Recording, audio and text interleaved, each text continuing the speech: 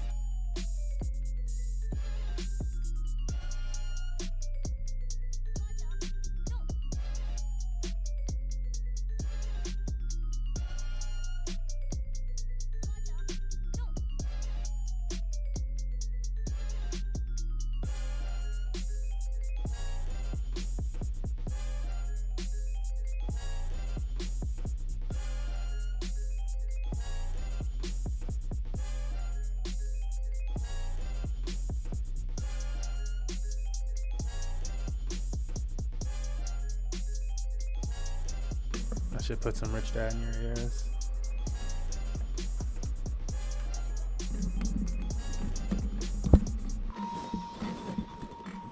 I wish there was an easier way to get my computer's audio over there, my other computer.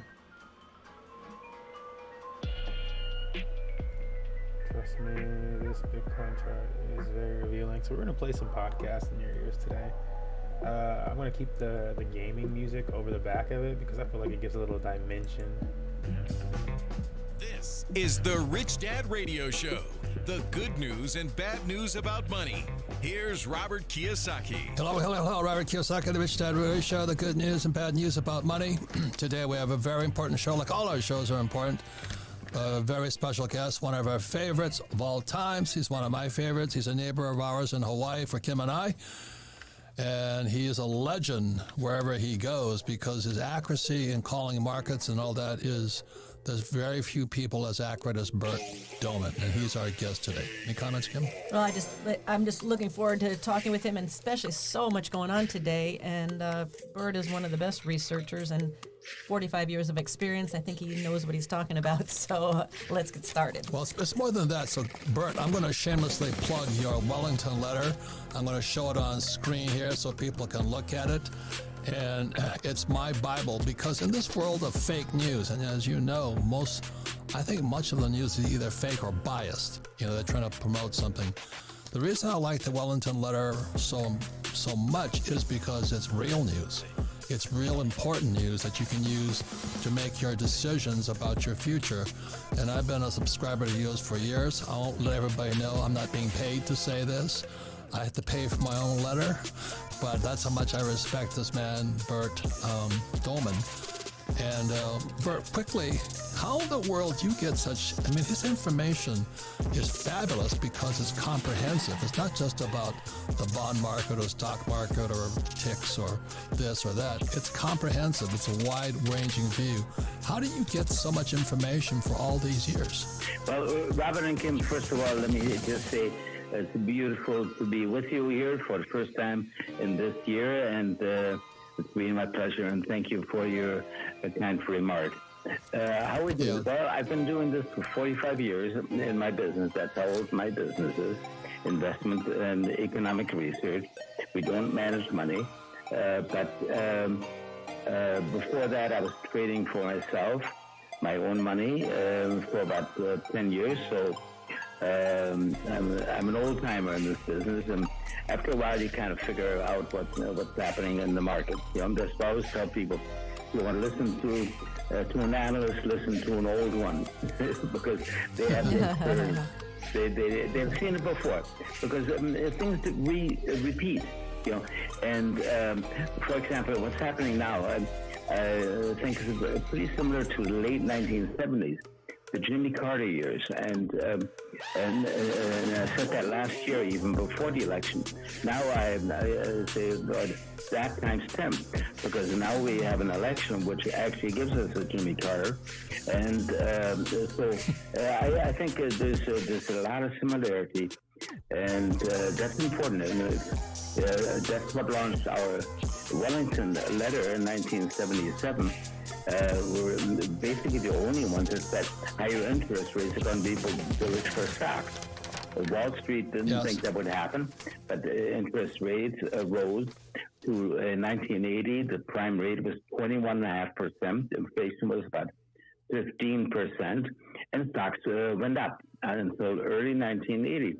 So we were right. Wall Street was wrong, and this is a very similar environment. So if you live long enough, you will have seen what is happening now and at other occasions, you know, and that's how we work, you know. Everything repeats. Yeah. So let me show you. Here's the Wellington letter. The thing I like about it, Bert always has pictures, and you know, versus YouTube, I can sit here and read, and then you can see I do study, I have notes on the sides and all this, so that's where I get my information. So in a world of fake news, and there's a lot of it, or biased news, you know, I mean, the Wellington letter is priceless. So all of you out there, I highly recommend it. If you want to know what's going to be happening in 2021, I think it could be the best of times and the worst of times. But if you don't want to get your butt handed to you, then I would have the Wellington letter. How much does it cost, Bert? I think it's $595 a year, the cheapest price to purchase, because it comes out about 2 or 3 times a month, and it's probably the most comprehensive investment newsletter you will find anywhere. I would agree. It is comprehensive. Like I'm reading your thing. We're going to talk about Bitcoin because that's what's in everybody's mind, and everybody knows prices are going up. You don't have to tell somebody the CPI, Consumer Price Index, is going up. We can see it. We can see it everywhere. And then they'll say, well, it's not going up. You know what I mean? And you sit there and you go, why? But at least you go into why. The other thing I like is because, you know, when I was in shipping as a student, and you talked about, you know, why container rates are going up. Well, the reason container rates going up is nothing's being shipped, and they're stacking up in the docks in China. So that means more inflation. If you know what I mean, it's not just inflation is going up. The thing I love about Bert's Wellington letter is that he goes into what's going on really, not some newsreader just talking about why inflation is going up. Well, tell me something I don't know. You know, tell me something I don't know. And that's why I like the Wellington letter. So, Bert, how's that for an unbiased? I mean, you're not paying me for this, are you? I could not have said it better. You know, we always say why. So I love your letter, man, and I want everybody to get it. $5.95. You know, that's one PPI check, whatever the PPP check, whatever it is. I don't know what it is anymore. So I've got to put to that point, Bert. You know, your letters are so jam-packed full of information. You do so much research. I've heard so many scary scenarios of what's coming down the pipeline with Biden and all of the Democrats in office, and it's scary. What is your take on what we're going to be seeing with this new administration and with all these new regulations and policies? What's your take? Well, my opinion is if you are an informed individual, it is very scary. If you are not informed, you think everything is wonderful. You get the checks from the government. I think we're going to have this UBI, which is Universal Basic Income, which means everybody gets a check from the government every 2 weeks. And, these are the things that will happen. And, if you're not very informed, you will love all these things, you know. You will love, 100 million illegal immigrants coming in and providing cheap labor and so on. You will love these things until you look behind the scenes and you say, oh boy, a lot of these millions of illegals are criminals.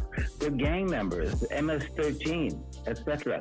And they say, boy, this isn't really helping our country, is it?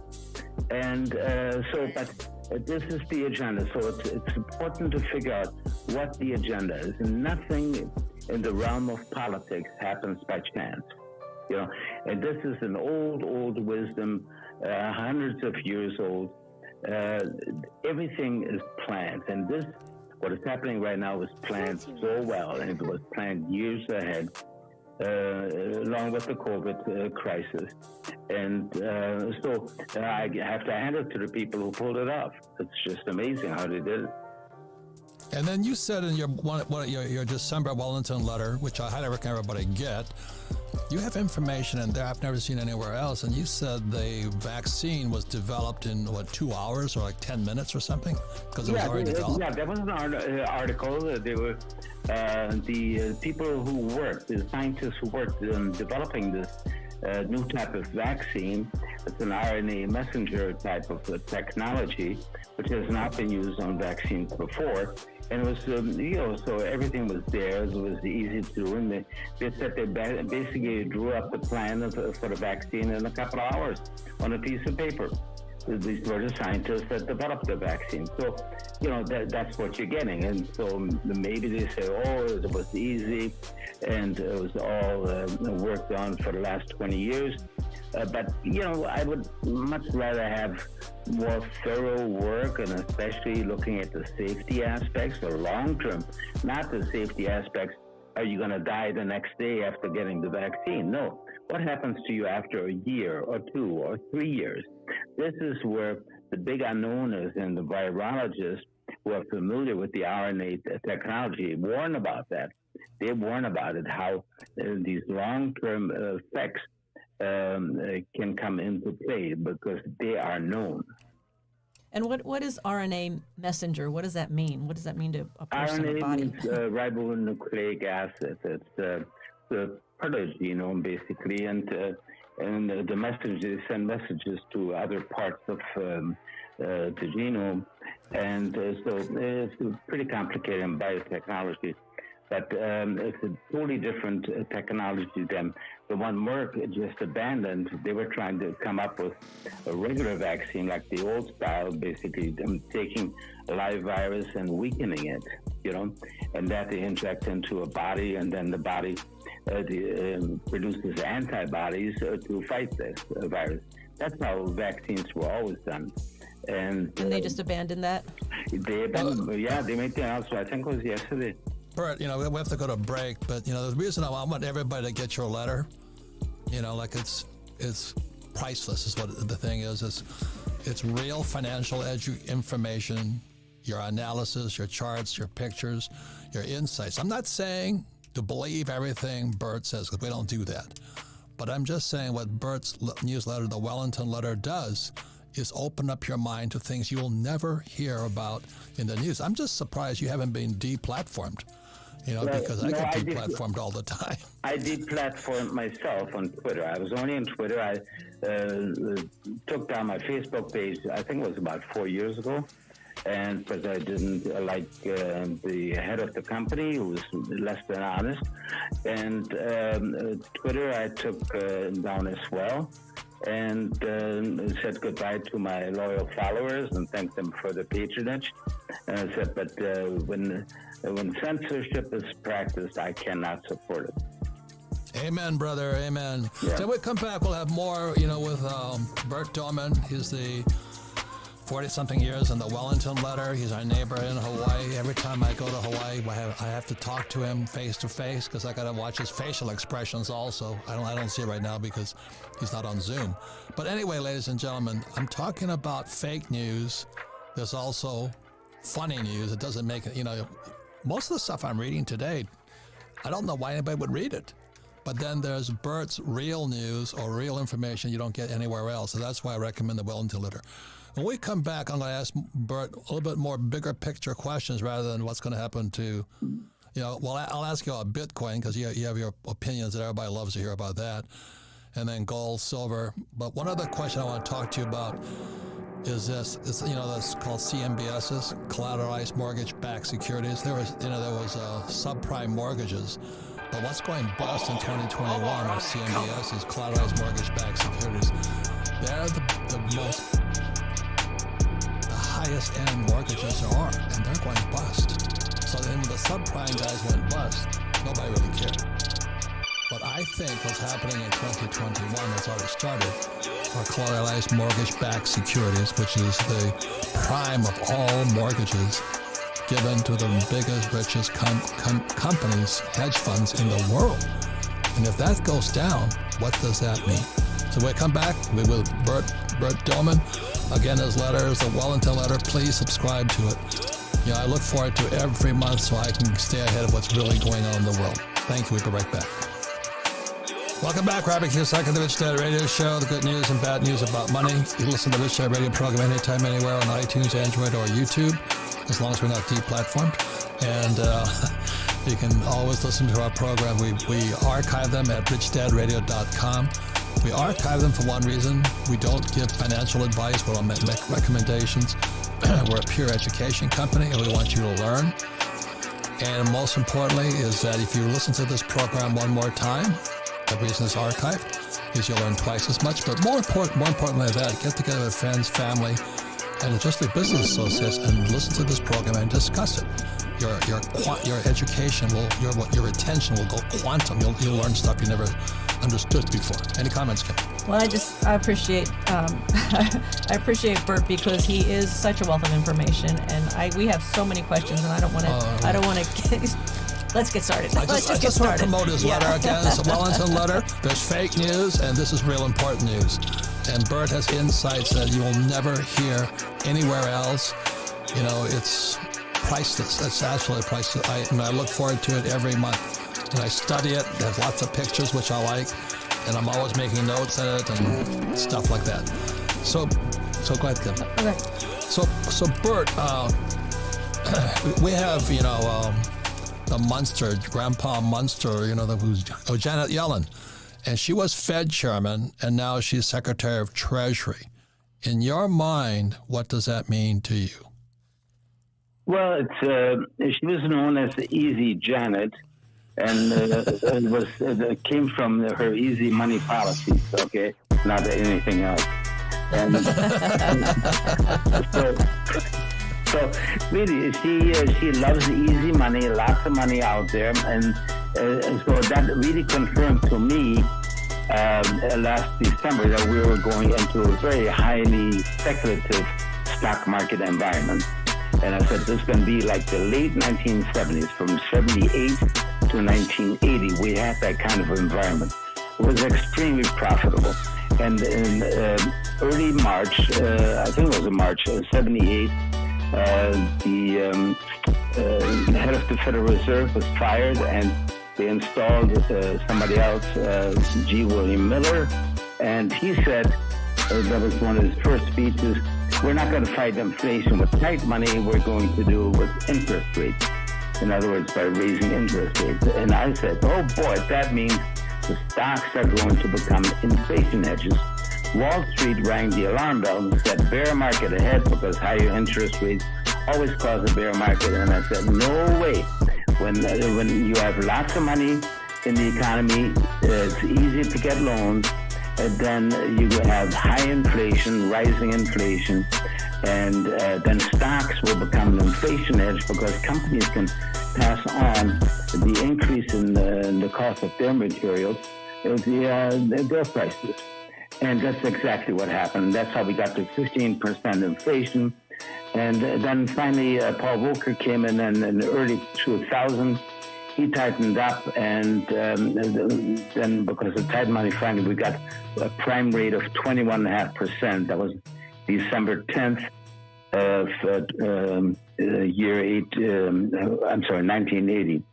And so, in fact, I remember there was a seminar of Goldman Sachs. Their chief economist, Gary Wenklowski, was there, and he talked about, well, we see a peak in interest rates of 12%. And in the Q&A session, I said, well, our forecast is 20% prime rate. And he said, oh, no, it's impossible. Our financial system would never tolerate that. And I said, yes, it would, if inflation is high enough. Because you always want to look at the after-inflation cost of money. If the interest rate is 3% and inflation is 4%, you're actually borrowing money at less than the inflation rate, and you're getting free money. And that's right. So a lot of people, hate to say this, but a lot of people are too young to remember those days. Yeah. I remember going to my favorite, Hee Chop Suey in Honolulu, and they had to keep whiting out the price of the chop suey because the price was going up so fast. I think you remember those days too. Yeah. So we're entering that era right now. But so you're saying that Janet Yellen, Grandpa Munster, whatever it is, she's not there by accident. Biden put her there so they could pump money into the system. What does it mean today? And what is the connection that she was the Fed chairman and now she's the Treasury Secretary? What does that mean? It's always the same people. This is the globalist, and it's just like Christine Lagarde, she went from as the, IMF to the head of the European Central Bank. They just play musical chairs. They're always the same people. Look at all the Biden cabinet appointees. They're all from the prior administration. So it's always the same people, and because they have a certain agenda, and that's why I say you have to know what the agenda is, and then you will be able to figure out things very easily. You will no longer, and we said this last year. I said this is a market environment where fundamentals will have absolutely nothing to do with the price of stocks. Right. Forget about earnings. Forget about dividends. Forget about all this BS that you hear on TV all day long. This stock market is based on speculation. That's it. Right. So Bert, we know that right now. Okay, we know that. The reason that I want to recommend your letter is because you go into detail, explain what it means. It's like the call option, put option ratios and all this. You only get that in the Wellington letter. And that's what I want people to understand. This is not just about gambling. Bert is so accurate in his forecast. It's shocking. So the question I have for you, okay, because our listeners are a little bit more simple like me. So if inflation goes up, what happens to gold, silver, and Bitcoin? Well, right now, it seems like the big bullion banks are kind of sitting on the price of silver and gold. I expect those prices to go much higher, but I have a feeling that the bullion banks are accumulating it by making people negative. And, we do have trading services that come out about 3-4 times a week. And we give specific recommendations of stocks, and then we have another one for ETFs, and we've been making great profits, so especially the stocks. Like one stock was up 72% in one day, another one was up about 38% one day. But these are speculations, and we tell people, put only a small amount of your money in there. Don't put your whole portfolio. These are speculations, but you can make a lot of money in speculation if you keep your greed in check. Do not in your December newsletter, you had the greed factor charts, which are fantastic because it's as high as ever. Let me ask you this other question: is you have all these Robin Hood guys coming in now because they're getting greedy because they don't have jobs, they got student loans, they're living at home, so they're like hiding in the basement and trading stocks. What do you have to say all of these young speculators, these Robin Hood guys? Well, there are also many different ones. There are some who don't even take a minute to check out the stock that they're investing in. They have no idea what the company does. And there are other people who are much more serious about it and eventually maybe even become great hedge fund managers. I started trading when I was in college, and then right out of college, and I started speculating. And because I didn't have much money, I started with $400. And so I had to be in a hurry. I was fully margined most of the time and so on. I really had to pay very close attention. We didn't have monitors, computers, and all that, so I had to go to a brokerage firm every morning, sit in the back gallery, and watch the ticker tape. These little green letters that go floating by. You may remember that. And it was a great education, But I have to say, I saw many of the same people who were in the gallery with me, and they got too greedy and they lost it all. You know, Right. so you have to keep your own emotions in check. So speaking of greed, there's also Bitcoin, but there's also country Bitcoin coming out now, the U.S. crypto. What's your comment on Bitcoin versus country crypto, like Chinese crypto? Well, Chinese crypto, are you referring to the governmentally issued? Right. Yes. Okay, yeah, that's going to be the thing of the future. I think Bitcoin and the cryptos, you know, there's 1,000 different ones probably right now. They're all going to be basically legislated out of business. This was an experiment to see if people would accept a digital currency.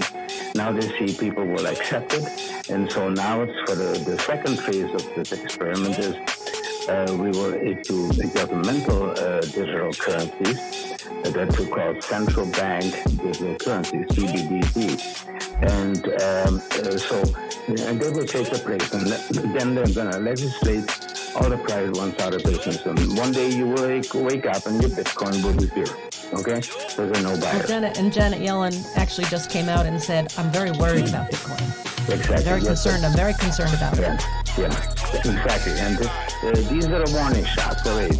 They don't want to have people say later on, oh, you never warned us. No, these are the warnings that are going out now. And they're going to get stronger and stronger and stronger because they don't want anybody be blaming them for losing their house. Okay? But it's going to happen. And all these private cryptocurrencies are going to be gone. And so you also said with gold and silver that the bullion banks are sitting on the pricing, they're suppressing the pricing. What's going to happen with gold and silver in your opinion? Well, gold and silver have been manipulated for decades by the big bullion banks. They finally have had a number of lawsuits now by the regulators in the U.S. and also in Europe against these big banks. These are the world's biggest banks like Deutsche Bank and so on, and JP Morgan, etc.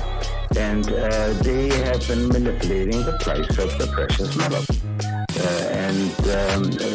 So they can sit on it. And I always tell people, whenever you get into this, be sure that you know that these prices are manipulated.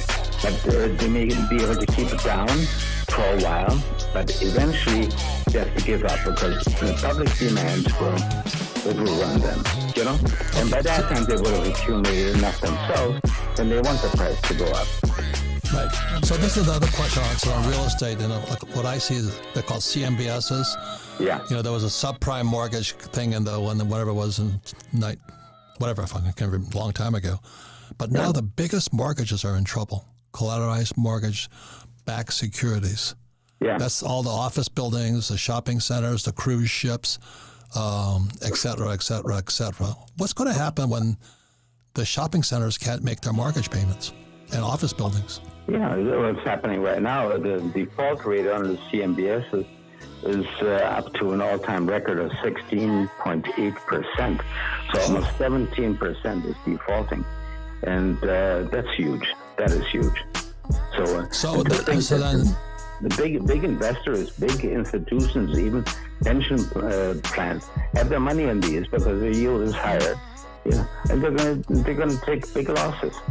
Which goes to your point, Robert, about pensions coming down. It's just one more hit they're going to take. Yeah, exactly.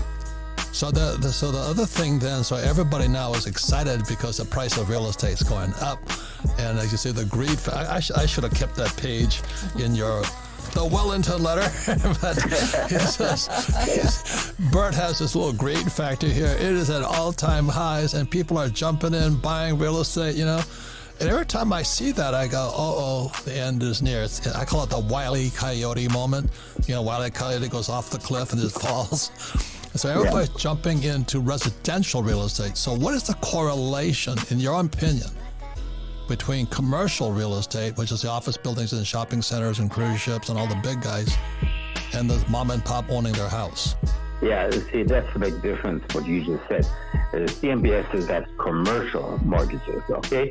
Shopping centers, cruise ships, all the stuff that isn't making any money, huge losses, they're empty, and hotels, etc., you know? And so I wouldn't touch those with a 10-foot pole And so, having said that, let's go to residential. Residential is different. People want to get out of the big cities, especially the ones like Los Angeles. Maybe, I don't know, Los Angeles is a special animal because you got the entertainment industry, you got the professional football teams, basketball teams out there. But let's say Seattle, San Francisco, Chicago, New York City. So the other real estate, people now want to have a gated community. They want a house instead of an apartment, and they want a swimming pool, you know. And so these are things. I know this because I have one of my houses on the market right now in Los Angeles, and the realtor loves it because it's got the pool, it's got the gated community, it's got all the things that I mentioned. It's only 17 minutes from the airport, etc. You know, very convenient. So these are the kind of properties that are in demand now. There's a shortage. There's a shortage of residential properties. Okay, the inventory is very low. At the same time, we've got mortgage interest rates at I think it's a record low.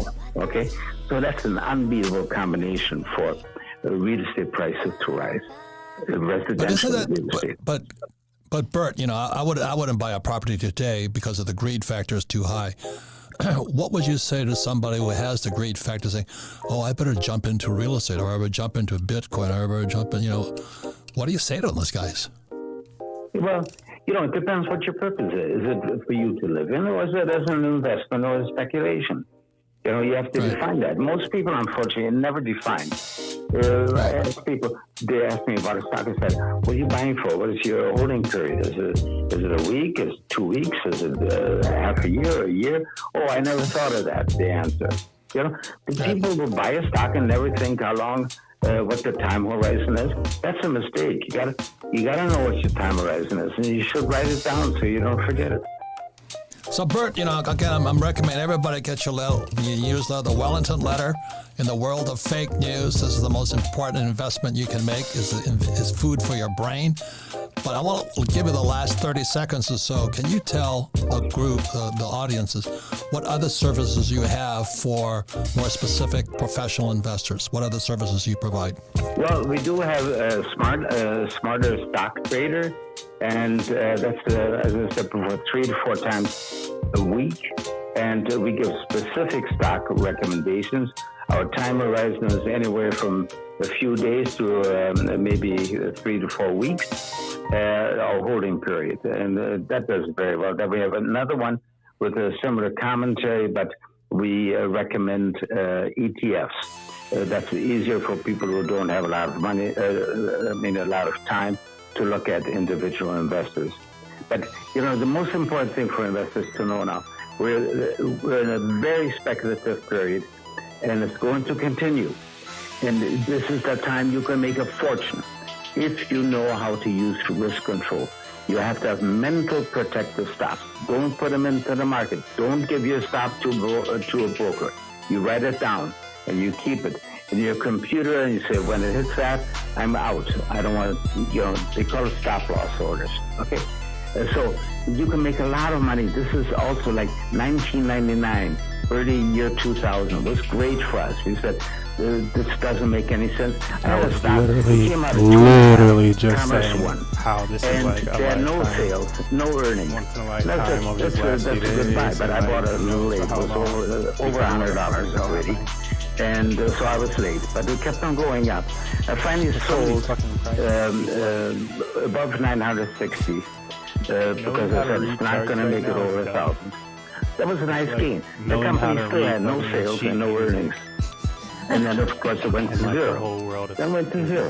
You have to know when to get out. But it was very profitable. Hey, Bert. But you are very aligned to us. You're all about education. Don't be investing if you have no education, if you're not informed. That's the bottom line, and that's what your Wellington letter is about. Yeah, so thank you very much, my friend. And well, thank you very much. And it's always a great pleasure speaking with you. And I have to say, you have the greatest listeners in the world. We get so many comments when people hear this interview and so on, that we really love your listeners. They're really great people. So keep up the good work. Well, thank you. That's a compliment, because our listeners are learners. That's why we tune into Rich Dad. Again, I want to thank Bert Dolman, and old friend and neighbor in Hawaii, and his wisdom is priceless. So thank you. Thank you, Bert. Thank you. Okay, bye. When we come back, we'll be doing a final wrap-up and discussion about our friend Bert Dolman and what he had to say about the future in 2021. We'll be right back. Welcome back, Robert Kiyosaki, the Rich Dad Radio Show, the good news and bad news about money. I want to thank our very special guest and old-time friend, Bert Dolman. He's the editor-in-chief of the Wellington Letter, and they're fabulous, fabulous investor support material. And anyway, you can listen to the Rich Dad Radio program anytime, anywhere on iTunes, Android, or YouTube. We make no money. We don't recommend. Don't say I told you to buy something, because we don't do that. I just tell you to buy this newsletter because it'll make you a better investor. And you can listen to our podcast at richdadradio.com. We archive each one of our podcasts, so you can listen to it again, so you pick up twice as much, because repetition is how we learn. But most importantly, you have friends, family, and business associates. Listen to this Rich Dad Radio show, especially with Bert Dolman, and discuss it. When you discuss it, people will agree and disagree, but that's your learning will go quantum. Any comments, Kim? Well, yes, at the start of the show, Bert said something that went right along with the cliche of ignorance is bliss, right? And I say, got all these scary scenarios. He goes, well, yes, it's a scary scenario if you are informed. And I'm like, it's not what I wanted to hear. But if you are informed, it's scary because you see what's coming down. I have spoken to so many people about what's happening. Oh, everything's fine. No, everything's good. We're going to be fine. Don't worry about it. It's coming back. The COVID virus. Ignorance is bliss sometimes, because I'm scared to death because maybe I know more than I really want to know. But that's what this was all about. And the other part about ignorance is what you think, Sarah? Well, to your point, Kim, it reminded me of when we spoke with Raoul Pal, and he said the same thing. Now that Biden's in office, everybody's in this utopia. He called it the hope phase. The skies are clearing, but I think it's the ignorance. Yeah. Mm-hmm. Yeah. So the thing here is this. The reason I love the Wellington Letter, there's his banner, but it's got pictures, it's got colors, which I like. And this here is his fear and greed index, so it's extreme greed today. And he talks about in here the put and the call option ratios.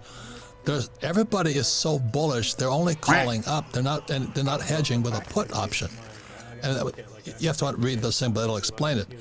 The optimism is so high. And that's ignorance. Yes. And I'm guessing as greed goes up, intelligence goes down. Yeah.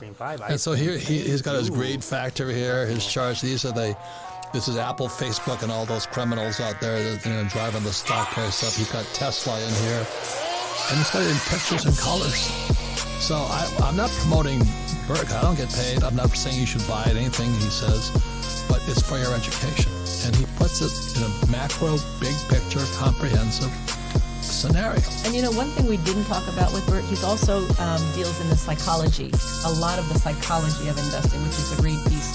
But so he watches behavior as well as the numbers and the charts, which is probably as important, if not more important, when making those financial decisions. Yeah, this is the most. I agree wholeheartedly. People are saying 2021 will be the worst, and some people say it'll be the best. Well, that's up to you. It really is up to you. And it could be the best, and it could be the worst. Final words there, Sarah. Well, of course, we love Bert around here, but he did say something, too, that we've now heard 3 other times with other guests, and that's about the central bank digital currency. And so I think this should be a warning to our listeners. Like if all of these experts are starting to say the same thing, they need to start looking into it more, because this will be the future. Anyway, the thing that I'm cautious about Bitcoin, and Kim and I have substantial holdings in Bitcoin, is that Jim Rogers and Bert and several other people have said, if you mess with the franchise of the central bank, which is printing money, the Fed and the European Central Bank and the Bank of Japan, they control the money system. And so all us Bitcoiners out there running around saying, we're going to screw the central bank. As Jim Rogers said on our show, he says, remember who has the guns, and they will come and knock on your door. If Zuckerberg and Dorsey can deplatform you, the central bank can send the Gestapo after you too. So we're messing with people's franchise here. What I mean that if you threaten McDonald's, they come after you. You threaten Kentucky Fried Chicken, they come after you. But when you mess with crypto, you're messing with the central bank. And those guys, and they got more guns and power. You know, in his book, his thing, the Wellington Letter, he talks about Comey. He was the head of the FBI. You should read what he says about who Comey works for. It's shocking. It's shocking. These guys are criminals, but in their world, they're public servants. Well, to your point, Trump tried to mess with the deep state. Same scenario. A lot of power, a lot of corruption there. Yeah, if Dorsey, you know, this nerd, and Zuckerberg, another nerd, and Bezos, another nerd, can take down the president of the United States, who are you? So don't mess with the Fed. So pay attention. We're still in Bitcoin and all that. We're watching, but we got to pay attention. So anyway, that's the lesson. That's the message from the Rich Dad Radio Show. We make no recommendations. We just want you to be well informed. So again, thank you to Bert Dorman, and thank you all for listening to the Rich Dad Radio Show.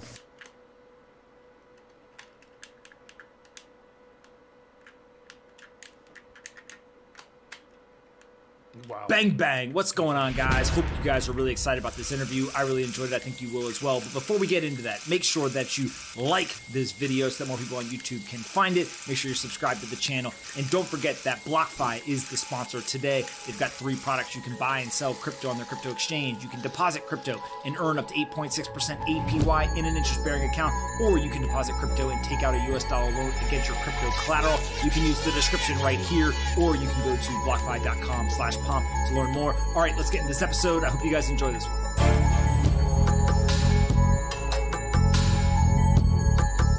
All right, guys, bang, bang. We've got a very, very special treat for you today. I have General Thomas here. He's a retired 4-star general and the former commander of the U.S. Special Operations Command. Thank you so much for doing this, sir.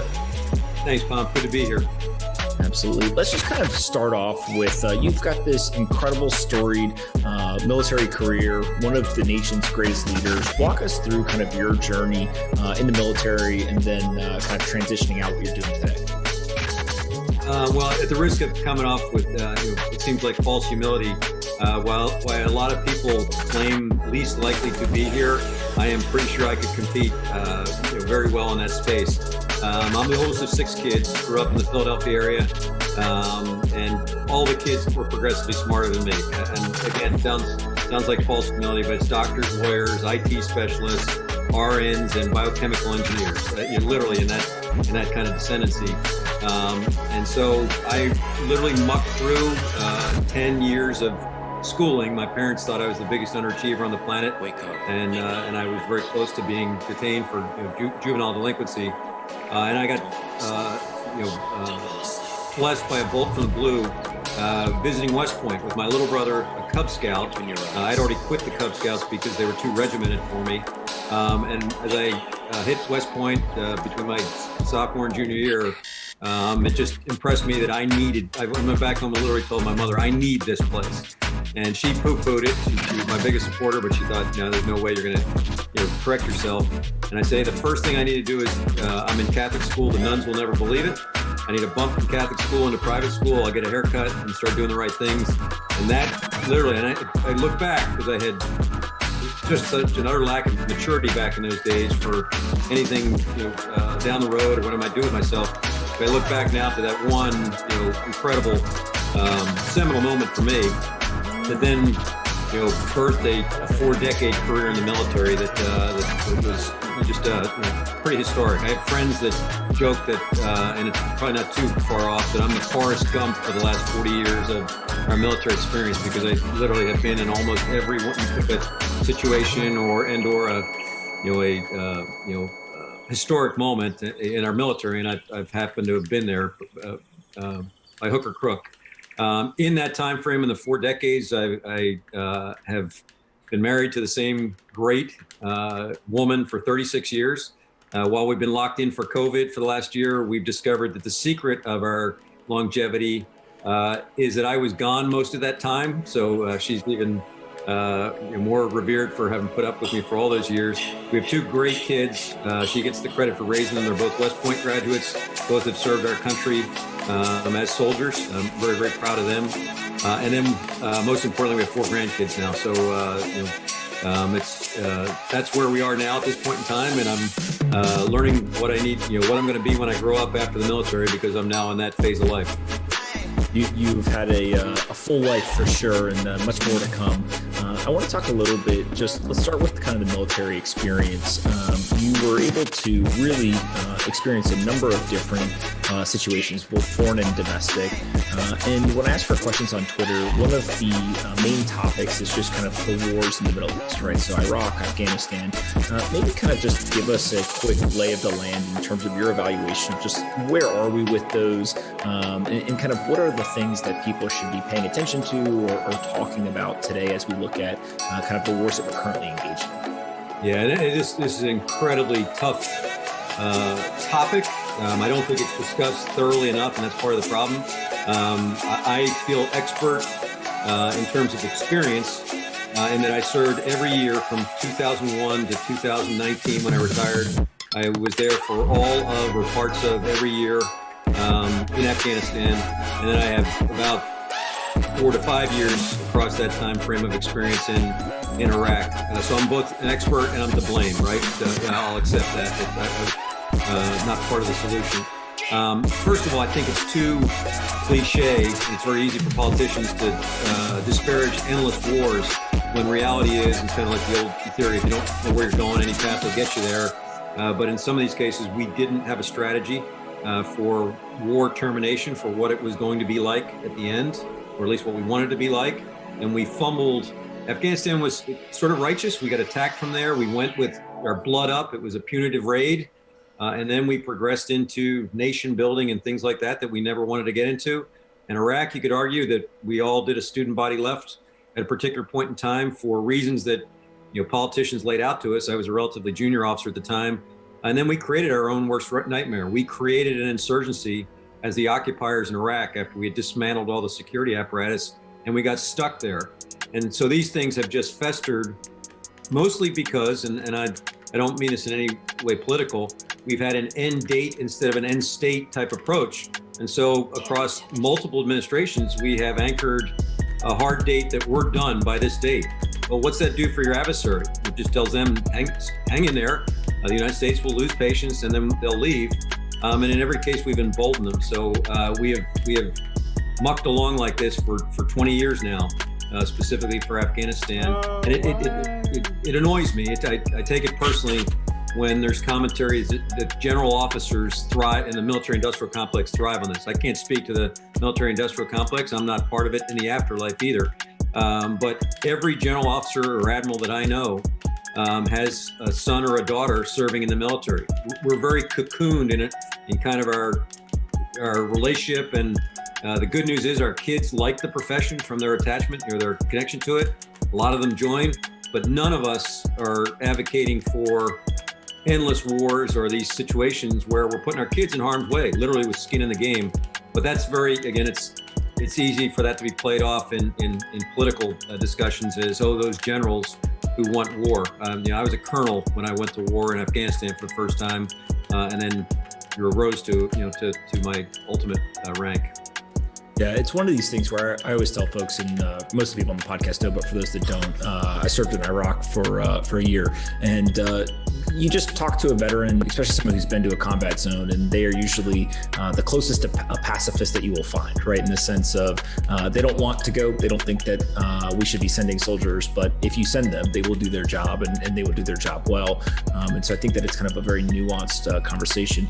Talk a little bit, this idea of kind of an end date versus an end state. There's a lot of folks who just say, well, end of 2021, let's just pick up and leave. Kind of what would the negative side effects of doing something like that be? And then I guess, fully understanding that it's a complex issue, but just kind of how do you think we get out of those two wars, if at all possible? Yeah, I probably should have started with, and I'll state now that everything I'm saying is my opinion. Interesting phenomenon in the United States these days. You have a lot of former generals and admirals who are very prominent. It's bred two rabid thoughts, go figure, on either side of the spectrum, that we should keep our pie hole shut forever and never be heard from again, or we are somehow uber citizens who know more about this great American experiment than anything else. I don't consider both those just discards. At the end of the day, I'm a citizen. I was a citizen before I joined the military. I'm still a citizen. I don't represent some cabal of retired general officers or the SOCOM secret society or anything. I think these are my opinions. You can take them or leave them. For the discussion about could we pull the plug, and here's the other, and I tell this to actually folks in the private sector now. Here's the problem with being a military professional thrown into one of these conflicts.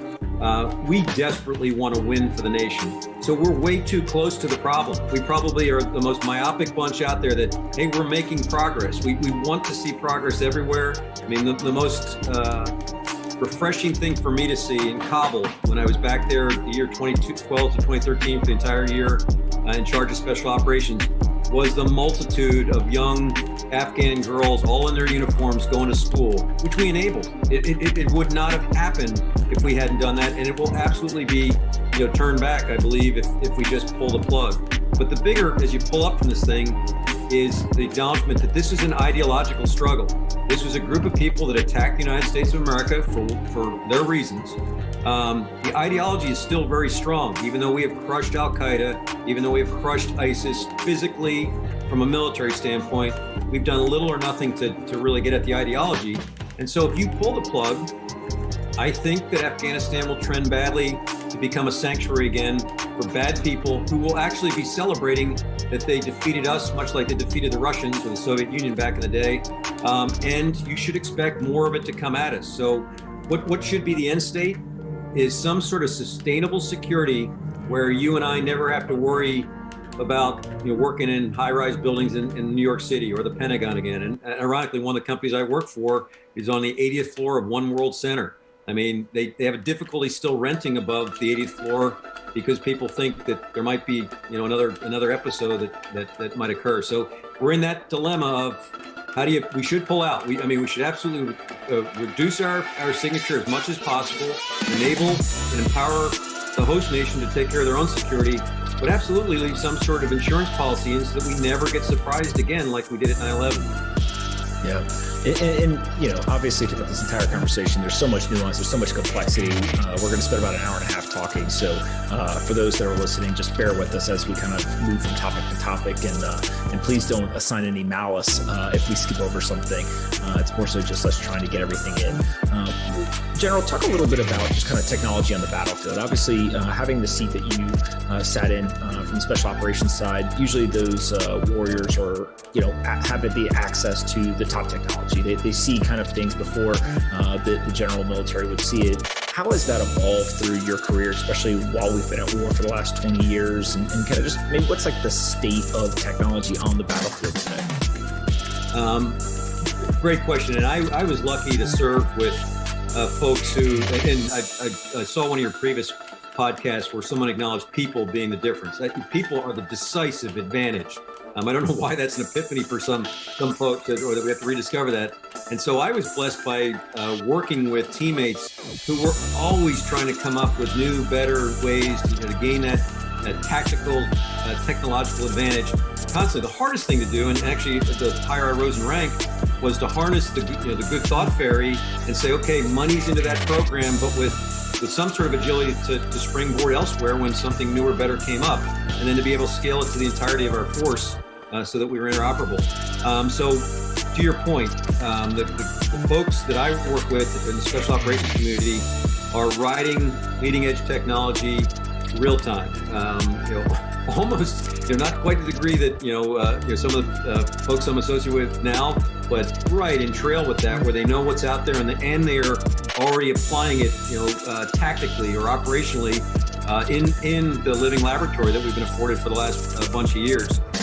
So it is, it's very refreshing to see how they understand the technology can implement it. It is incredibly frustrating, even more so for me now that I'm out of the military, on how inept the department is in leveraging the technology that's available. Where all the things I just described if it's thrown into the milieu of the Department of Defense and its programming approach and acquisition approach, that's a 5-year, 7-year at least acquisition cycle.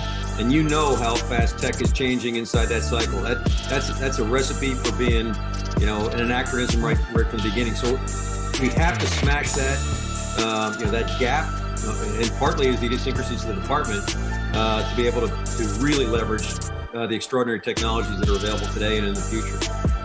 I want to throw out the names of a couple of types of technology and just have you riff on, your thoughts and how that's evolved. Maybe probably the most famous one when people think of technology in the military is kind of all of the drones and unmanned aerial vehicles. Kind of how has that evolved over time, and how do you evaluate where we are today with that? Yeah, you talk about a technology that was turned on us a little bit.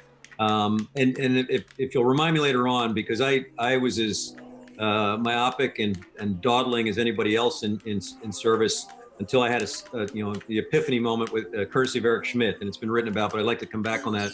But the drone piece, it was kind of fascinating in that early on, in places where we didn't have access, we leveraged our drone technology to great success. Think of MQ-1 Predators, think of MQ-9 Reapers, think of all the exotic space-based stuff we had to see into places and to discern targets, if you will. I know that's unsavory to some people, but that's the nature of warfare. And then apply in the most precise way possible. And I can't emphasize this enough that it was a non-starter. It was a mission failure for us if we had any collateral damage. We wouldn't take that shot if we thought we had any collateral damage in terms of innocent civilians in the mix. But we leveraged that stuff to a great extent. Where I say it was turned back on us, I was out in the vicinity of Mosul, Iraq in 2015 or 16. And Mosul was my hometown for 15 months from September 07 to December 08. And in this time frame in 15-16, ISIS was now taking DJI quadcopters and equipping them with little 40 millimeter grenades on the bottom of them. And they would literally just send up these off the shelf quadcopters, find your locations, and then drop these 40 millimeter grenades with a little shuttlecock device to stabilize it. The day I was out there, or shortly before I was out there, was called the Day of the Drones by the Iraqis.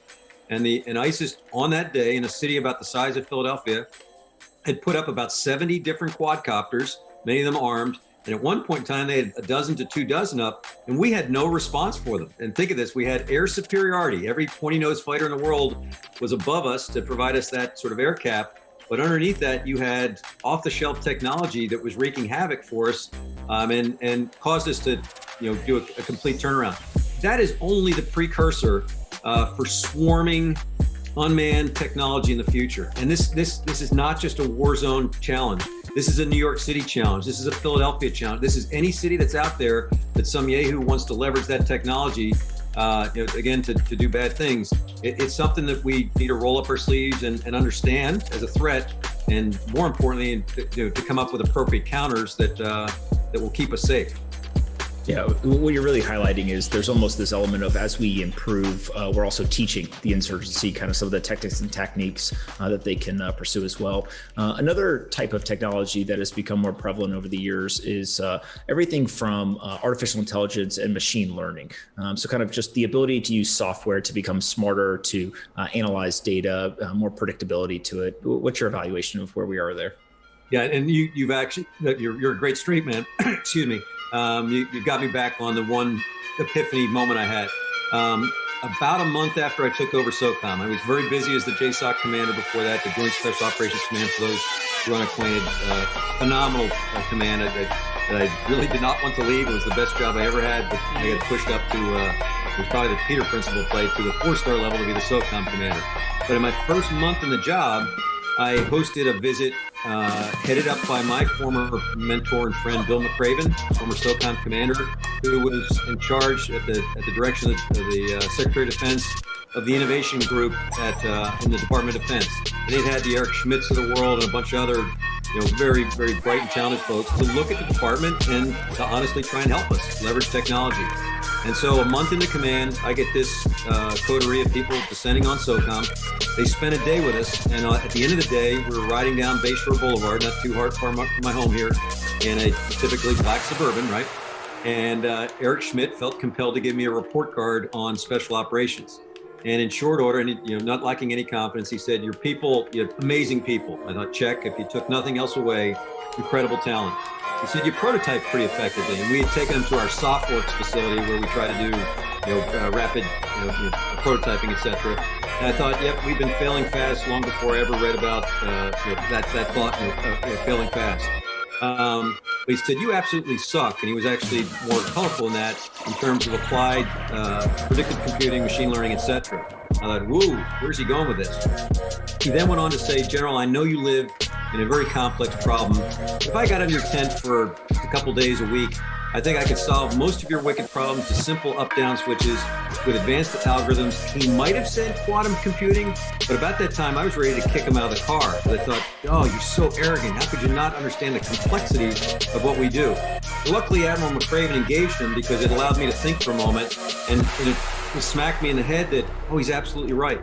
What Google, what these companies are doing in terms of applied machine learning is absolutely apropos to almost everything. I can't think of any exceptions, to be truthful, of what we do in the military as if we embrace and leverage this technology. And so we went down the road. I hired a chief data officer for SOCOM, phenomenal talent, who's now the Defense Department's chief data officer. And then we proceeded to try and educate our force because, as you know, the biggest challenge is a lot of people can spell AI and they know nothing about neural networks. They know nothing about Bayesian analysis. I'm the dumbest guy in the room, but you need to wrestle with this every day to understand it, especially as it's mated with what problems are you trying to solve? What's the data that's pertinent to it? How do you arrange that? Because most importantly, and this is where I think with all those that are opposed to leveraging and enabling AI, we've had the luxury for the last 20 years of not having to make, for the most part, time-sensitive, compressed decisions under incredible duress. Our future adversaries are not going to give us that luxury. In fact, they are hell-bent on getting AI. Putin has said, he who gets it first wins, to be able to make the most rapid decision-making, be the most influential in the information space, et cetera, going forward. And so we need to embrace this and then ride that ragged edge up till, do you hand the keys to the car to enable the AI to take the shot or not? And that is the crux of the debate. But I think you should run, well up to that before you turn over trigger, and then embrace the situations, the one-offs where it might be advantageous to say, yep, in those sort of scenarios, AI must, being able to take the shot, or it may be an existential, threat for, that you will rue the day. You won't have the chance to rue the day. You'll be gone. Well, what's so fascinating to me is there's kind of like, how effective is the technology? How would we apply it? And then ultimately, how do we almost go through the governance of the technology, right? Who gets to take the shot? Is there a human override? Do we trust the software? How accurate is it? What's the efficacy? All that kind of stuff. Another technology. Too, and there's an event that I'd encourage everybody to get online and look at. DARPA, who's enabled some incredible technology into our force, recently hosted a dogfight event with the Air Force. And to the Air Force's credit, they signed up and said, okay, we're going to let you throw an unmanned, AI-enabled capability against our very best. Think of Nellis guys, Top Gun kind of guys. And it almost, it had me torn because you watched an incredibly talented human being pilot literally perplexed by an AI-enabled craft that beat them 5 out of 5 times. And you can see this, you can find this on YouTube. It's at the end of the session. So if you want to cut to the chase for that video. And so the takeaways were clear, man.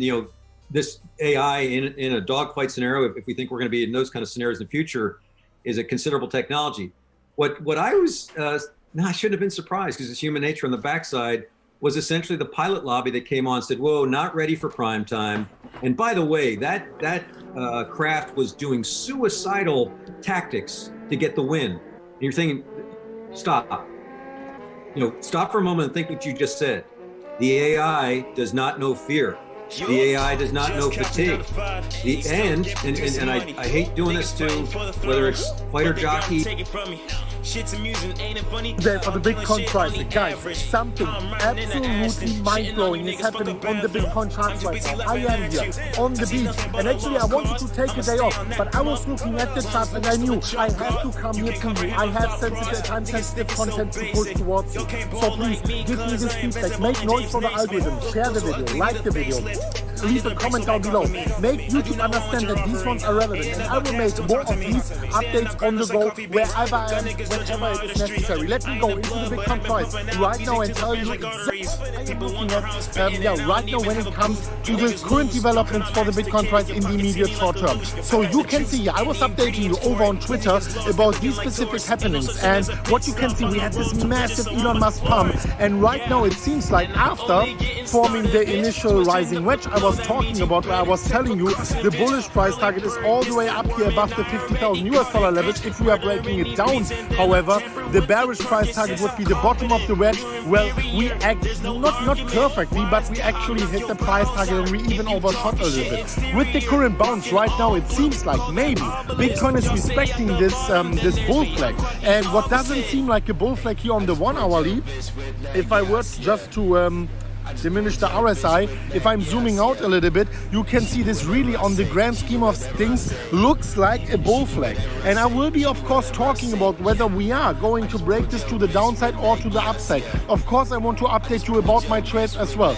So far we are getting a bounce here. Looking at the volume candles, you can see that this breakdown was supported kind of here by volume coming in, but as you can see, the support is holding strong right now. Let me go over back to another chart which makes it a little bit more clear to you, because what you can see here is that this really seems like it is a bull flag. If this bull flag, which has a bullish pattern, is actually breaking out towards the upside, I will be talking about the bearish target as well. But so far we are holding the line here. So let me start with this one. Then this is a half flag pattern. You can pull this target here from the top to the bottom, and look at this once again, the $54,000 level. We are seeing it over and over again. If you're subscribed to the Crypto channel, you saw the $54,000 price target coming in with Da Vinci's AB equals CD move, and also with my measured move price target from a previous pattern. We are seeing significant confluence coming in. So the question right now arises, is this just a big shakeout move, the move we saw here within the last few hours? Or are we actually going to break down here and form some kind of a bar pattern? Because in the end of the day, there is, even though it is less likely, the bearish target is still a possibility. And if we are basically breaking down, let me just pull out the Fibonacci measurement tool here on the phone. It's the tools are very hard to find for me. Let me just quickly pull that out here. Where is it? There it is. Sorry guys. If we are pulling that out, let's just take it from here, from all the way from the bottom to the top. Then we can see something interesting. So what you can see here is that if we were to break down that the Fibonacci retracement level, the Fibonacci golden pocket would be actually at the $41,000 levels. Seems low, right? But if you consider that just like 3 days ago we were at 32,000 before Elon Musk was announcing that, it is not the worst case here. So I personally think that this, or maybe even the 78.6 would be a possible price target for Bitcoin to actually hold. Let me just quickly look at this beautiful view here. I'm turning this around. I want to talk about my trades, of course, and what of these two targets, what of these two scenarios I am personally expecting right now for Bitcoin.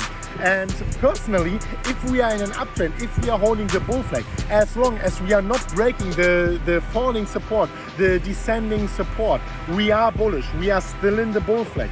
If we are breaking it down, however, prices of 42,000, 39,500 are the next targets to look out for on the bearish point of view. But right now, as long as we are holding it, we are in a bullish stance. We are at a bullish buy-in, and there is no reason, as long as we are not breaking below the bull flag and breaking and closing a 4-hourly candle below with volume support, there is no reason to flip bearish. If we do, however, we should flip bearish. We should take profits, and we should look out for bearish price targets in the immediate short term. Otherwise, $54,000 is still, let me protect the camera here a little bit from the wind, is still a very possible scenario, especially considering that it is my price target for February, and February is going on for many more days. Let me quickly go over to the Twitter chart here. Let me quickly go over to Twitter because I have something interesting. So as you can see here, so far the Bitcoin price is holding the bull flag. I was posting that over there. Make sure that you are following me over on Twitter.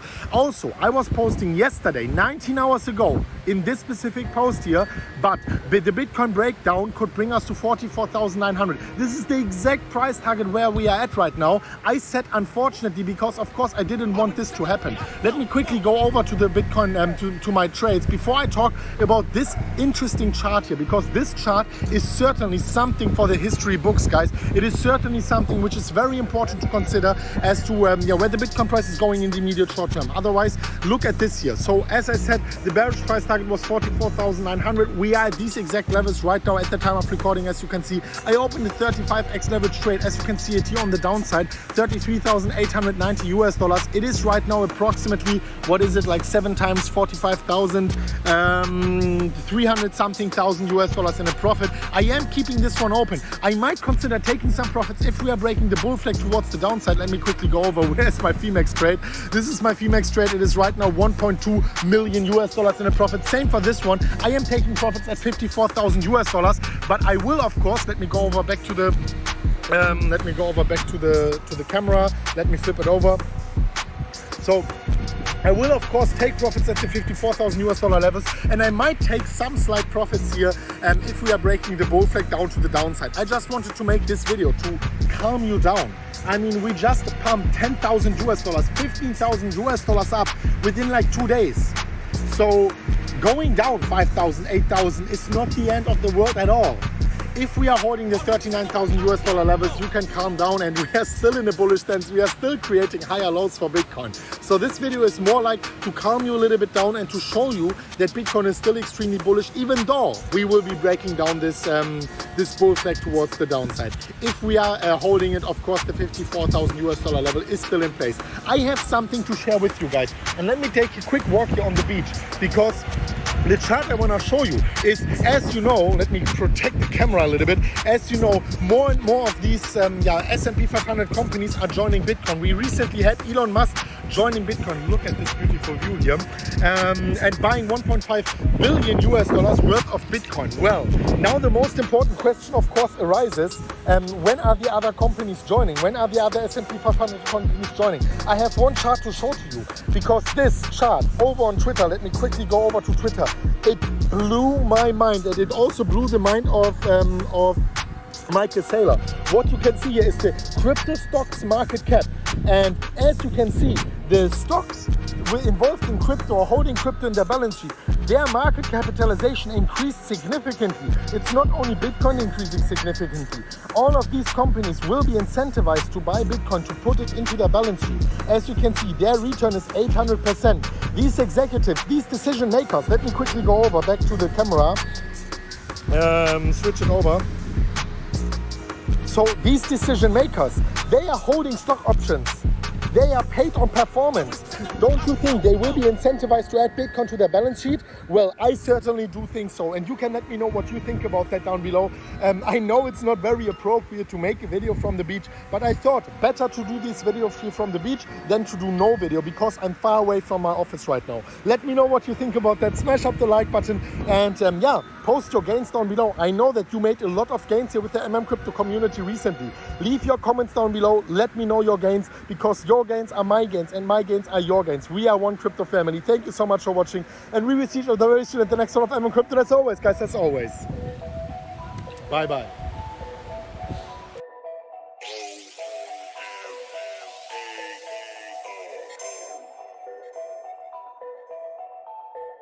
That's right, it's time for my newest gem here on the channel. And this one has been a long time coming, because it's been a while since I've been really excited about an undervalued opportunity in the market. Today, we're gonna be talking about the value of your data and how you can not only take control of it, but this particular gem is gonna let you profit from it. This is one of the biggest and highest aspirations for blockchain projects in general, is taking control of your data, not only shielding it from the big corporations, but essentially giving you the opportunity to make money on your data natively through your browser. Some of you might already know what we're talking about here, but for those of you who don't, go ahead, destroy that like button. And remember, as always, each and every comment on this video is entered to win your very own hardware wallet. Today, we're going down the rabbit hole and telling you why my next big bet is on Decenter. Once again, if you guys are excited about this gem and want to learn about others like it, all you have to do is subscribe and put that bell notification on, and you'll be made aware exactly when I drop gem videos like this. And they're going to be coming hot and heavy over the coming days and weeks because there is so much to cover right now in altcoin land. So what is Decenter? It's essentially a project that is building native web utilities for you to control the flow of your data. Not only control the flow of your data, but allow for you to make profit on that data. It's actually really cool the way this happens. And they have an extremely packed roadmap. Lots and lots of tokens already circulating, extremely undervalued compared to other comparisons in the market, and a ton of news coming up just in time for this magical sweet alt season. So essentially what they're going to be doing is letting you accrue points every time your data is monetized and allowing for you to use those points or cryptos to essentially lower your cost of buying goods and services through their marketplace. So they allow you to monetize your data, and then they allow you to use that value you've created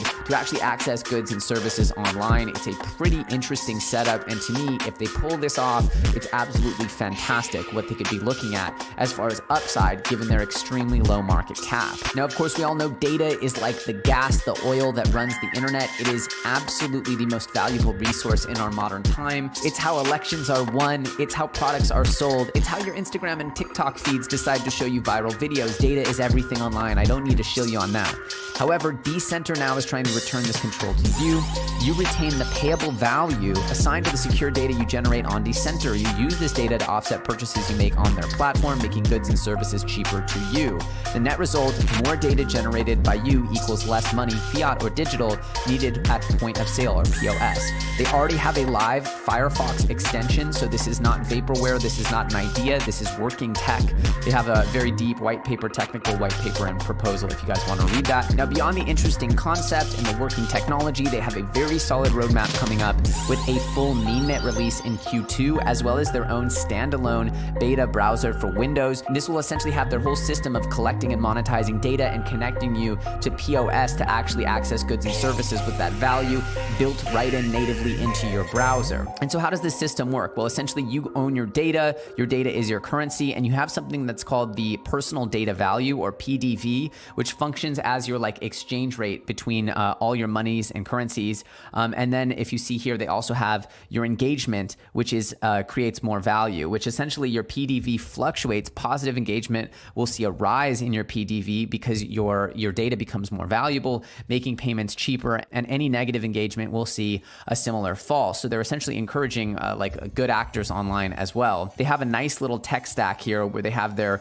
UX that sits on top of their web browser, that sits on top of applications, that sits on top of peer-to-peer hosting with a consensus mechanism at the bottom here, which of course they already have this analytics set up. They already have their Firefox extension. They're getting their standalone browser coming, a Tor integration, and then they're doing a full browser release, which is going to happen in Q3. Mainnet validators. They have just a stacked roadmap of things coming up. And now to the price analysis. And even though I'm really annoyed because I was trying to get you in when this thing was below 10 million market cap, I was trying to get you in earlier, but this thing pumped overnight because, of course, Adam Hodl, which I'll tell you guys about in a bit. And I actually told him not to say anything about it until I released my video, but whatever, free market and all that stuff. Congrats to everyone who's already in. But the reality is that at $13 million market cap, this thing is actually tremendously undervalued. Check this thing out. Look, this is its market cap, and this is actually an outdated image, but this is it compared to Brave and the basic attention token, which, as you'll see here, its features list is way better than Brave. It's actually more decentralized. It can access Tor links. It has native DeFi support. It's a full Web3 browser, a built-in VPN, truly private browsing, built-in ad blocker, multiple blockchain support, and that the adoption actually increases increases the token value, whereas we've seen with Brave, despite its tens of millions of users, the BAT token is pretty much stagnant. The tokenomics are not really directly impactful on the actual underlying asset. Of course, Chrome has none of these things, but you can see the features list is clowning on Brave and BAT. And if we look here, Basic Attention Token has a $628 million market cap. So if we look here, the $628 million market cap divided by the current market cap of Decenter is actually a 48x, just to catch up. And those are the types of gaps I like to see. And there is so much room for this to grow and potentially even outstrip Brave with a better feature set and, of course, better tokenomics. So obviously it's time to talk about why it's been pumping, which is, of course, because Pepe the GOAT, Adam Hodl, and we all know that we've sent a lot of Elio Trades community members over to Pepe. Probably about half his following right now are from the Elio Trades army, if you will. And yeah, he's been shilling me on Decenter for a while. Now I have someone else I really trust that's been telling me about Decenter. This finally is one that I actually think stacks up from a fundamental standpoint. The tech makes sense, the narrative makes sense, and I think that there's a long way to go for DEC. And so yes, he had a couple of mega threads he put out, and again, I'm always paying attention when he does put out picks, but this is the first one that I really actually can get behind, because I wasn't really on board with SPI or World, but this one actually stacks up, and I do reckon it is a gem in the market. Another thing that I love about this is that their tokenomics are really solid. There's no new tokens coming out into the world until July, and most of their early distribution is completely distributed already. And they also have a lockup extension, which has some tokens forever locked, actually, as you can see here. The point is that there's no further tokens from any other tranches, team, partners, advisors, foundation, or ecosystem reserve, and all of their TGE tokens have been released. So there's a lot to be excited about because they really don't have any more token dilution coming into the ecosystem. This gives the chance for the tokens to really grow dramatically. Now you can also see here their clean dashboard where you can view your own payable data value as well as some other metrics here. And this is just indicative that they're building something high quality and easy to navigate. I like the look and feel of this. And this is to me adding more confidence in their product. And so I'm excited by the analytics panel, and I think that this shows that they're building something solid. Again, they already have a working extension on Firefox. This is already live and out there in the world. And so while I am annoyed a little bit that this thing pumped, and I did tell Adam not to pump it anymore until I drop my video, the truth is I can't hate. He's a great researcher, and to be honest, it's still so early, because if this thing even catches up and gets a fraction of the Brave market cap, then it's going to be doing some insane X's from here. And so DEC sitting here at a $13 million market cap, in this climate, it is still a tiny market cap from what can be achieved with the insane liquidity flowing around crypto land right now. So there you have it, my newest altcoin gem and my first collab with Mr. Adam Hodl. The truth is that the fundamentals really stack up with Decenter. And this is one of the first coins I felt excited about because it's a little different, it's a little unique. It's not going to be that easy to fork and copy what their tech is doing. And if they're successful at uniting the process of monetizing your data with goods and services that you can spend that value on, then you will achieve a true step forward here in our Web3 economy, allowing you not only to take control and ownership of that data, but to have it lessen the cost of goods and services that you would already be buying in your normal life. I'm actually thrilled about this product, and I do think that they are the underdog that I would like to bet on to catch up to Basic Attention Token and the Brave browser with actual better tokenomics, which we're going to be going into on another episode. I didn't want this one to get too long. I wanted to give you guys the ideas of why I'm bullish, why I see so much upside, and why I think even though this thing pumped about 27% yesterday, I think it's really just the beginning. I see this thing making it to a few bucks over the course of this bull run, especially with this market structure of Bitcoin breaking out, Ethereum hitting all-time highs. The market is insanely hot, and something like Decenter, which is really pushing new technology, giving you the ability to make money on your data across the entire internet, having their own tech already live and working, incredibly good tokenomics with the tokens not coming out anymore over the next few months. That is a fantastic setup, and in my opinion could lead to an explosive trajectory for Decenter. If you guys are excited by my newest gem, Decenter, my first collab with Adam Hodl, and something that I think is actually tremendously undervalued here in the market, then do me a favor, destroy that like button. And remember, as always, each and every comment on this video is entered to win your very own hardware wallet. If you guys want more gems like Decenter, and you want them first before they become hot trending topics, like I certainly hope Decenter might become in the coming days and weeks, well then all you gotta do is subscribe and put that bell notification on, and you'll be made aware exactly when I put out new content. It's that simple. It's free. There's no VIPs, no entry fees, no special groups. It's just that big red button and that bell notification. And that's that's your key to the best information in the entire crypto space. With that said, I thank you guys so much for watching. If you want to follow me on Telegram or Twitter, the links for both of those are in the description. You can earn up to 8.6% interest on BlockFi. It's super easy. There have been a ton of people signing up and getting these astronomical APYs, so make sure you don't miss out on that. You can get there with blockfi.com/ElioTrades. The link for that is in the description. With that said, my name is Elio Trades. Thank you so much for watching, and I'll see you very soon on the next episode.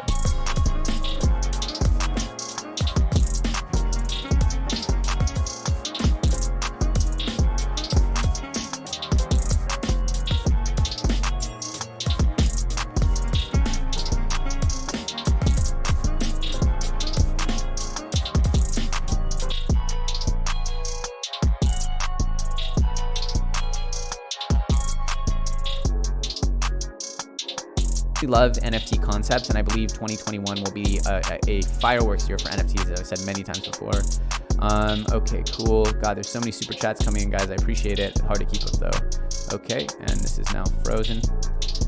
Cool. Do I like Cartesi? I like it. I don't own it. Cypherium, what do you think? I think I'm not quite sure which project that is. I've definitely looked at it before, but I can't say anything right now.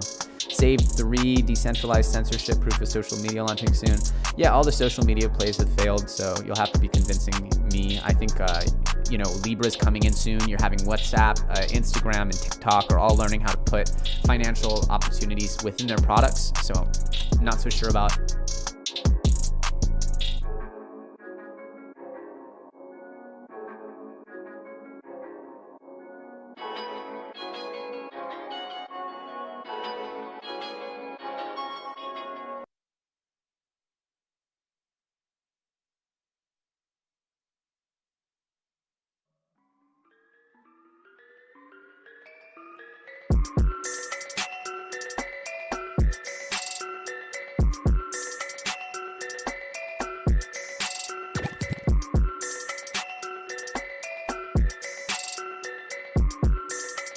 Arwen, set the beat off flow. Whoa.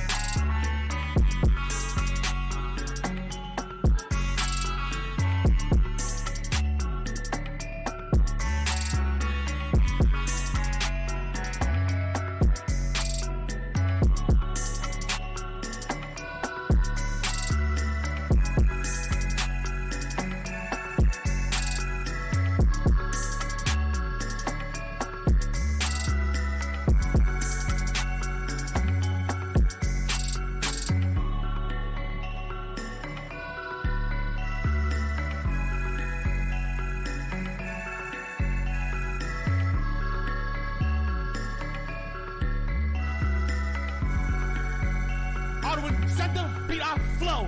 Whoa.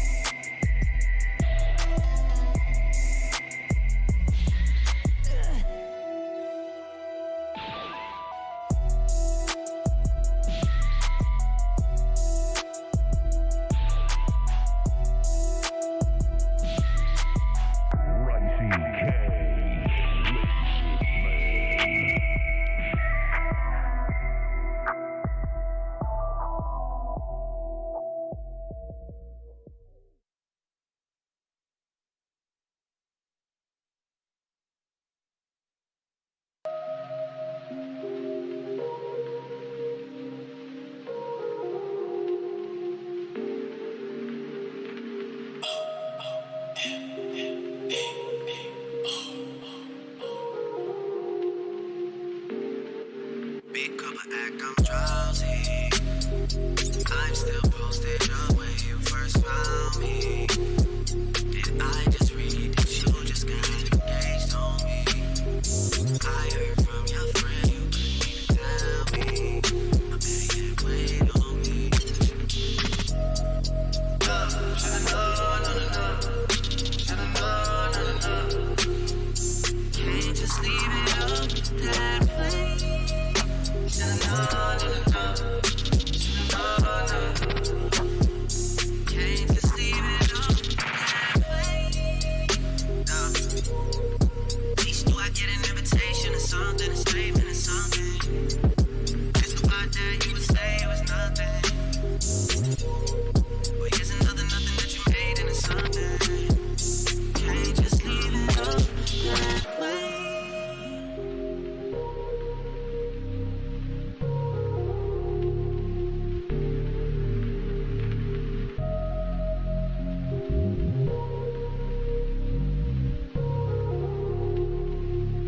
Alrighty, let's step away for a bit, but we are back. So no haste made for you, blow to the car now.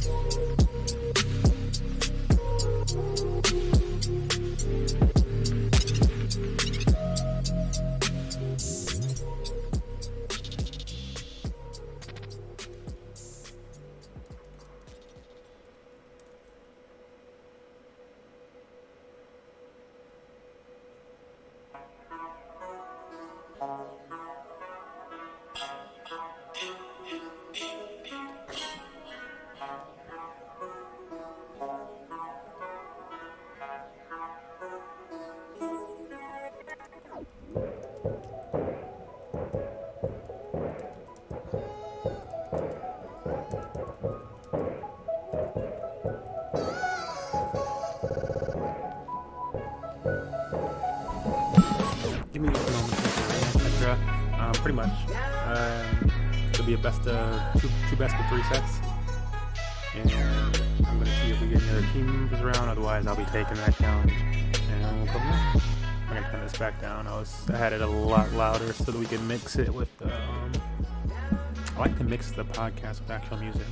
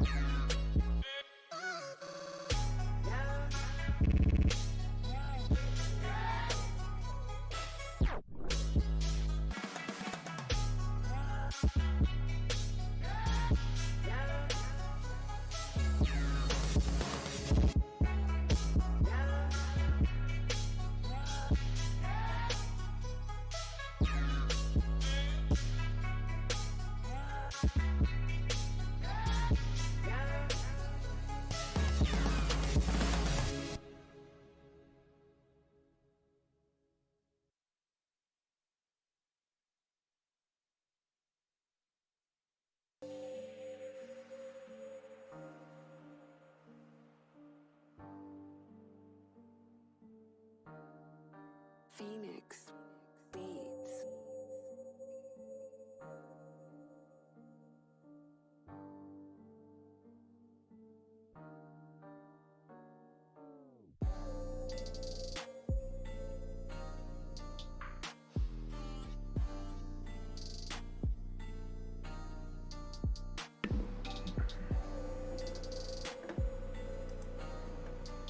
Let me get him the ID, which I just backed out of. Now it's too small for me to actually see. 6. Oh, my goodness.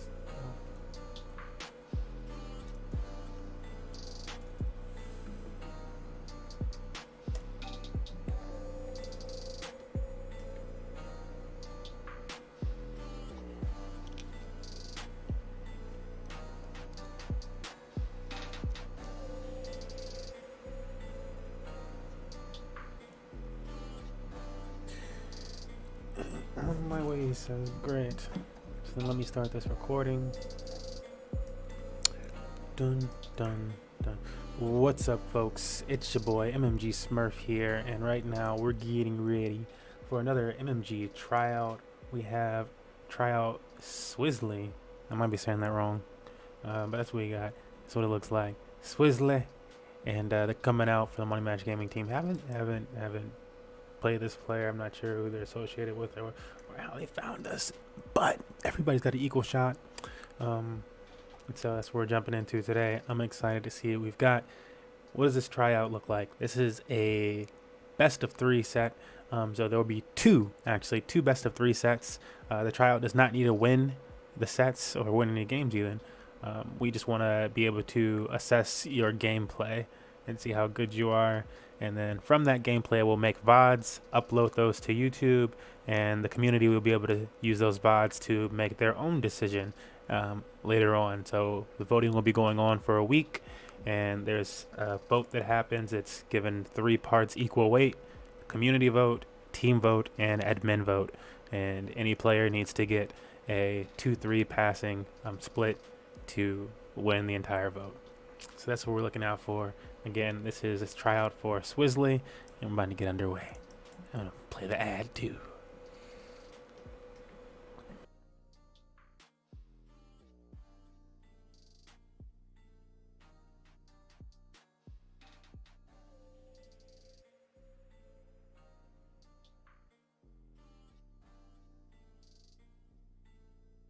Oops. Oh, I don't even know if I had it unmuted now. Stages is pretty free flowing, so you don't have to worry about that. That's unless you want to do stage bans. So we consider stage situation casual. If you want to switch the stages, we'll switch the stages. We're really more concerned about getting an assessment of the gameplay. So for whatever reasons you feel like that's affecting your gameplay, we can switch stages. I just have mine on Final Destination because I'm like, yeah.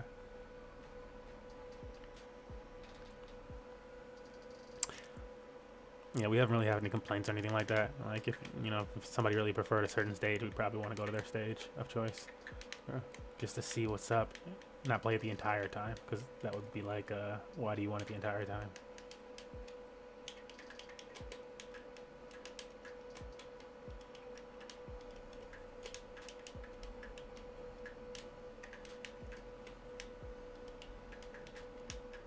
Man, it's like any time you actually get some openness, the guy just like runs into you anyways.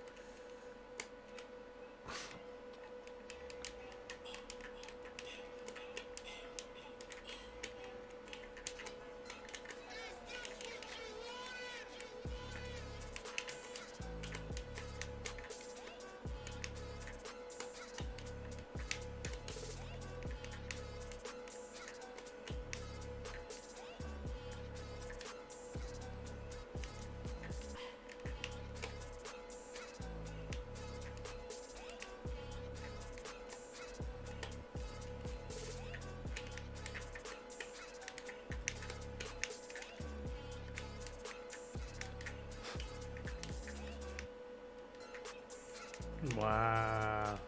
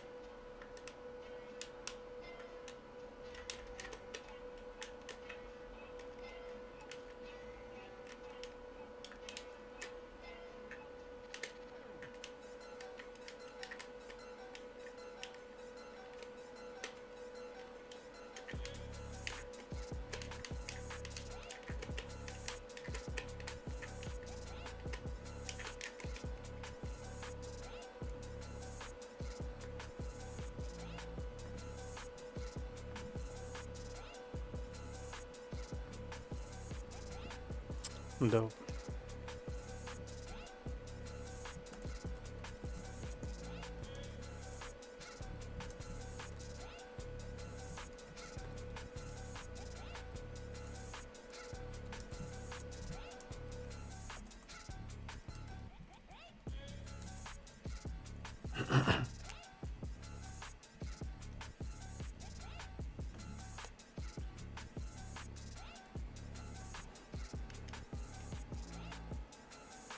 GG.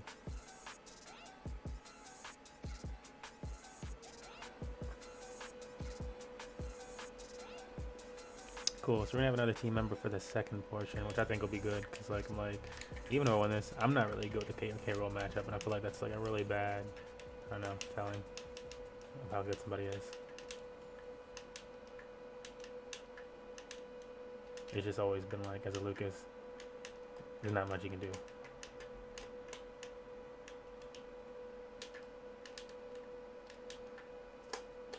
Like, dude just eats all these hits.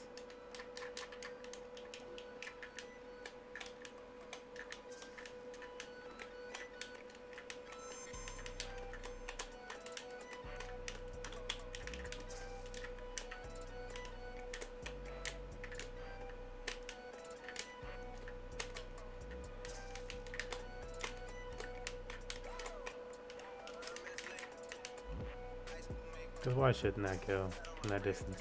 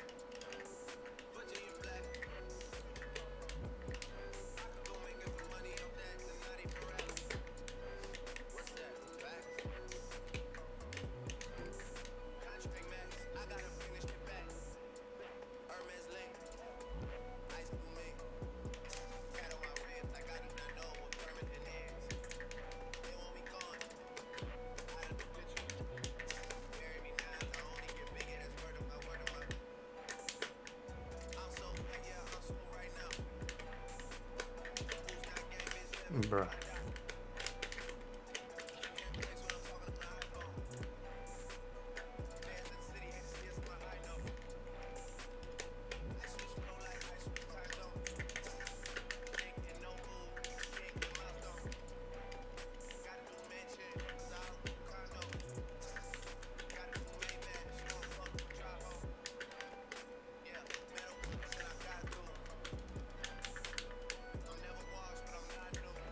Wow.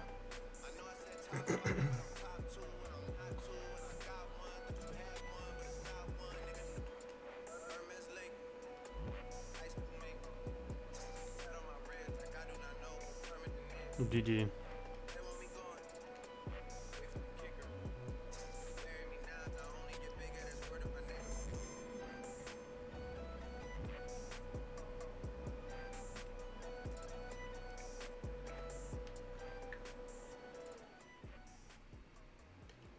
Staying K. Rule.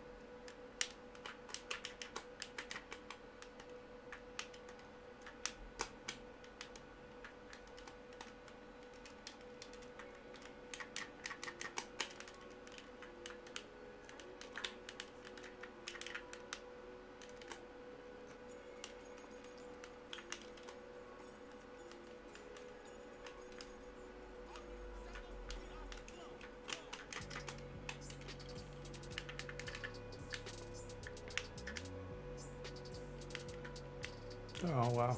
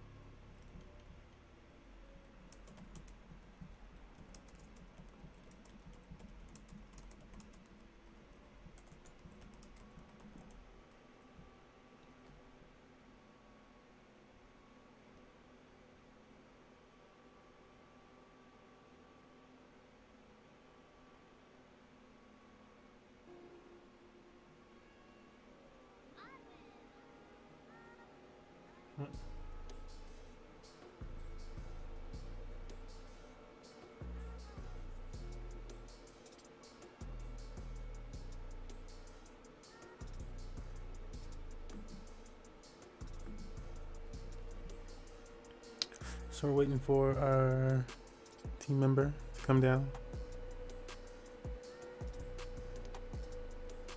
Yeah, K-Rool was like one of the worst situations that I could have gotten. I was like, oh my god, bro.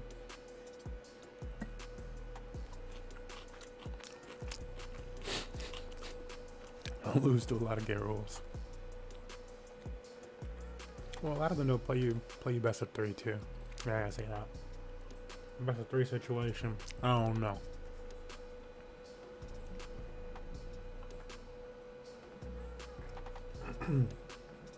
They're supposedly coming. We're waiting. I don't like to take the entire tryout set myself. A one character thingy. Been recently working Terry into my bag maybe to play with the bullshitters. Everybody wants to play bullshit characters. I very much consider Terry like a bullshit character. I'm like, I have no idea what I'm doing with old boy. Literally picked him up, figuring out the controls and winning games. The only thing that was killing me is me, like messing up. Like I don't know how to jump with him, like figuring out his recovery. Some real noob stuff. Like, you just started playing, you can't recover. Why not? We don't know the character. Play somebody with an easy jump. So, been getting better at the recovery, and all of his attacks are ridiculous. So, it's just stupid. Are tryouts still happening? Yes, Slois. So tryouts are on a rolling basis until team caps. At the time the team caps, that team will be left like locked in for that first quarter, and then we're gonna adjust things moving into the second quarter. By that time, our bot might be up to date with the new implementations, which will kind of have like a challenge in that type of network. For there's gonna be like a Money Match Gaming team, and then there's gonna be like a crew. So there's a whole thing there.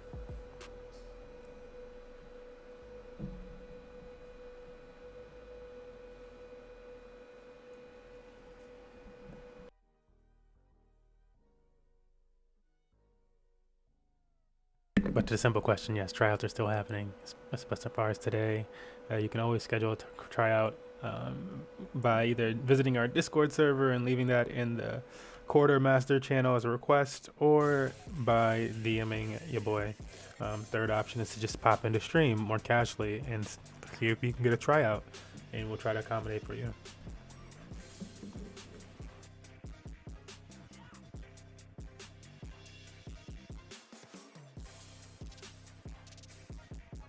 Uh-oh, he said on my way, but that was like 4 minutes ago.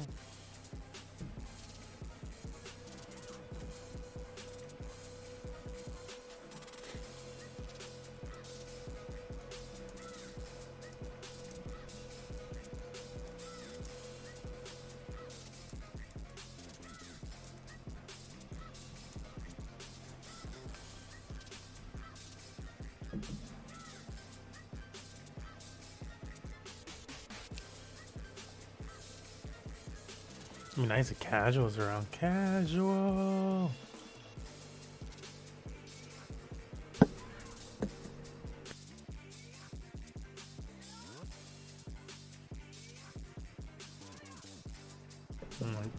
This will be the first time that I actually go in and split one of the videos using the YouTube editor, because I'm not going to keep all this middle time in there. This weird hair. I don't know. I go like inside hair. What the hell that is.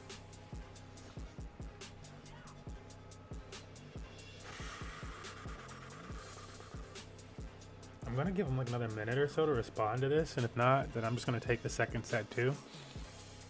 As I'll be in a minute. 8 minutes ago. Alright, on my way. Another 6 minutes from that. Oh my, you might just be busy and trying to, you know, be like, I'm gonna do it, but I'm like, if you're busy, it's alright, brah brah.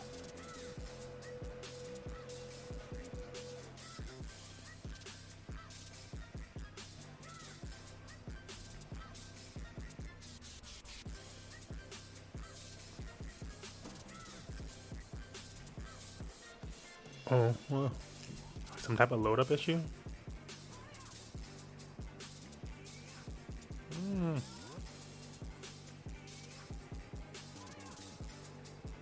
Ouch.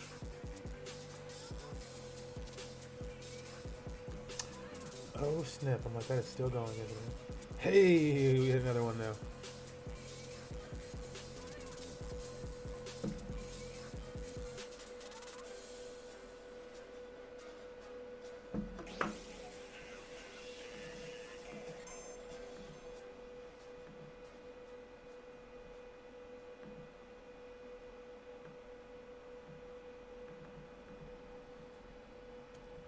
And we're off. We're ready for the second part. And we might have a new rolling strategy in the casino. It's cool because I think we started to make too much Bitcoin and they like cancel the other one out. It still works, but you need more. Can't do it if you don't have big pockets.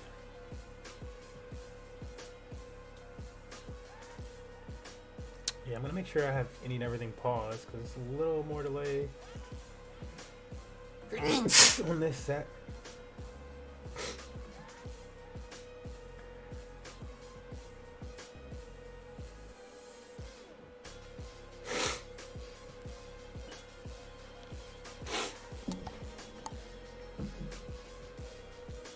Oh damn.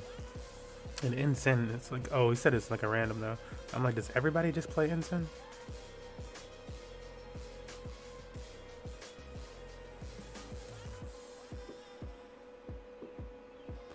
Also, are there actually tournaments where people aren't allowed to switch characters? Like, people ask that so often, and I'm like, dude, where do y'all play that they don't allow you to switch characters? I'd just be baffled.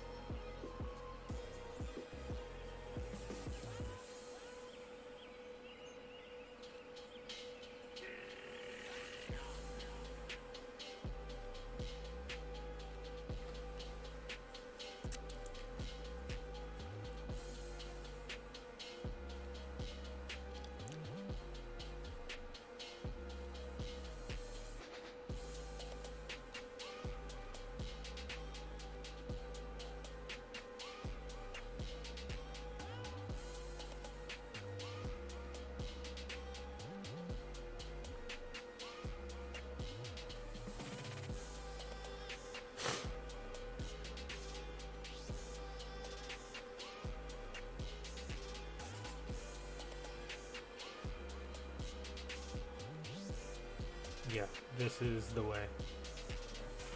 This is the way.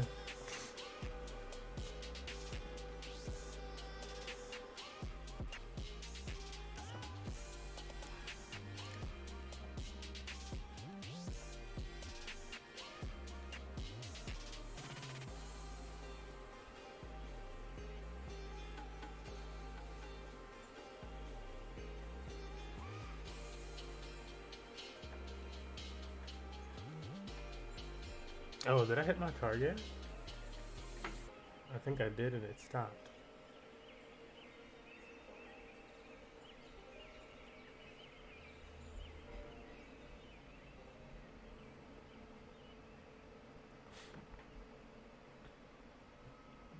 Yeah, how much did we make off of that one?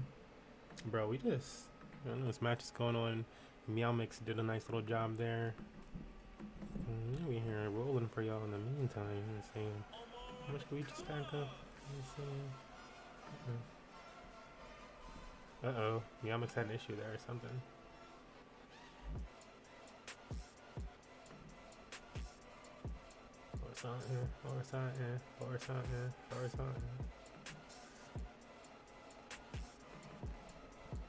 Let me look at the chat. Is it the lag? Was it the lag? The melee, come here. Yeah, I'll finish it out. Meow Mix is struggling right now.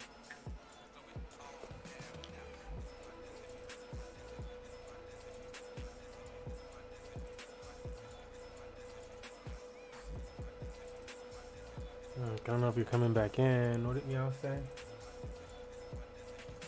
Swizz L. This. Oh, okay. I was looking at the. Which one is it that says Swizzler? Because, like, obviously it says Swizzle on screen right now. But, like, which one of these things says Swizzle? There it is. The D Live one says Swizzler. I'm like, bruh. I should have looked at just the in-game tag.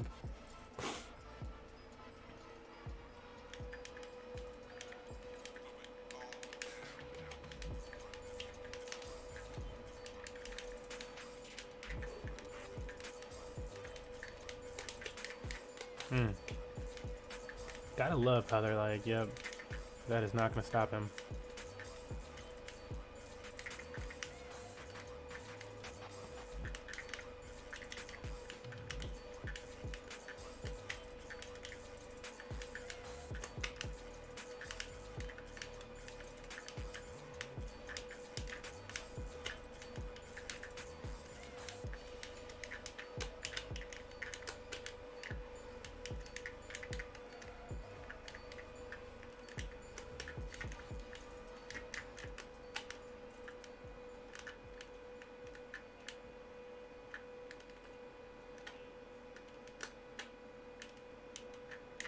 Oh.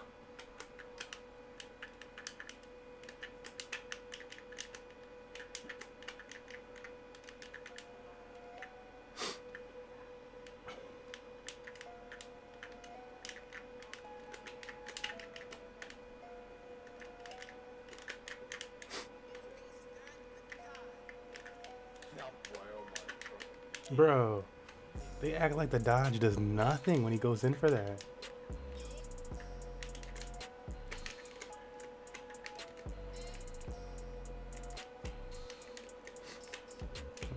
You better have them full shield.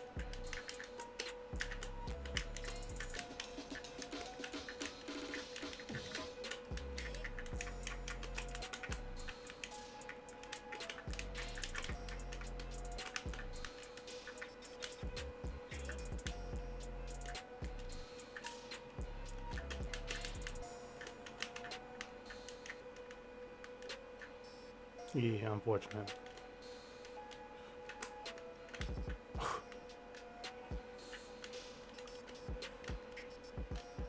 What the fuck was that jump? Wow.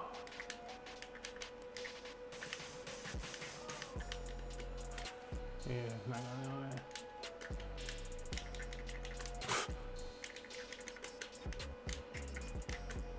Wow, bro.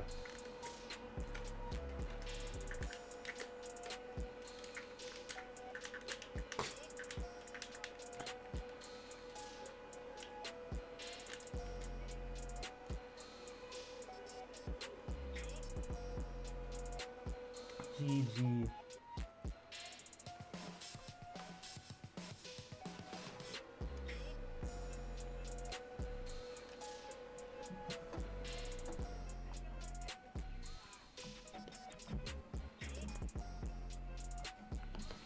All right, that's going to conclude. That scoreboard is inaccurate. I don't know why it just turns on sometimes, but that's going to conclude this round, this tryout with Swizzle. From MMG Gaming, you'll be able to vote on this. In our Discord, you need at least 10 tickets for your vote to be considered valid. You have until the time of the deadline to get those tickets if you do not, and that's just a way of making sure that people voting on who makes the team are actually a part of the MMG Gaming community, not just whoever that you know that you're like, oh, join this Discord server, they never have anything to do with it again. You don't even play Smash Bros. All right, see you guys in the next portion of things, and get good. KOTH at 6:30. That's an hour away.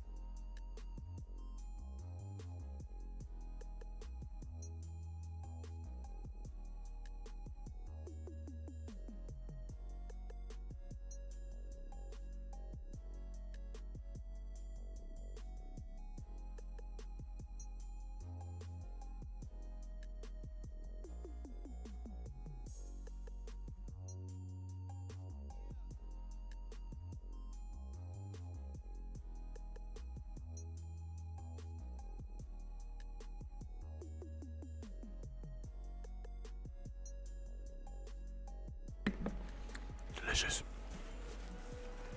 I'm gonna think about what's the Happy Madison thing? That guy? It's like, what is he saying? Terrific.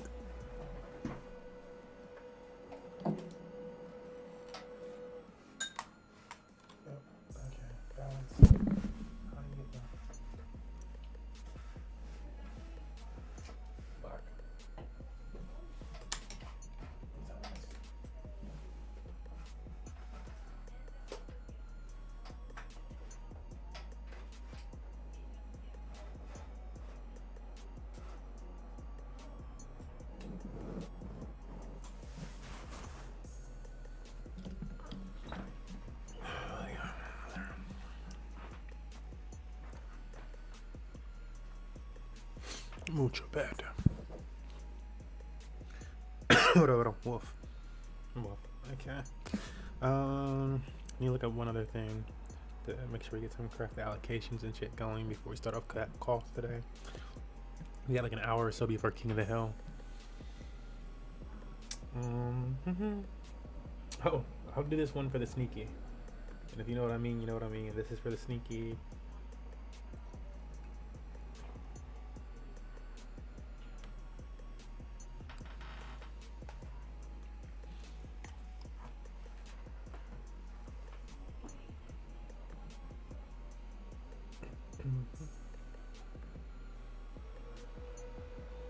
Oh, shit is coming down.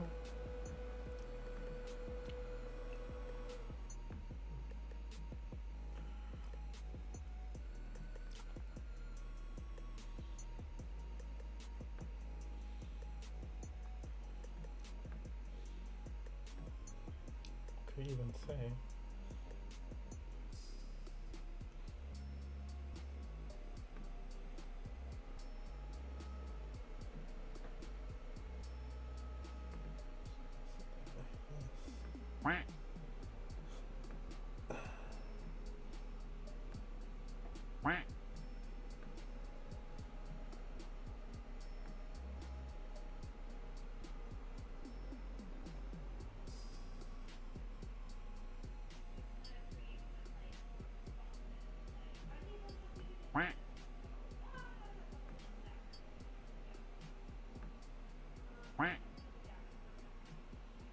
Oh, who's in the quacks? Oh, Dave. Yeah, and those will get you tickets. You'll notice that those all equal tickets. You just got, oh, you got them all. You paid attention. Congrats.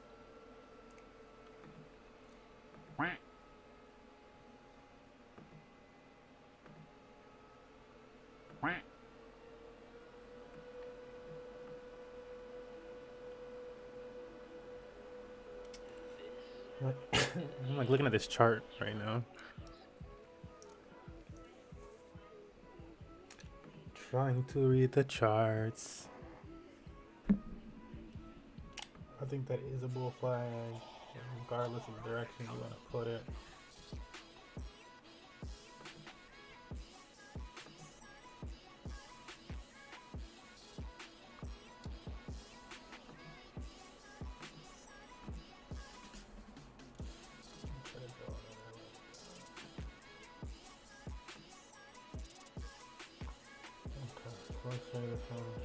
Yeah.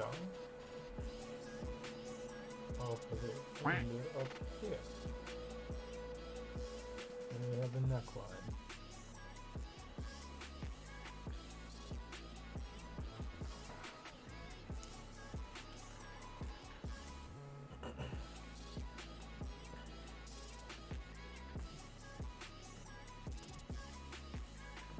So take this line and make it nice and fat red. Bad line. This is a nice and fat green line. Good line.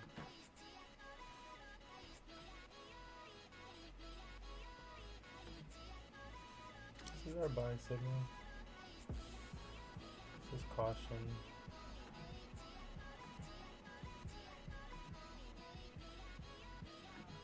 So it's caution. Let's make it a different color.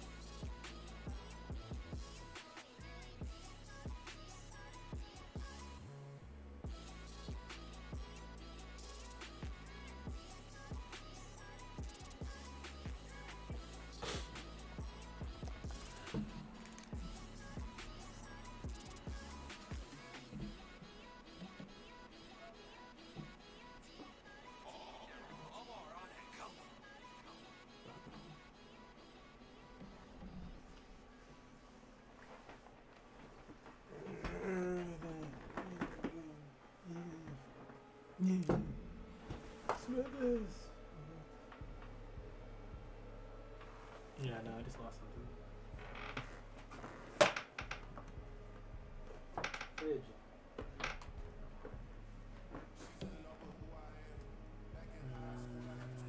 Okay. Maybe we need a bigger.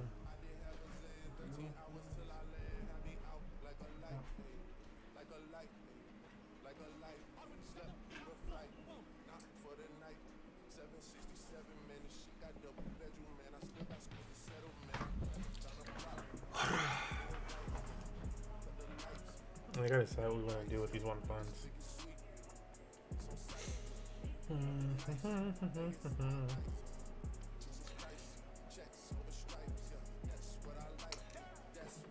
We will know soon enough.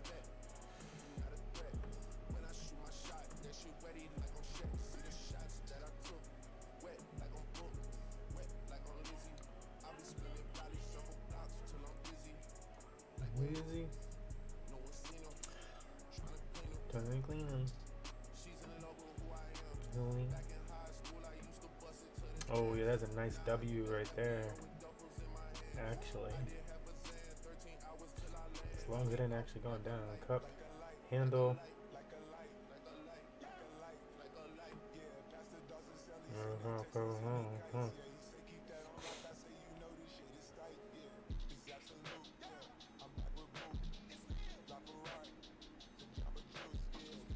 Yeah, BSCX might be ready for launch off.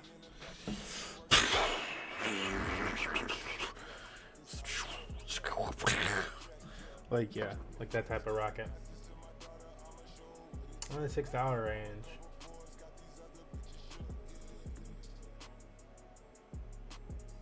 I don't know. So easily $8.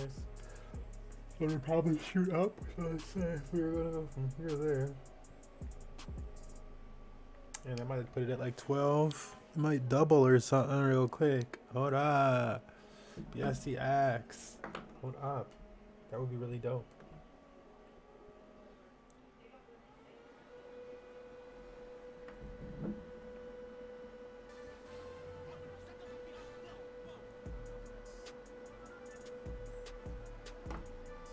I'm waiting for this other project to kind of balance out. We're making really nice gains in it. But the token, we're making nice gains, and it's supposed to be going down in value, and it does every 24 hours. Every 24 hours, slice, slice, slice. So the next slice should be one of the hardest slices that it takes. After this next slice, we're gonna go in pretty hefty.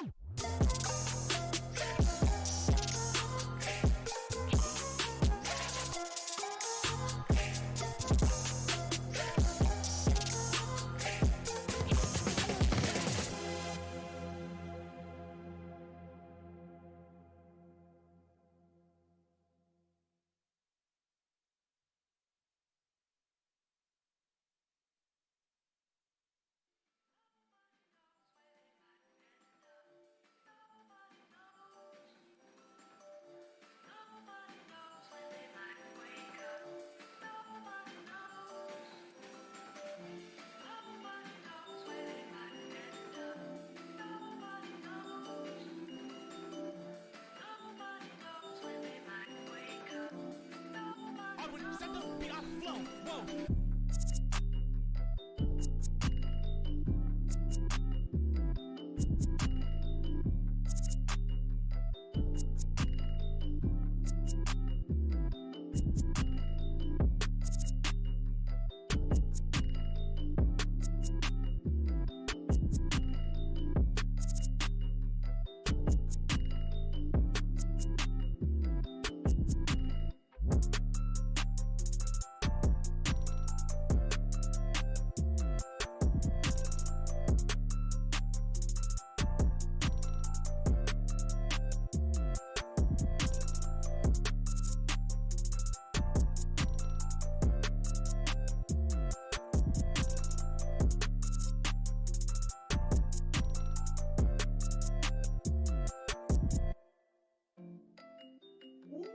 Overtime and overdue. Ain't no sleep, that is old news. Been outside, that's with the crew. Make my night up on the move. In the morning, get the news. She come home, I heard the Zoom. I step outside, I need my peace. Take one down and hit my beat.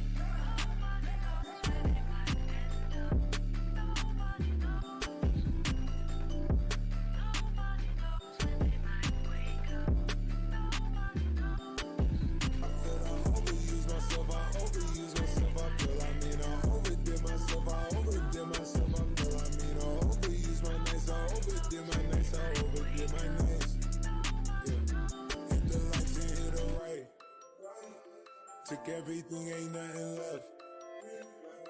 Count your blessings, count your stuffs. At your throat like we that strap. It's way too cold under this flesh. All we eat ball, but we don't mesh. All we eat drink leave us a mess. Down on my drills, it is old news.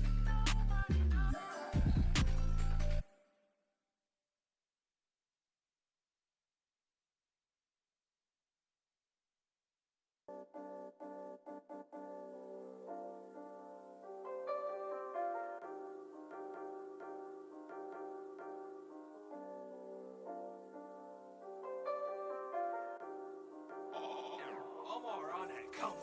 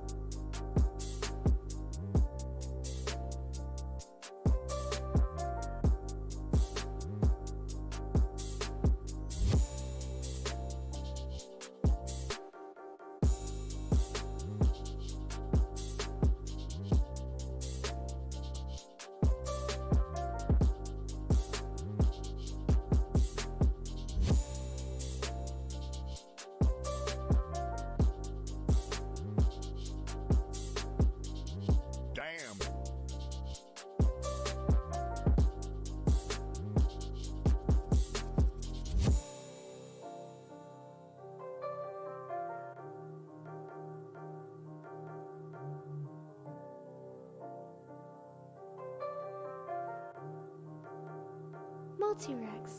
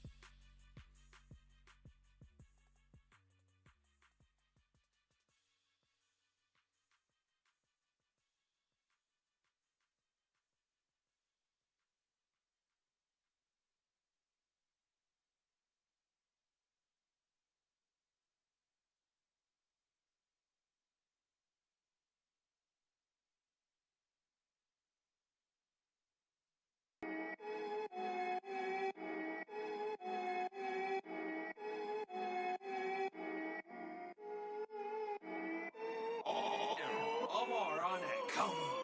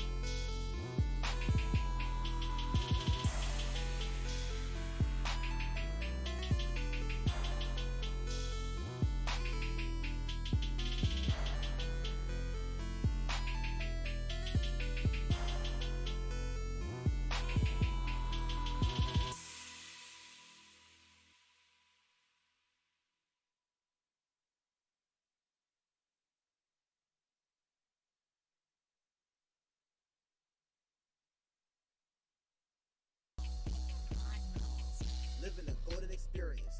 My life too lit, it's delirious. I keep that star on my back. Look at my face, can't fear shit. Built to the top like a pyramid. My lineage lit and it's serious. Bring the beat life like Giorno. Young gang star flip the kill switch. Jojo, pose, pose, pose. Jojo, pose, pose, pose. Jojo, pose, pose, pose. Jojo, pose, pose, pose. Are you sure you're not an enemy stand user? Ha. Air to my knee, not can't stand niggas. Gangstar, gang moves, hands get bigger. Rock, paper, scissors, my hands too different. Move like Bruno, might dip in a zipper. Shooting shots, purple Herner, put you in the picture. Shooting shots, gun loaded, feel like Mr. I've been with my dog like Iggy. Avd all mindset, fire flame with me. Still came with the water, bitch, I feel like Misty. Waifu with me, she miss me, she kiss me. Gotta breathe in like, come on. Murder, muda, beat it up, come on. Lisa, love me, lost with the glove on. Slayer stand and let the requiem run on. Living a golden experience. My life too lit, it's delirious. I keep that star on my back. Look at my face, can't fear shit. Built to the top like a pyramid. My lineage lit and it's serious. Bring the beat, life like Giorno. Young gang star, flip the kill switch. Jojo, pose, pose, pose. Jojo, pose, pose, pose. Jojo, pose, pose, pose. Jojo, pose, pose, pose. Got that emerald green, feel like Kakyo in. Enjoy the moment. Got that emerald green, feel like Kakyo in.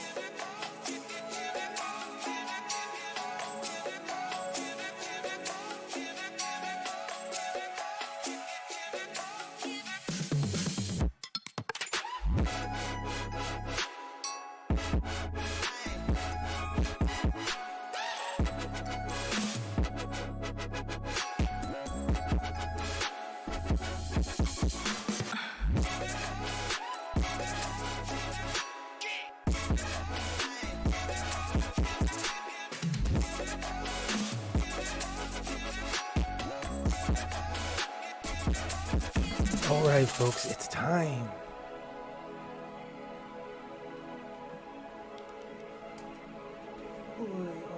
I just finished up typing up the message for today's event. So if you're in our Discord, perhaps you were just informed that it's time for King of the Hill. This is our first person to 10 total wins event. Those wins do not need to be in a row. You just got to get 10 total. Oops. Got to get 10 total to win. Should you lose at any time, you will rotate to the bottom of the list. And admins control the list, so you don't have to wait in arena. We actually prefer that you don't wait in arena and just take up a bleacher spot, rotate out of the arena, and wait for yourself. You can view that on stream, but in that way you can also stay warmed up, because this is a best of one scenario. If you lose, you rotate. So you want to stay warmed up so that you're giving it your best shot when you do get that chance. And again, admins will rotate the list, so you don't have to worry about that either. We'll be pinging you. If you're in our Discord, you get that Discord ping other than a stream ping, so multiple places. Really hard for you to miss it. Second and third place earn tickets today. So if you have the adventure role in our Discord, you can earn tickets for second place. That's 1,000 tickets, or third place, 500 tickets. And those will be the second player to a total of 5 wins or more, and the third player to 3 wins or more.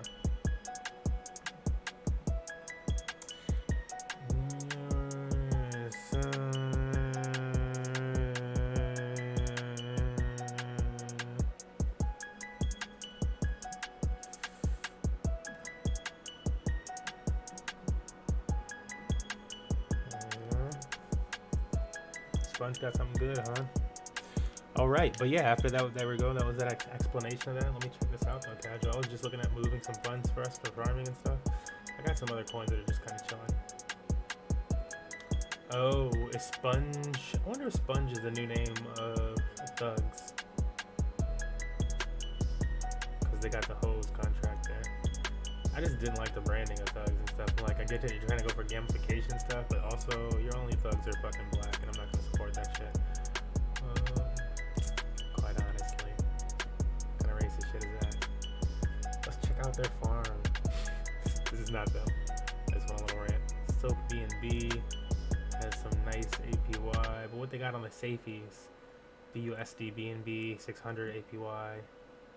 Sponge for the 3000 SPG. We're waiting for folks. Can we push the play button and stuff too? Make sure it still looks good. It's gotta kick back in. Yeah. We're just waiting for somebody to sign up for things. So we're gonna change the title and stuff too. Make sure I do that. Like, is this one of those times where I'm on the wrong day of the week again? No.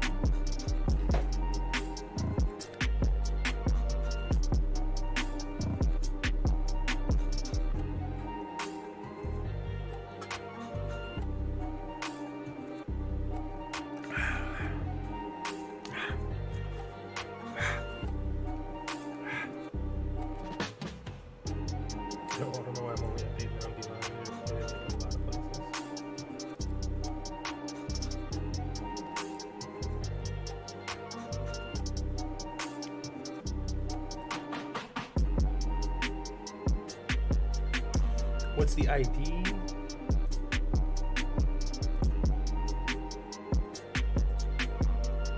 And I'll put you on the list.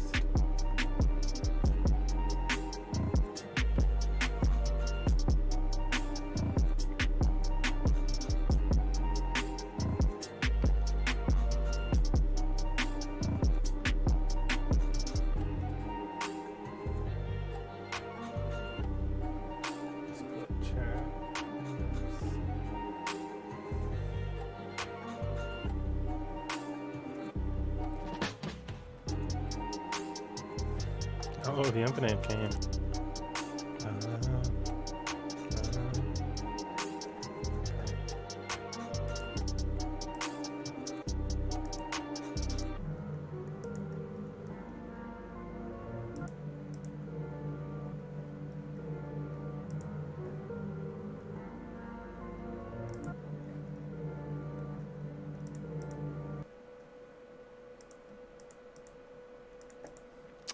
We're gonna pick up the infinite real quick.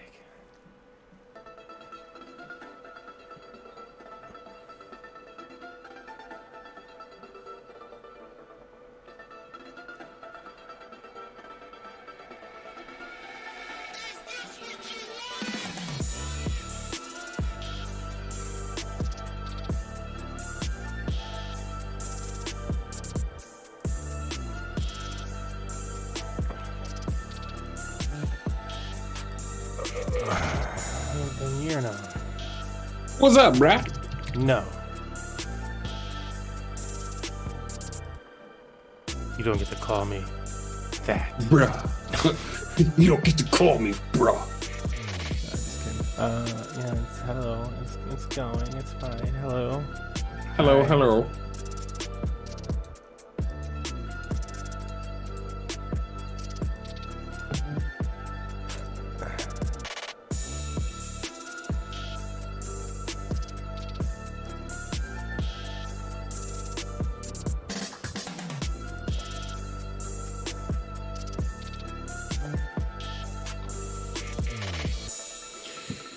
Is this King of the Hill? Why, yes. We're about to get started with King of the Hill.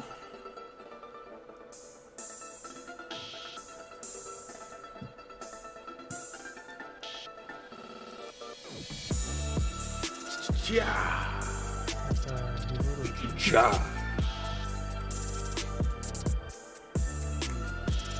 Eric not found. Let me go ahead and get you added as well, brother. Yeah, brother.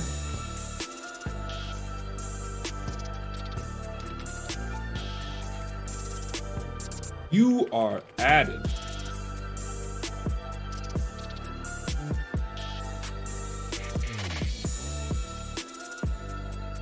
It's been a while.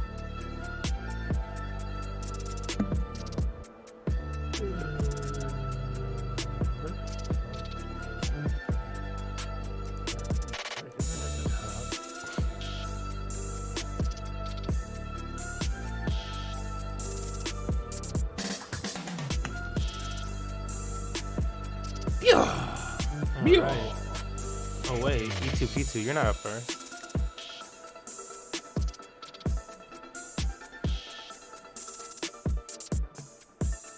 Fast 4, where you at, man? Or feast? Is it feast or fast? Let me look.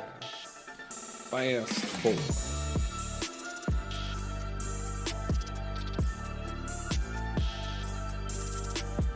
I had that far.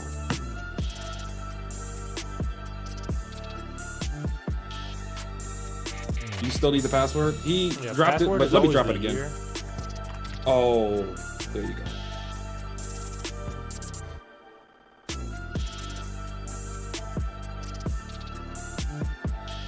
You weren't added to the list, but Fast was already added to the list.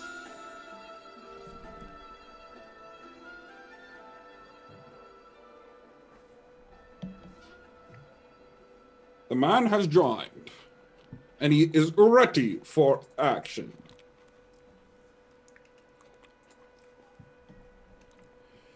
Ready for action. Fast is just new, and so he asked for the ID when I was speaking and letting him know that I was putting him on the list. Because, yeah, I still had a lot of stuff to type in, and he's new.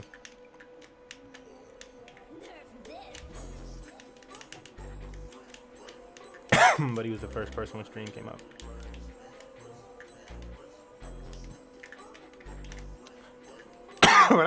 Man, I just ate these peppers. That was actually a lot hotter than I expected. I was like, ooh.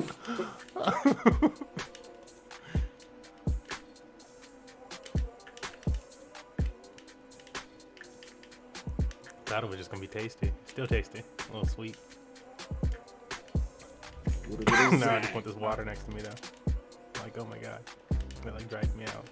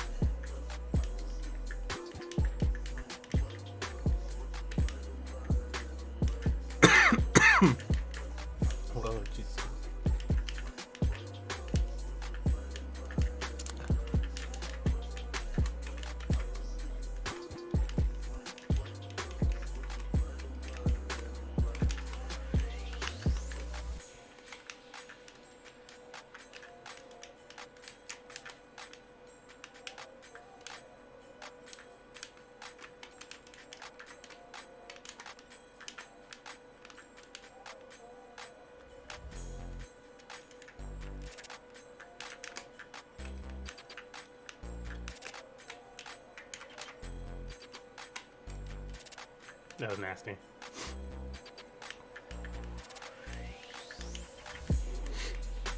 Said very dirty.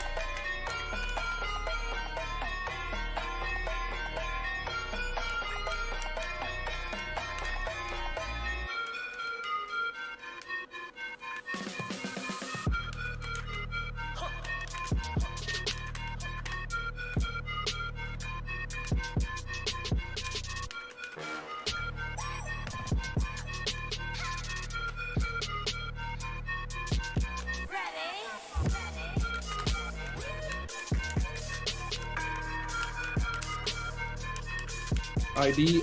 Brian Sanchez. Currently, right now, we are running something called the King of the Hill. Essentially, it's a best of one match.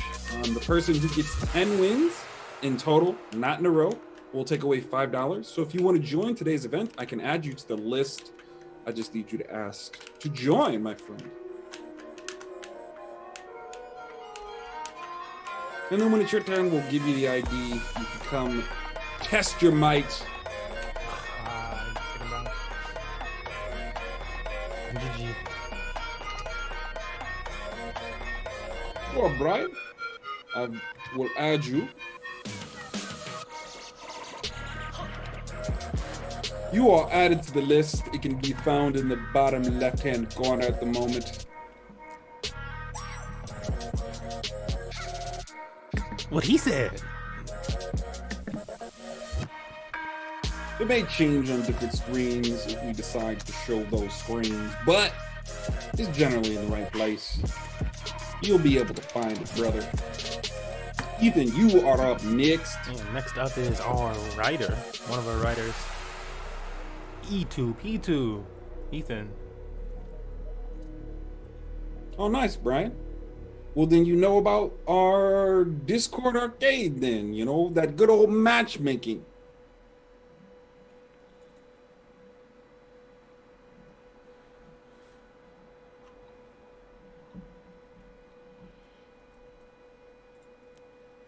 Eekity deekity. Good. Yes, Peach had some movement to her. I think the mix-up of weird Lucas movement started to slow her down a little bit. Like, okay, hold up. Why is he going this direction? What is that?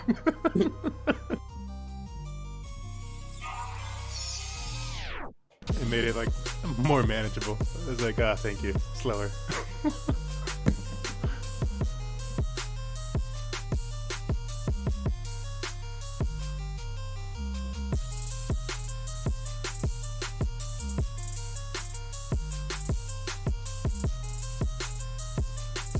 Well, if you have any questions, the actors are here. Yeah, we are here for those questions. I had a dumb money meter going during my stream yesterday. It was nice. Rise up! Rise. Yeah, I pulled out of the farm that I was in for a short term. I'm not sure how much I want to go back into it. It's still making that profit. I just saw something incoming. Like, technically the coin that I was using is supposed to be going downward. So I'm like, let me get out for a second, buy back in lower. But it was, you know, you're earning. Are the dips? Like, yeah, exactly. But and this one is not even a dip. It's just supposed to be. It's an algorithm that keeps it at a certain price. And it's not down at that price yet. So it's like, you know it's coming if you read. Can't you read, mister?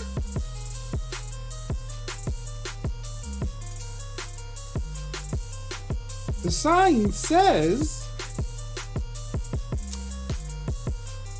Yeah, due to that, after today might be the day to go back into it, because it's pulling like close to like, you know, I was compounding, so it's over like 50% a day. I'm like, yeah, I just need to make sure it can't dip by more than 50%.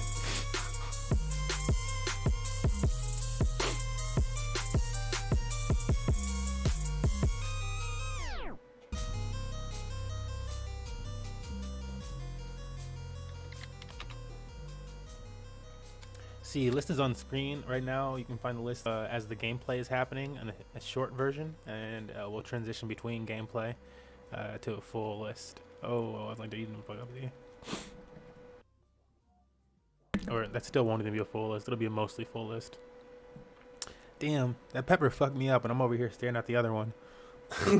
Sweating and stuff. It just made me cough, really. I was like, oh, that was good. That was sweet. This and that. And I'm like, like, what is that?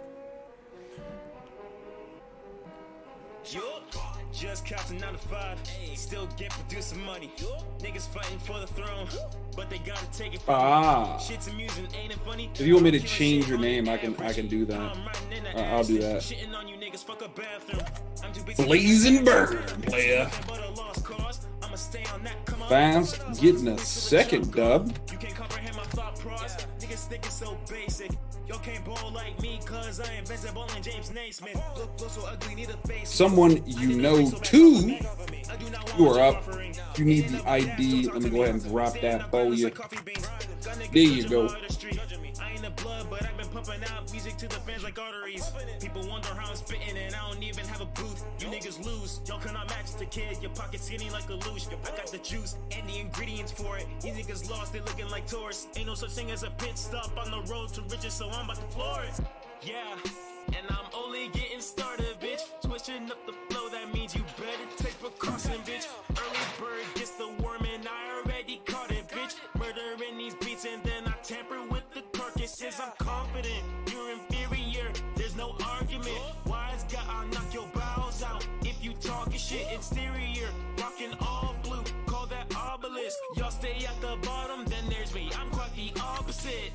Hey, I just pulled your bitch with that gas, yeah. I just pulled your bitch with that gas, yeah. She do whatever I say, she do whatever I say. And she do whatever I say, she do whatever I say, yeah. I just pulled your bitch with that gas. Yeah, first time, baby. Yeah. Well, in case you haven't heard enough, I am that of a different species. If I hear one more verse from you rappers, I might get diabetes. Me and my fam eating, I got a plate full cause I'm hella greedy. Wait, what? Just don't get in my way or I'll squash your Okay. It was like kind of low enough, so I was like, wait, are you talking to me? I'm just trying to get some B&B. Only legal stages? Yes, only tournament legal stages, please. See. Tournament legal, or we'll talk about you behind your back. Ooh. That's like, that would be like the worst, right? You're like, damn, they really cut here. Like, most people are just like, stop the match. They're over here cutting deep. No, we wouldn't do that.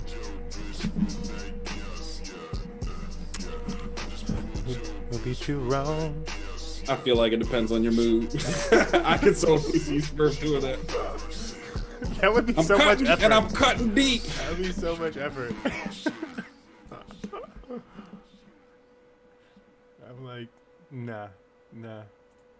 We could say that we would, but the effort, I can't. There's a certain level of petty to commit to that.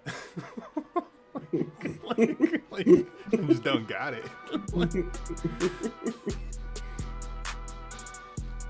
could be like, you could get stuck in a really big what if.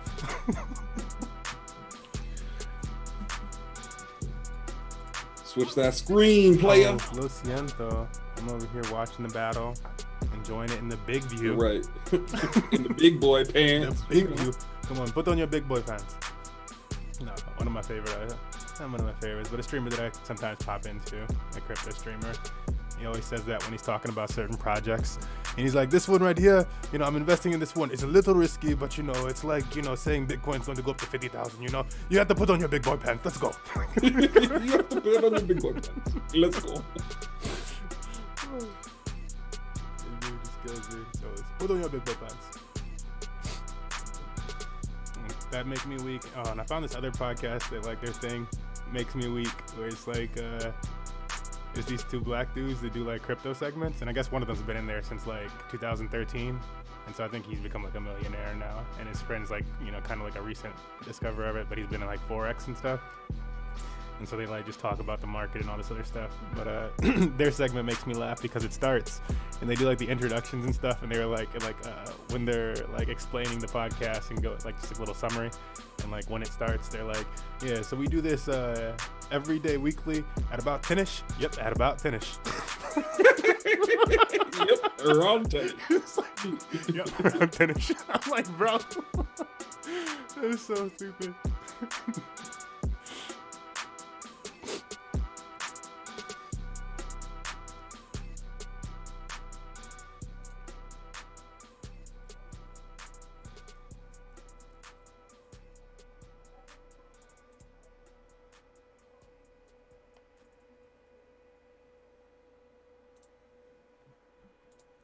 Damn, Fast really got a lead here.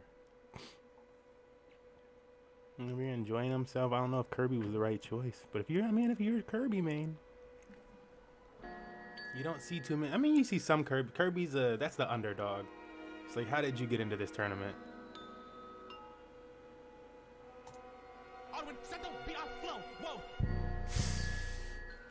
Trying to get that stock. Can I join? Of course. Izzy, don't play. Yeah, you know this. You know this.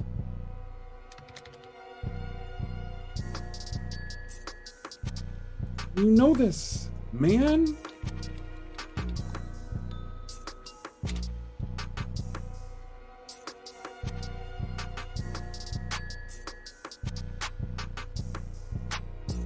Is he gonna give some wins? Give me some wins. Oh my god. Whoa, bro. I like the spirit. I had to pull out a tweet today. It was just the Morpheus hands. It's like, real ones know when that Morpheus hand come out. Get over here. Told you about that life.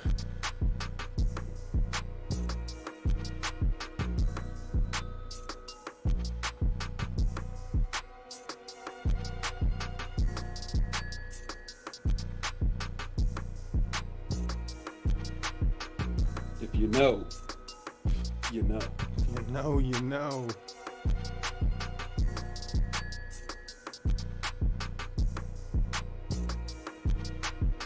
Yeah, but I think I'm gonna move these funds, and it's gonna be a little fun thing for the team, and a little read up that I gave you guys to do. I think I'm gonna use this little portion specifically toward that. Maybe it's been sitting. The 2-year ADA hold paid off.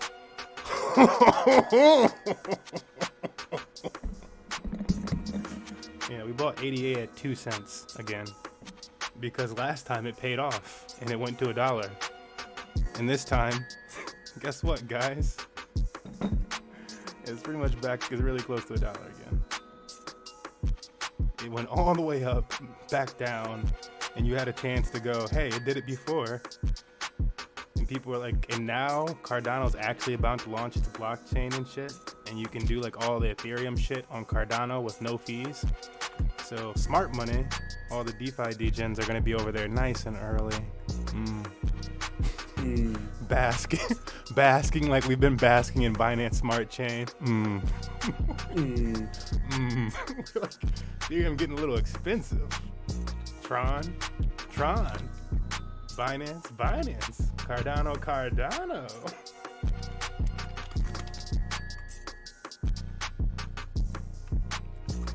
Next song. It's a little clean bandit for you. And then get into it. Yeah, but what is the next song? What is the next song that we have here? Oh, I'm sure Error. It's the Error match. Error. No longer with the 404 code. Also fast. 3 streak, and that's 5 tickets. Congratulations. Congratulations.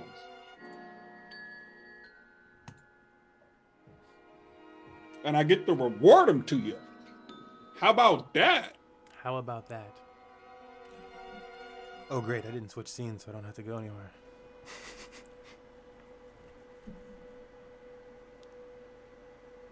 Bringing out a Sephiroth. Ooh, okay. I hate him. I hate him. Real spicy taste. Spicy. Yeah. Yeah.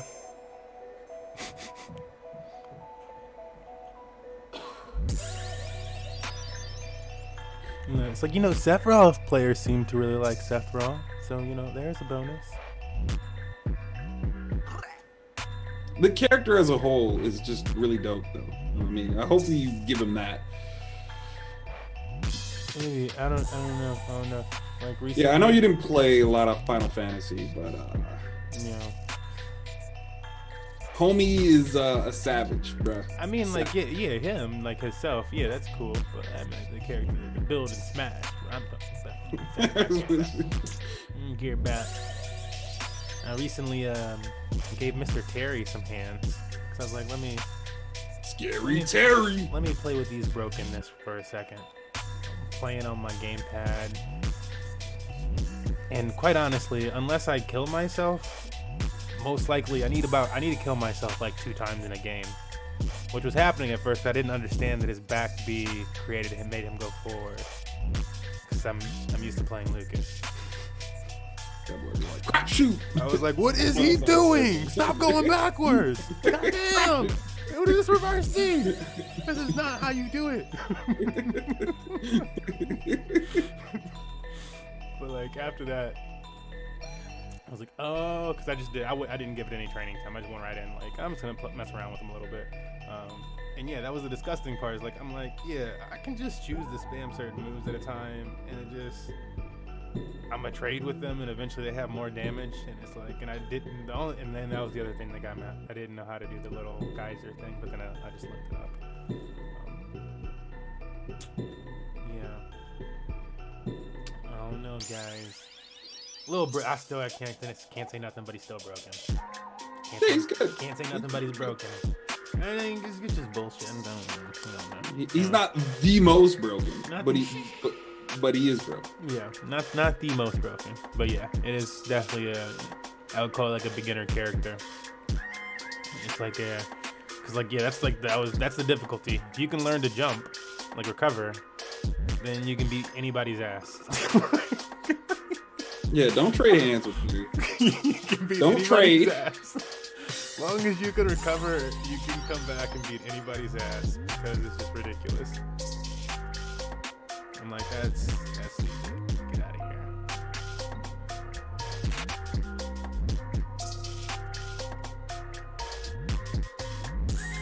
That's like, maybe there's some other really like hard, but that's like what I'm finding to be like his hardest skill gap. And I'm like, yeah, pretty much after you figure that out, you got a lot of options.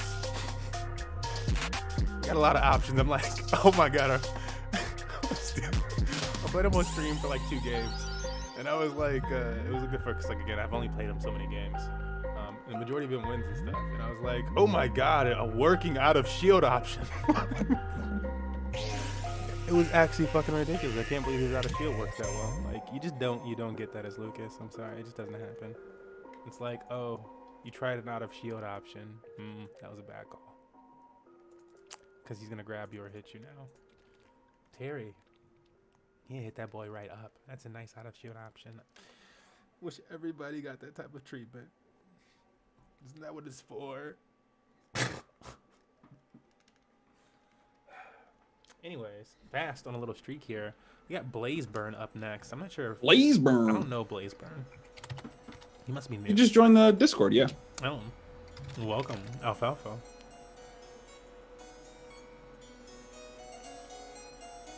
It was Brian before he was like, oh, I didn't realize I joined on Fight YouTube. Let me go ahead and hit you with this, player. Ah. Well, welcome. And good luck. Have some fun. Remember that we do welcome the competition out here, so you're allowed to get salty, but also remember, you're salty for a reason. That was a good competition.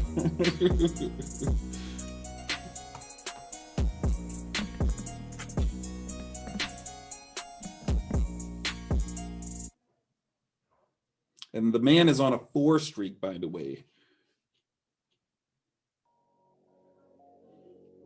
Dart's back. What's up, Dart? No, don't say it. Who have you been playing lately? Like I was saying, Dart, just play Terry. Scary Terry. You want to feel better? Just play some Terry. You're gonna win like a good 60% without even trying.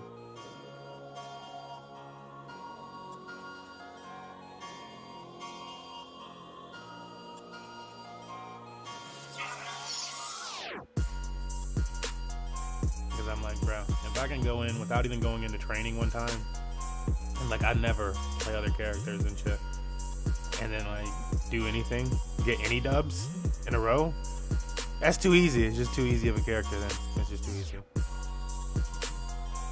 I like don't play Shotos, especially like that type of character. Like have no idea what the fuck their shit is. And you can go in the game and just win. Like, no, shouldn't happen.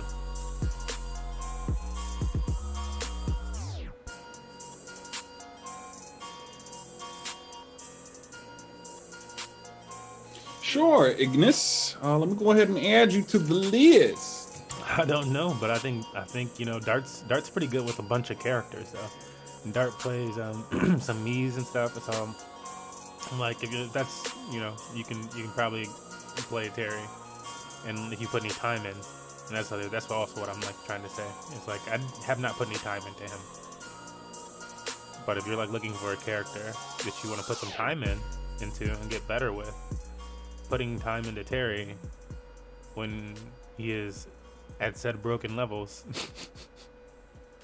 it's not like he can't be beaten. It's just like there's winning a lot. A lot of these hits are gonna be trades. You can make a lot of hits trades and shit, which is just ridiculous. Then I'm like, oh, I don't know what I'm doing, but that'll trade. Okay.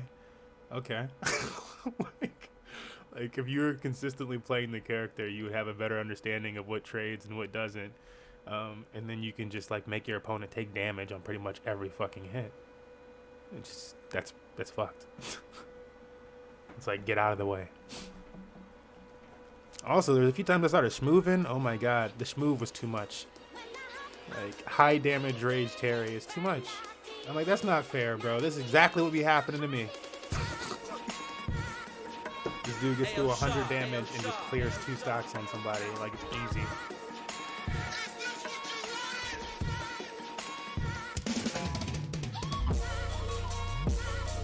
I don't know. The only inputs that I feel like were that heavy were the geyser ones. Like, most of the other things, I mean, we'll see with some like more time and stuff like that. Cause I want to play him a little bit more to see if there's like a real challenge in getting to elite with him. Cause like right now it just hasn't really been like more challenging to get Lucas, and that's really. But yeah, I want to see if there's like a real challenge to getting Terry to elite like that. Cause you can work on those things, and I'm sure it's like it'll really pay off to get those inputs down and stuff like that for higher level play. But like getting into that, I think you can do a lot of basic stuff and just get away with it. Shoulder charge, over B, is super simple, and it's gonna beat most people's shit. Anything, just B. This is what reality is.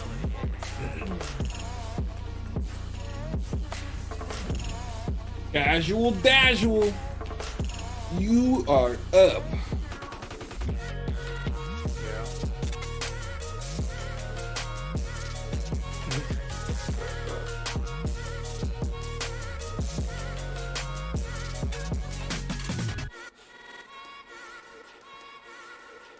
But yeah, okay. Not to say that putting time into any character is gonna improve those results, right?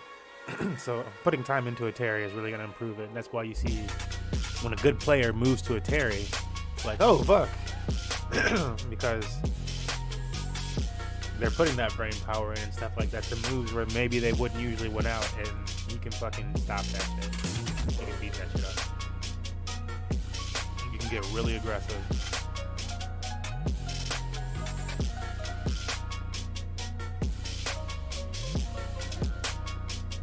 Crazy Dave. I got you, Crazy Dave. Jab, jab, jab, jab there. And it's like, you get that one jab and they can't move. It's like, wait, I like jab, jab, hold. It's really, that's what I'm finding out. I was like, wait, how many? Yeah, I've only played I might have played like 6 or 7 games total. But I'm like, jab, jab, stop.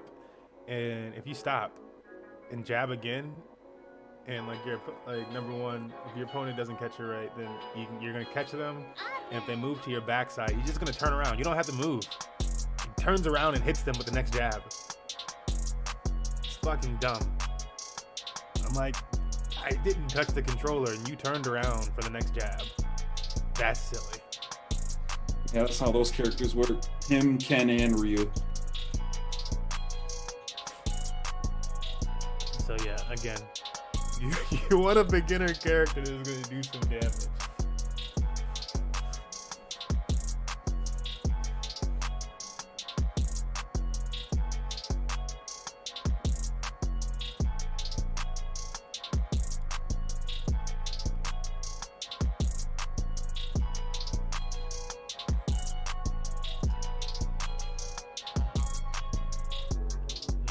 People can continue to play Ken and Ryu, and like when you put Terry out, then it doesn't really. It's so. I mean, I guess you could be really good with them and stuff. I don't know. I haven't, but I know the few times that I've played them versus playing, they can't quite just beat through shit the way he can just beat through shit. Like not as fast.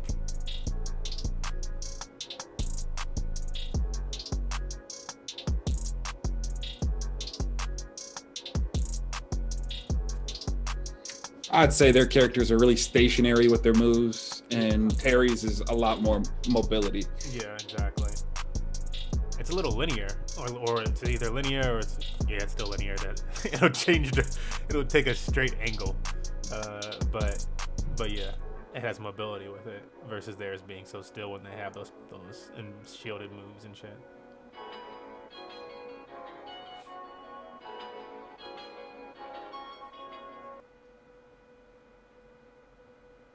Their combos definitely have more sauce, though. I don't know. Like, you just, again, bro, I gotta find the clip. I was just, like, shook. Oh, boy was smacking me down. It was like he had, like, 15 damage to, like, my now, like, 100. And, like, what was it? I was, like, on my second stock, and I had, like, 100-something damage now. And then I figured out that back B was making me jump off the stage. And Terry had high damage. He just took the fuck off. And I figured out Geyser for a second. He was like reading it on the side of the stream. And he just like, dude, it was just too fucking easy. And I'm like, I have no idea what the hell I'm doing. And this is happening. You can actually murk somebody like this just because you're like, that's insane. It's insane. Casual deep droning fast. Oh yeah. Casual got the speed to do it. Got the skill to do it. Got the gimps to do it. Casual just got the moves. He's smooth. He be smoothing. Oh shit. It's rivalry hour. Boom. That's how we treat that. What's up, Casual? It's me again. And as Smurf always says, we don't mind if you guys are in the lobby, but if we do run into speed issues, we would like to ask you to leave. All right, let's get into this next match. Let's go. Yeah. I just wanted to give you guys a second to see the list.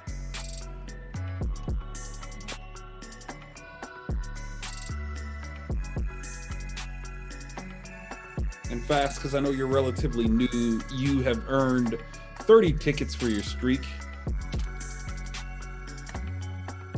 As you tier up, and if you want to earn higher rewards in King of the Hill, you can enter at higher bounties and earn more tickets for things like this. But you have to be that tier to earn those rewards.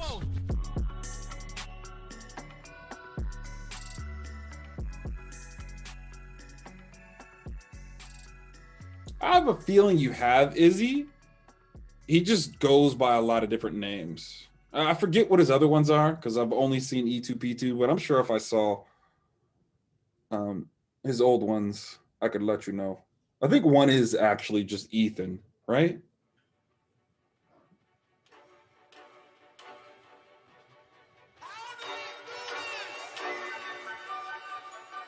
Talking about our buddy Super Ethan? Yeah, Super Ethan. There we go. Yeah, that's the other one.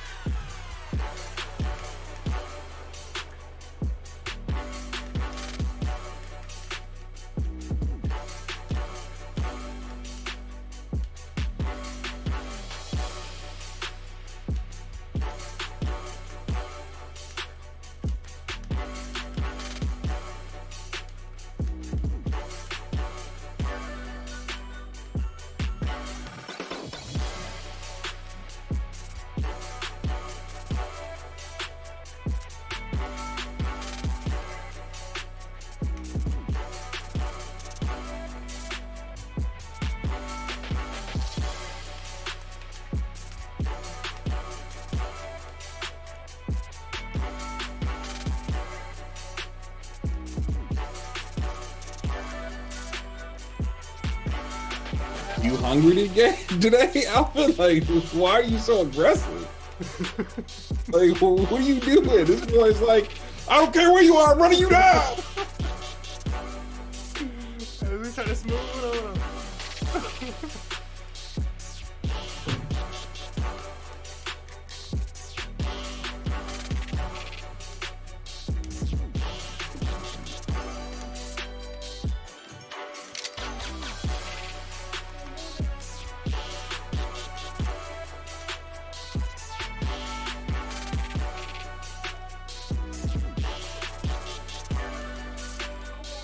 Hey, man.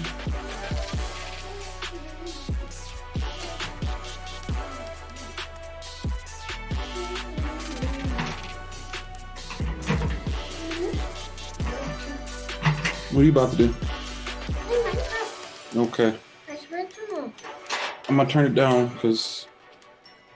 You're on a meeting podcast. Well, not a podcast, but I am working with your Uncle Smurf. I am just working, just playing video games. No, Me did not go host up. events. Which is playing video games. Yep. Why didn't you teach her about esports yet? Video games. Why haven't I taught her about esports yet? How dare you? It is complicated. That's why. All she sees is me. She could be learning about the rise of video game companies like IGN while she's in there trying to steal diamonds from people on Minecraft. Your It's like, diamonds. exactly, Let's be exactly. Now let me introduce you to blockchain gaming, where you can do that and make money. Very nice. These are a lot. Daddy, can you get me out of here? Like, I'd only imagine if I sure. started blockchain gaming when I was like 7, y'all, your boy would have just paid for his own college. You're gonna create another world? Then again, would you have paid for college in general? Here, Oh, so you're going I'd be this? like, fuck it, there's no need. Yeah. I was playing Minecraft. That's why I'm looking at my cat. That's why I'm in a different thing. I was playing Minecraft down here, and then I'm gonna need to invite her to the server so she can get the diamond steal. You know what I'm saying? We don't got no diamonds. She gonna find that out the hard way. Be in your spot. You gonna come? She gonna find out all her diamonds going. Yeah. Like, where this chest at? Oh damn, she be farming a lot. We don't got time like that, but apparently, that's all she do. She like breeds dogs and cats. Oh, Lily would love that. Main See, detectives. exactly. So you're gonna like go into your house one day and you'll see her character sleeping or something. And a bunch of cats in the same room. Cats. What do we have in there? Oh, E2P2's on the way. E2P2 to say. E2P2's on the way. What's he going to do? What's he going to do? Hey, what's he going to do? What's he going to do? E2P2. That was my song, guys. What do you guys think? It was great, right? The very greatest. You guys are so judgmental. I'm not sure if Ethan is with us. Izzy, let's go ahead and get you. Izzy, come on down. Yeah, and get it going, Izzy. Keep us moving. Roll call. Let's keep it tournament legal. We don't want to see none of that. Was that floating rainbow boat crap? What's the name of that stage? It's a lovely stage for 4-player Smash, but. Oh yeah, we used to have tons of fun. Yeah, put it on 99 stocks and Dream get World, it. like Dream World something. No, something cruise. Yeah. What is that cruise?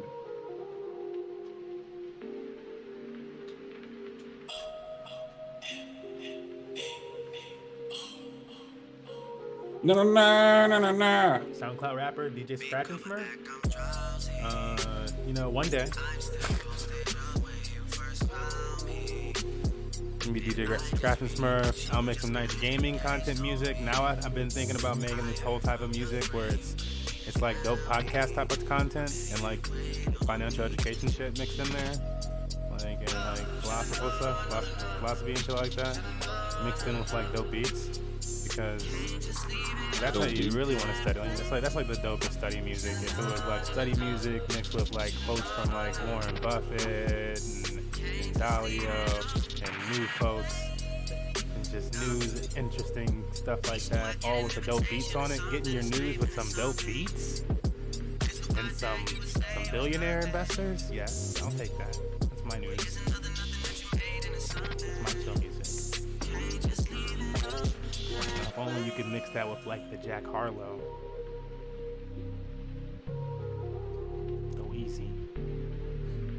Is that his name? Jack Harlow? Yeah. A rapper? Is a rapper Jack Harlow? Yeah. The dude who made What's Poppin'? Cats chuckle. It's not ringing a bell, man. Or ringing a bell. Yeah. Ah! I mean, you know who I am, all right? I'll look it up though. Wow, yeah. Yeah, I do.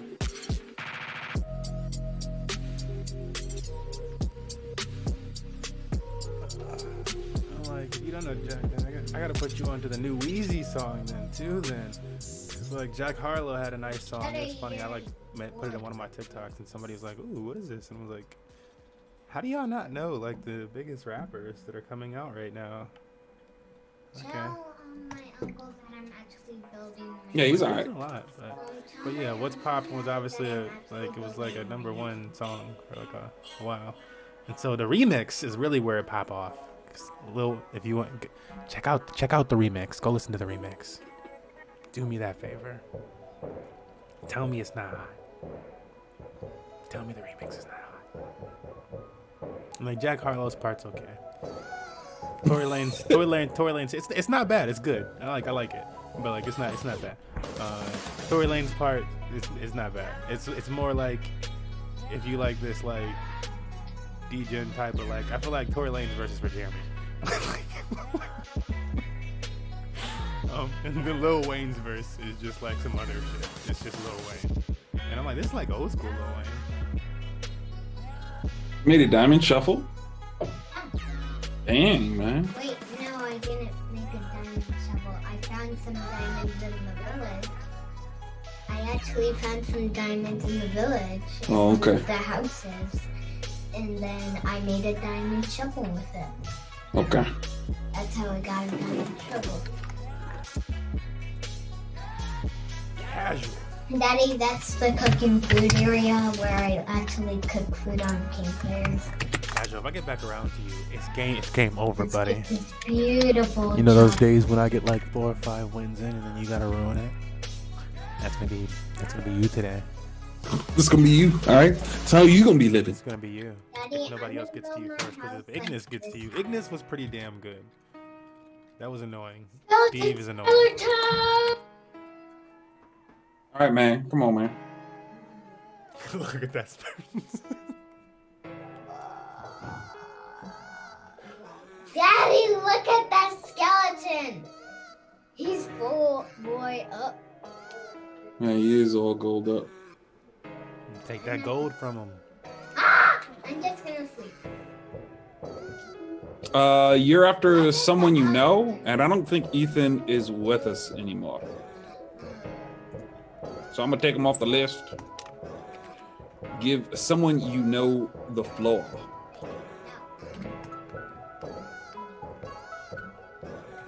Yeah, so we're looking for. It'll be someone you know, then Air, then Ignis.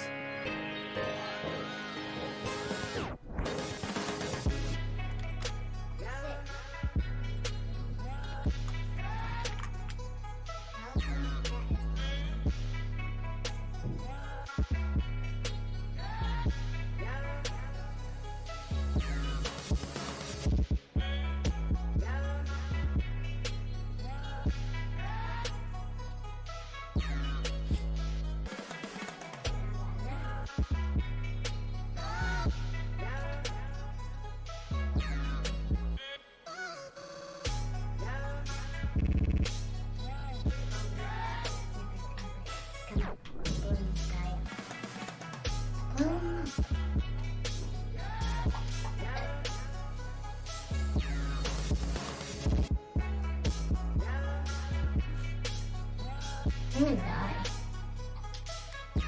Oh, here we go. I'm like, nope. Let's get into it. I keep taking their man, that's my phone.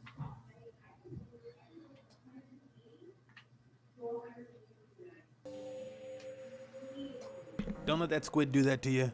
Get in there, Puffy. Oh, this is servants. Is this the second time these two have fought too? Or did Offline face somebody else the first time? Who did they face the first time around? Someone fought fast. Fast. Because Casual has fought Izzy, you, and Fast. Yeah, there we go. Okay.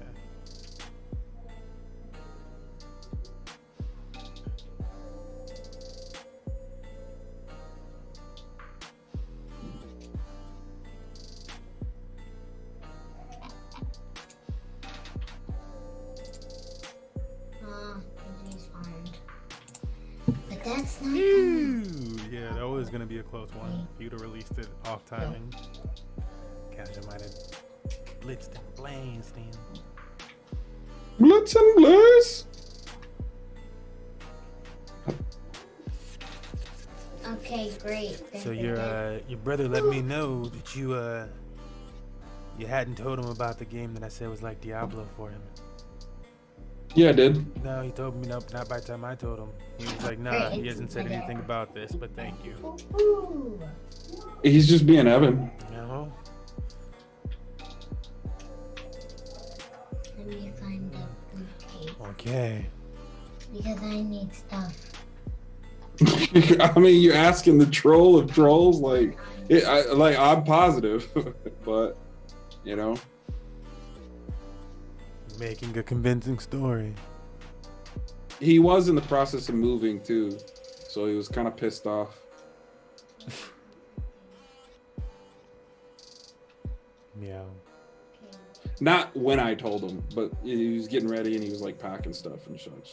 Daddy, I'm not going in the cave for diamonds. I'm going in the cave to find Ooh. The damn bombs. iron. Oh, yes.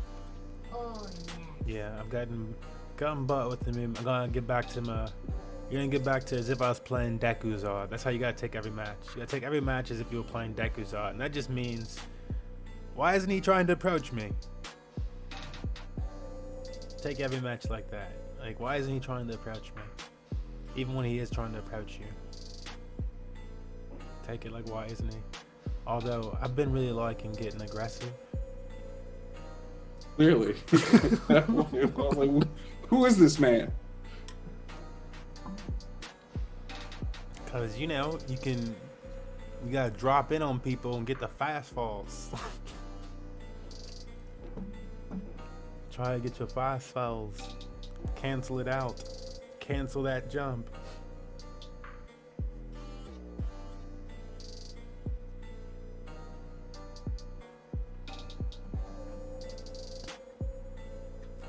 Get that bounce in.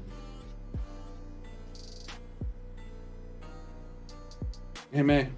Oh. Did you guys get any homework done? These bombs. Okay. Cows are really, really good, these little ink bombs. I think we did all of it. Oh, you did? That's nice. I just think. Because my mommy hasn't told me. My mommy gotta tell me, so.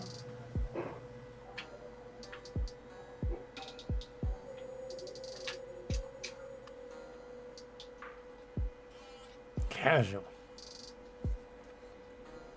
Hey, he turning up tonight, man. Yeah, that inkling looking real demonic. You got fangs and stuff, trying to be all nice. You got fangs for a squid. That's not cool. Squid shouldn't have fangs. I'm just saying, maybe it's not a squid. Hitting you with that. What about that rivalry, bruh? Come see me. You better stay up there so that I can see you. Demolish you.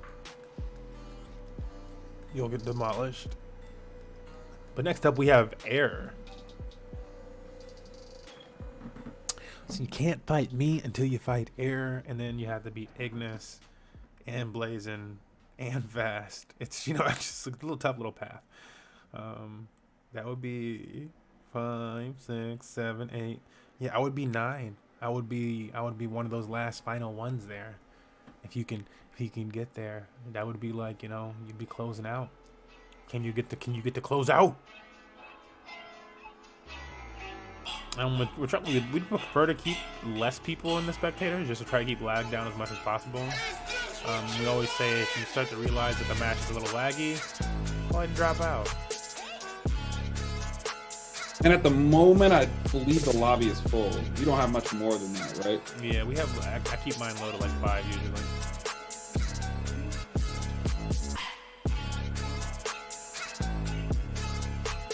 Yee, Casual doing his do.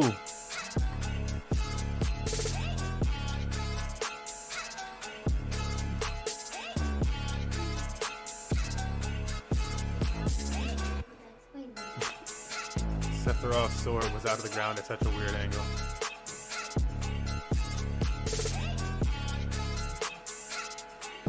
I should look up how long that sword actually is.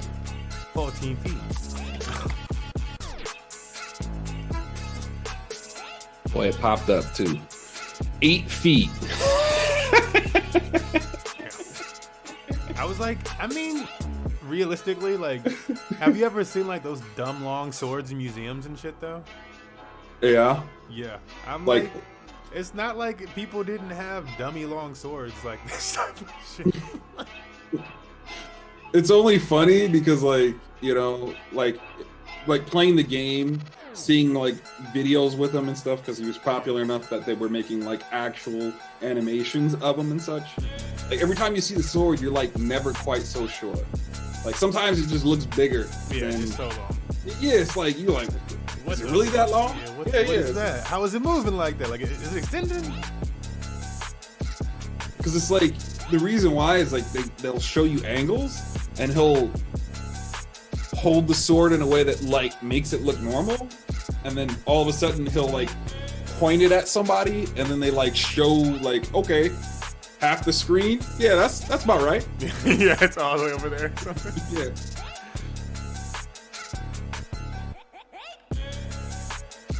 Eight feet is so long. That's so crazy. I mean, it's a little long. It's a little long. But I'm like, man, look, some of these museum swords have to be like at least 6, 7 feet.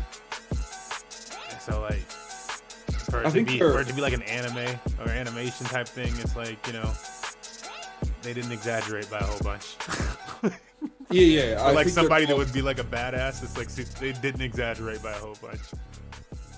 Yeah, it's I think they were like horse cutting like swords, so like they were supposed to be like used to like cut the man and the horse in half.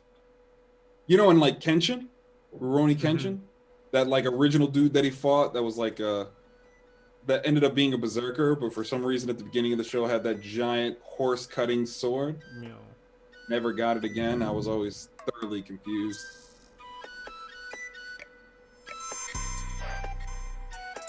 I was like, that's a really cool concept that we'll never see again. It's like, why? Damn. Sephiroth gets it by destruction and one wing.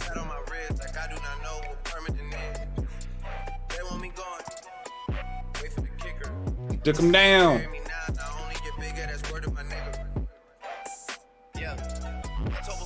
Alright, he's not gonna have an easy run himself. Next up is Ignis, followed by Blaze and Burn. It's Blaze and Burn.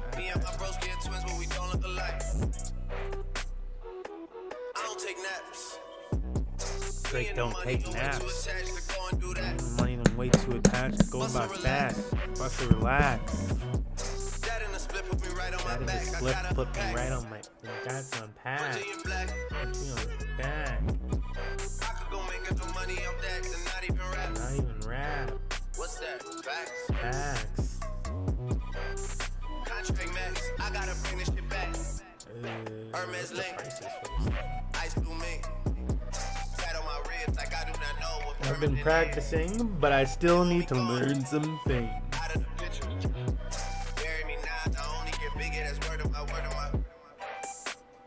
I'm so hot, yeah, I'm so right now. Who's not gay, bitch, let me find out. Keep hearing clicks when I'm talking on the iPhone.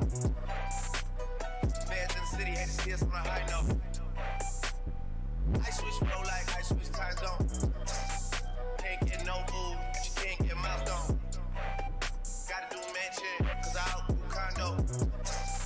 Gotta do Maybach, she wanna fuck on the drive home. Yeah, met her once and I got through.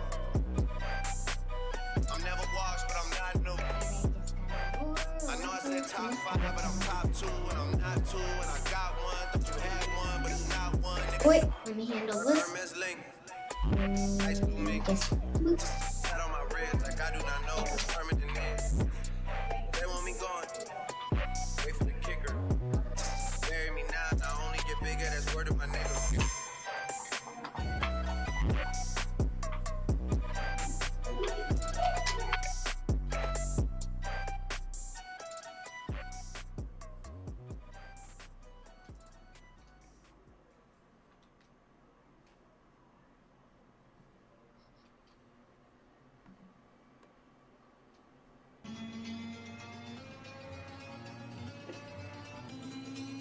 Crazy Dave did say thanks. So it should be on the way. On the way.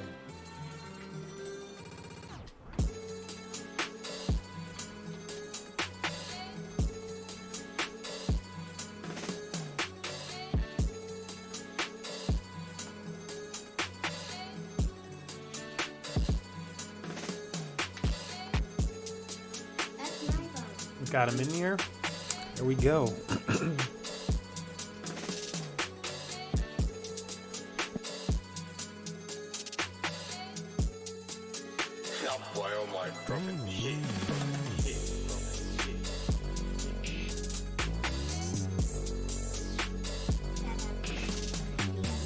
Oh, what's your idea?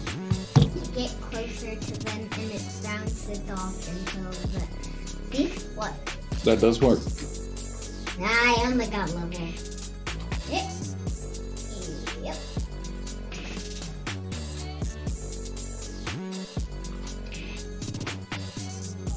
My first stuff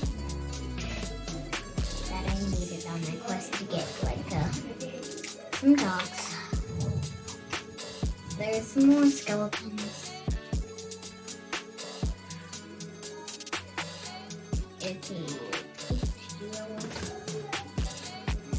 Let's go. Let's go. Daddy, I just saw.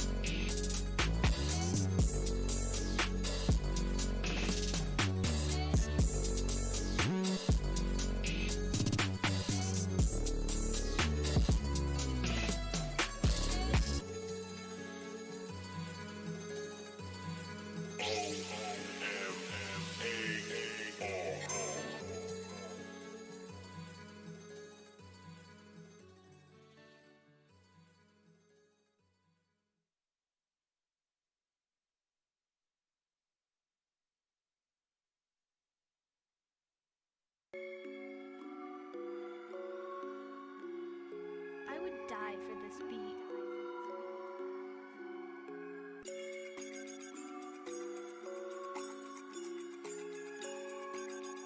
Alderman, set the beat off flow. Whoa.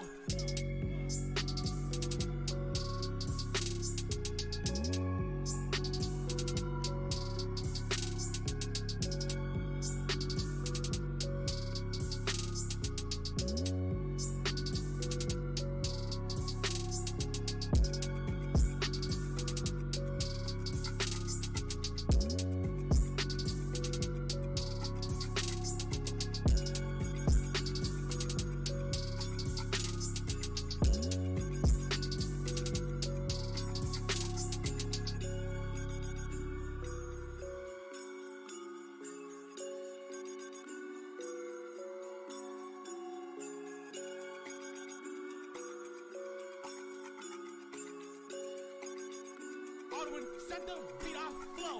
Whoa.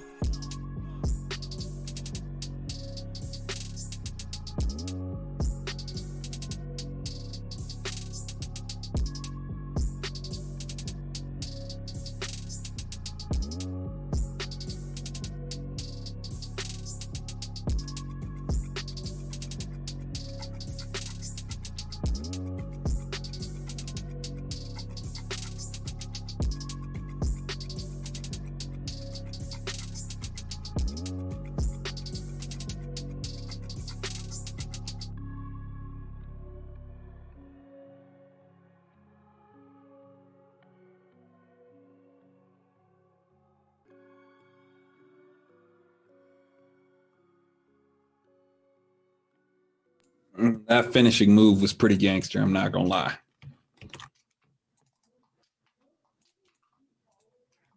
I ain't gonna lie.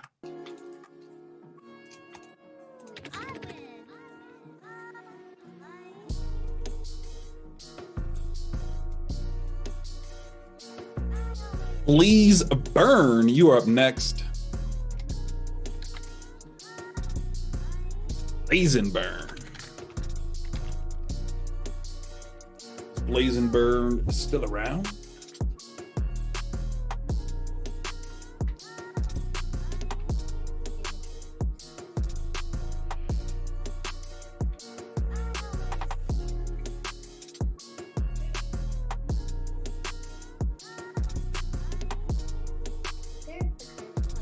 Well, Fast was here.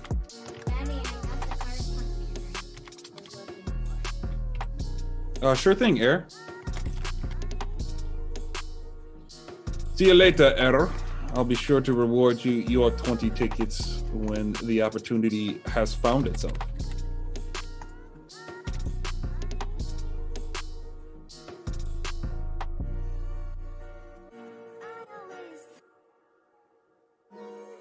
Well, if neither of these individuals respond, Smurf, it is up to you.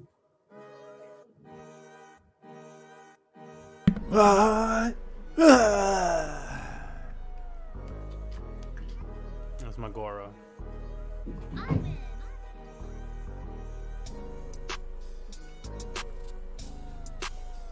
Smurf said, I don't care. I'm going in. This is payback for my brother. I believe Blaze is left. Oh, move him to the side. I'll leave fast there.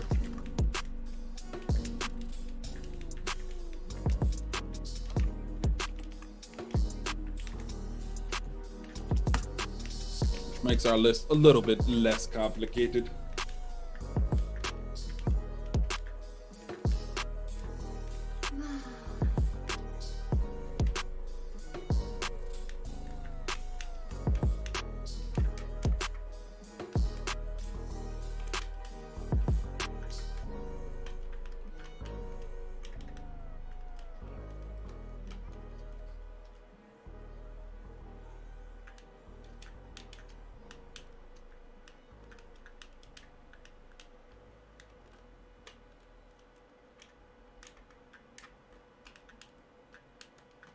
Oh, we'll be back, Smurf. I'm gonna check if my dinner is done.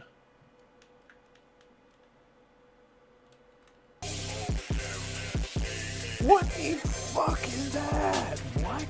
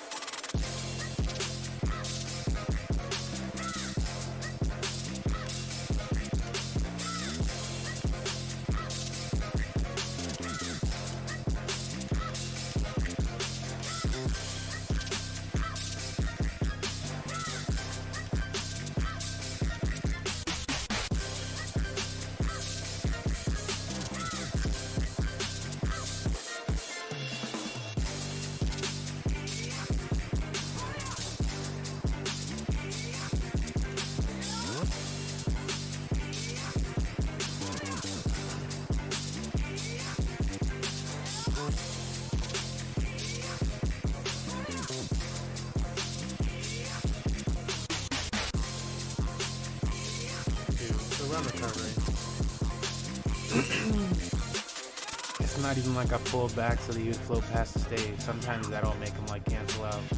And like, nah, that was just like a normal fucking recovery where they said that he hit it and bounced off. So insane.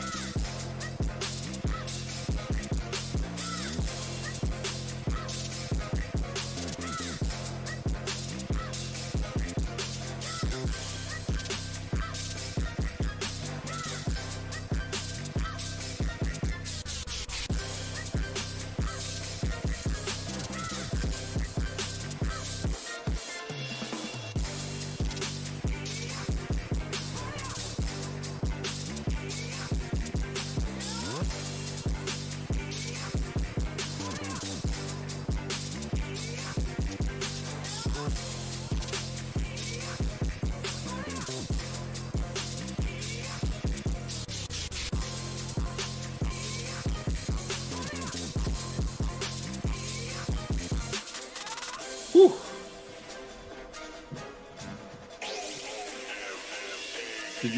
What happened? You won. Okay. Which gives him 2 dubs, yeah? You didn't add anything, right? No, I did not. Okay. All right, I'll reach out to Fast one more time. See if we can get his match going.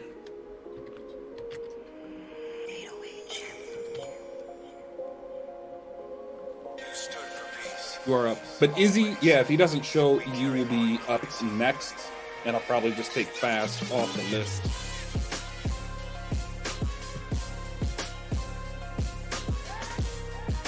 You've disappointed me for the last time!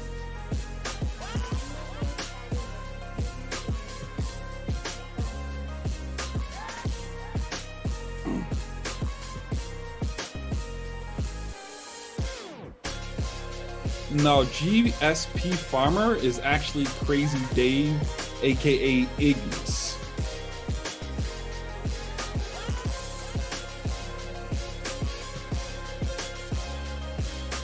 All right, Izzy, go ahead and take it.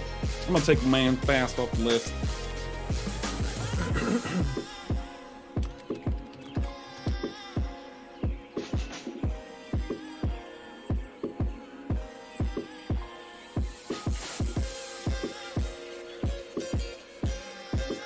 You are confusing me, Ignis. Are you saying that's not you?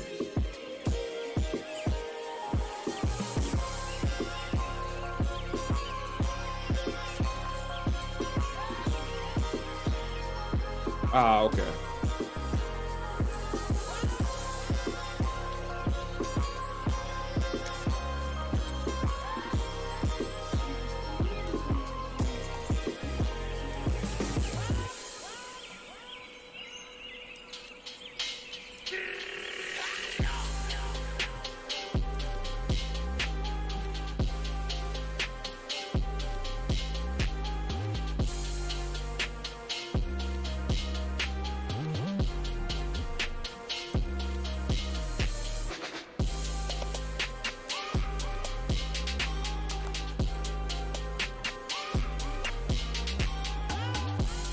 No!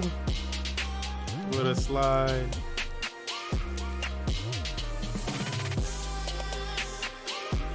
Yeah, oh boy is good though. You cannot be making mistakes. You want to keep that distance, because once the Steve get in you, he get in you. Yeah, it's like, okay, he's just gonna get a little, okay. Recoveries, that's not cool.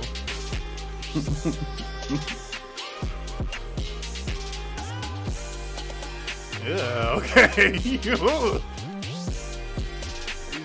down in his head though.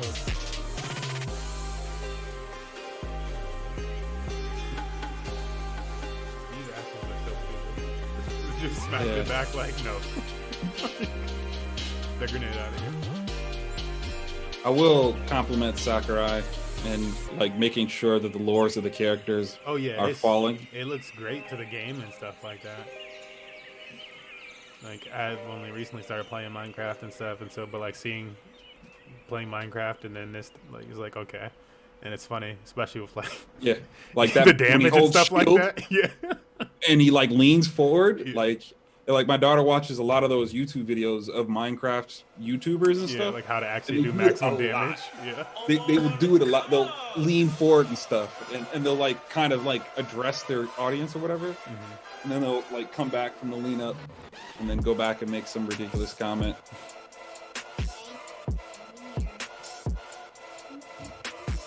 But I thought that was funny after like I've seen enough Minecraft to be like, man, he even paid attention to the memes in the game. Like, who else would do that?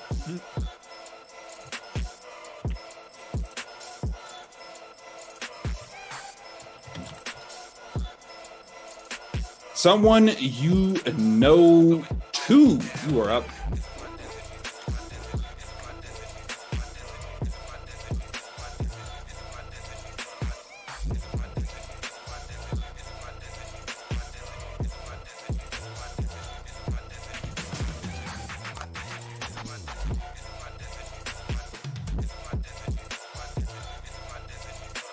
You up. The weight has landed on your shoulders.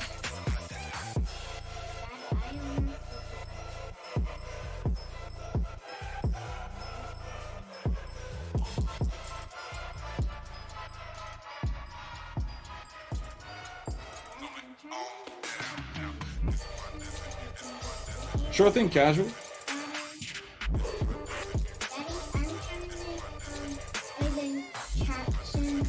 Can get meat some better, so I can actually get meat better. I'm not sure if someone's still here.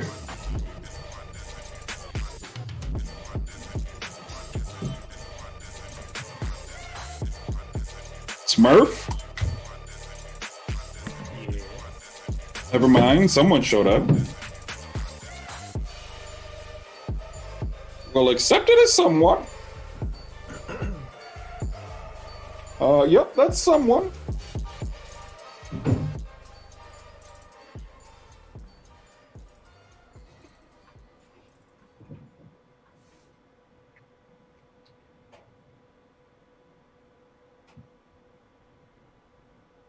Sabi SSB, what is going on? What's happening? Hello, and what's up?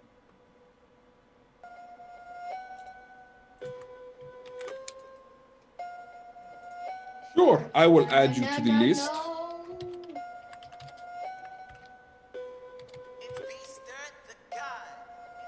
Oh boy, oh my, dropping hit.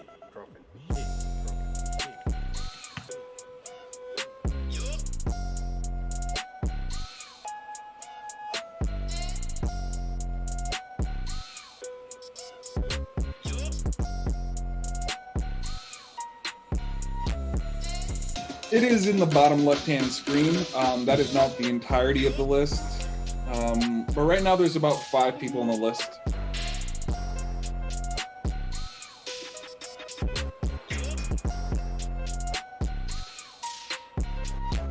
And after this match, only one person in front of you. Because somebody asked to be skipped.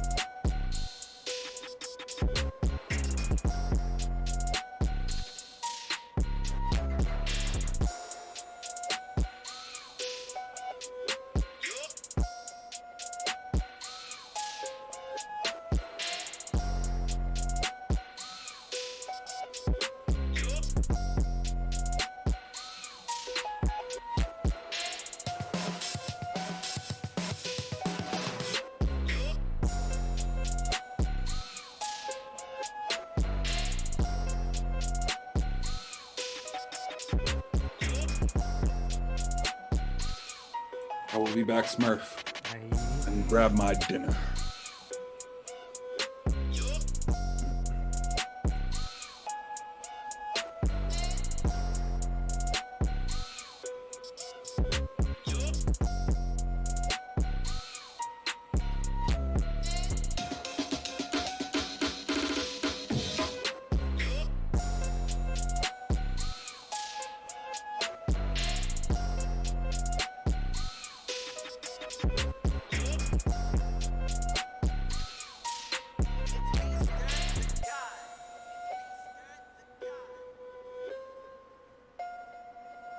Oh boy, oh my, dropping hit.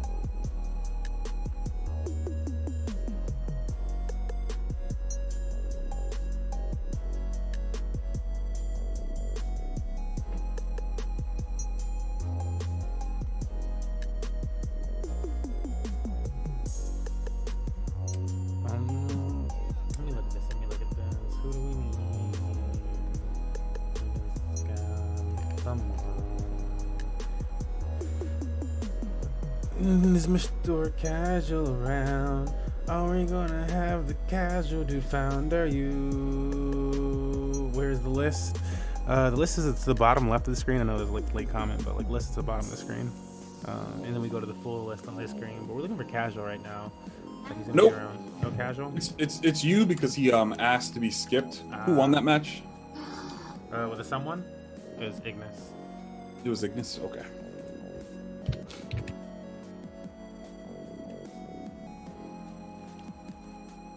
All right, Smurf. Do your thing, and be sure to switch the screen. I don't want to catch you when you're in the match.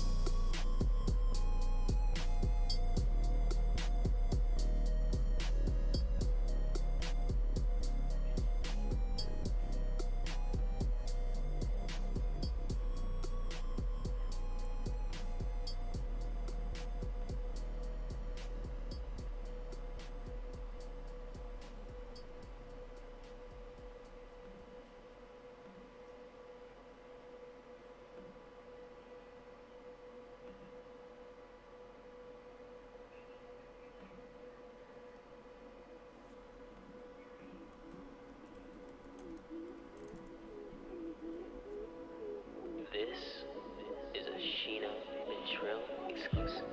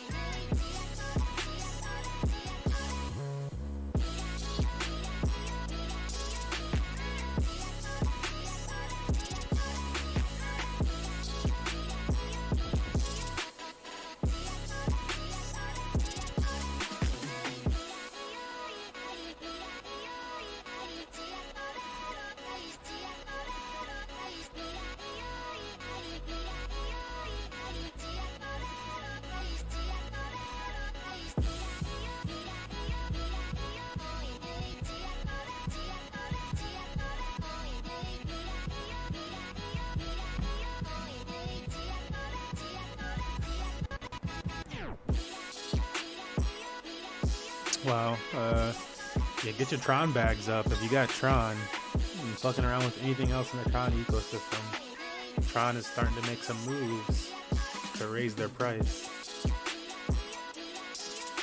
The cost of transferring Tron is going to go up. They're going to encourage people to freeze Tron.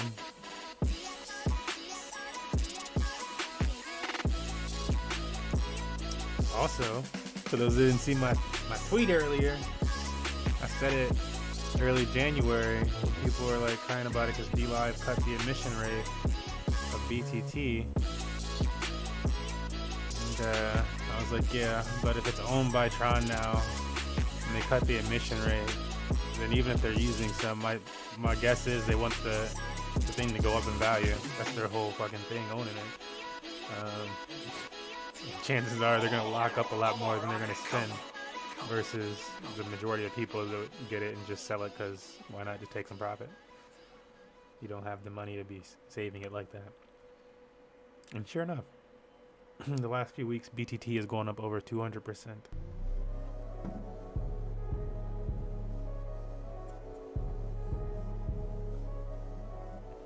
But yeah, not financial advice, but if you have Tron, I would be considering, or you're messing around with different Tron tokens, I would be considering putting a decent little bit in Tron itself. Tron's up over 47% today, I believe.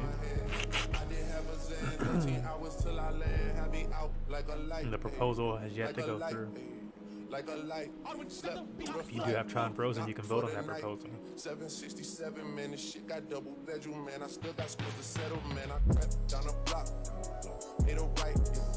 Cut the lights, yeah. Pay the price, yeah. Niggas think it's sweet, it's on sight, yeah. Nothing nice, yeah. Vegas in my ice, Jesus Christ, yeah. Checks on the stripes, yeah. Tron went up from the 2-point-something range to the 3-something range with the last proposal that passed.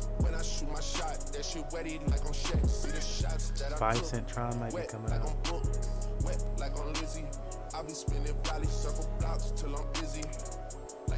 We need that 1 cent BTT though. 2 cent BTT, 5 cent BTT. Give us a 5 cent BTT, my lord, my lantern.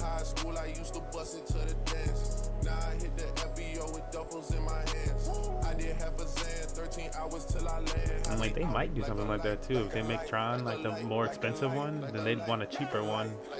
And they have Just and all that stuff, but those are meant to be more expensive tokens too.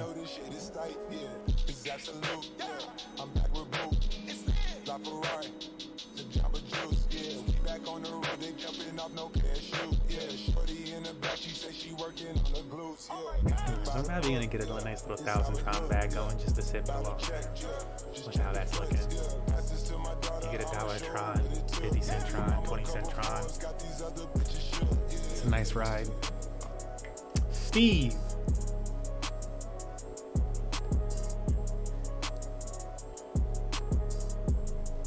Yeah, what you gonna do about that seed?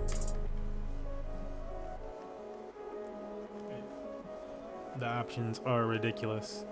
The range on the short-handed options are ridiculous. Your arms aren't that long. How? It's like, I don't know, man. I'm looking through first-person view. He's not, though. Why is it that long? I am in glasses, clowning. What is this?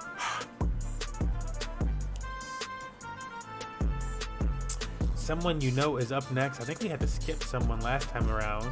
And do we have Casual? Someone? Casual?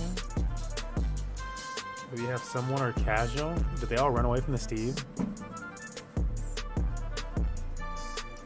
I think everybody might have ran from the Steve.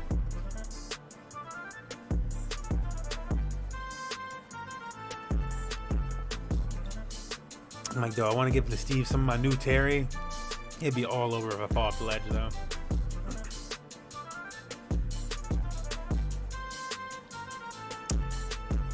It would be day 2 Terry. Game 8. That's how I was treating Overwatch yesterday. Every game was a win. Till the homies got on. Till the homies got on. Yeah, I think you gotta go. Doesn't look like someone you know is here anymore. Casual said he was gonna eat, so Yeah, the homies they just wasn't getting it like that. You know, one of them was getting it though. I was just making some really clutch plays, and I guess it was mostly diamond players and stuff like that when I was playing early. Played as May on offense in like 2 games in a row. It was like stop the team from getting to like the first point on like nasty double blizzards, catching like 5 people.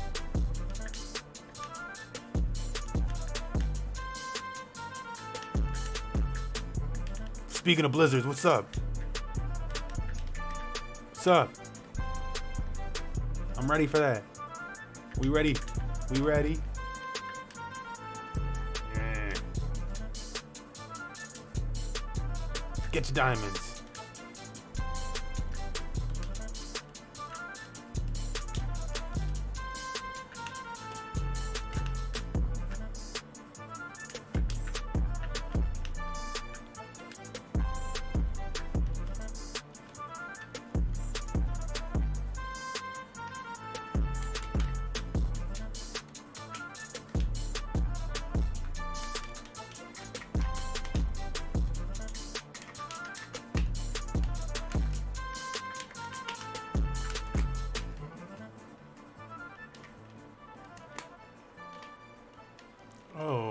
Oh, okay. I just not go the angle I wanted it to go. Yeah, what up, Steve? Thought that wall was gonna protect you. Thought that goal was gonna protect you.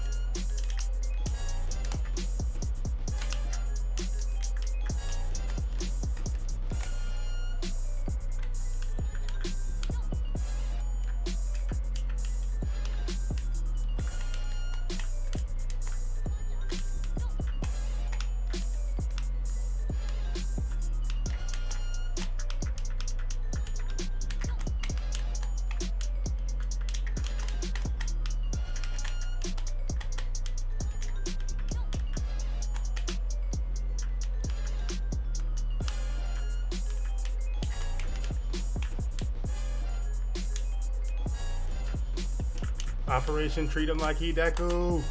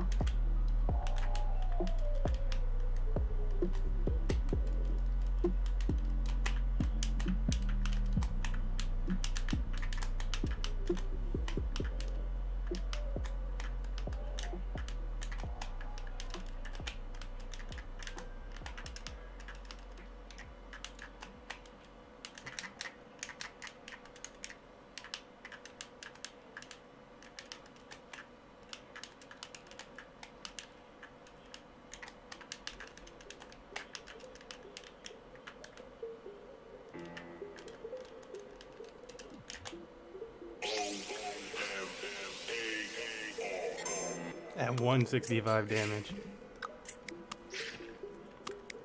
Or 195, excuse me. Even higher. Just won't die to any hits. cancels it all out. That's Steve.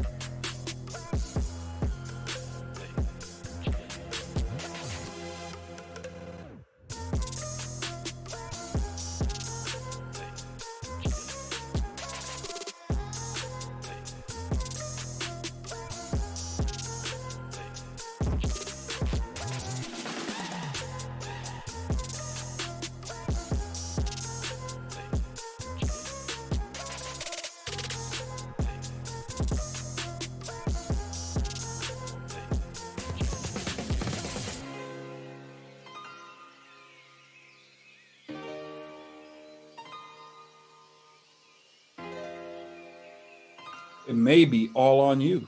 Oh, Izzy's there. Okay, there he goes. We'll take it.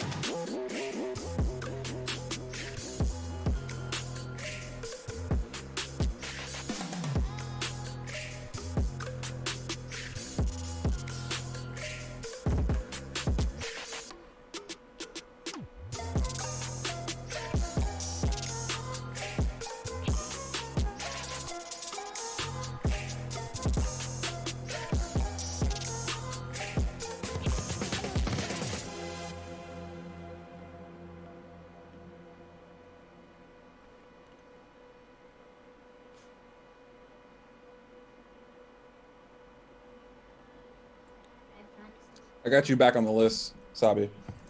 Just so you know, we usually leave people on the list and only take them off if they fail to respond and such. So, but you'll be up next.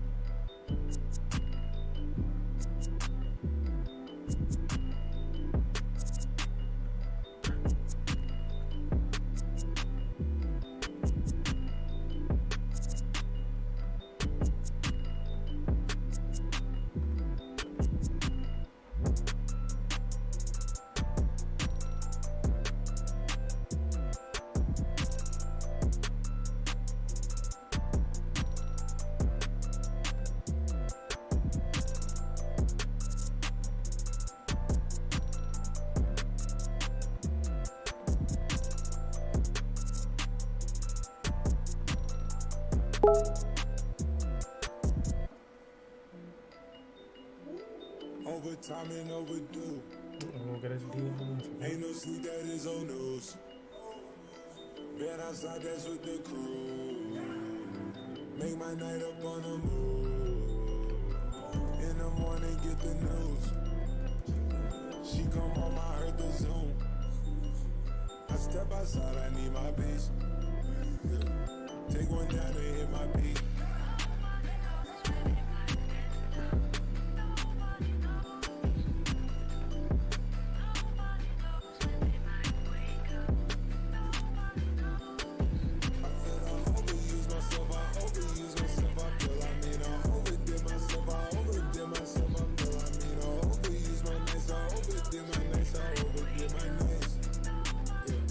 Hit the lights and hit the right. everything, ain't nothing left. Count your blessings, count your stuffs. At your throne like we that strap. It's way too cold under this flesh. All we ball, but we don't mesh. All we drink, leave us a mess. Down all my drills, it is old news.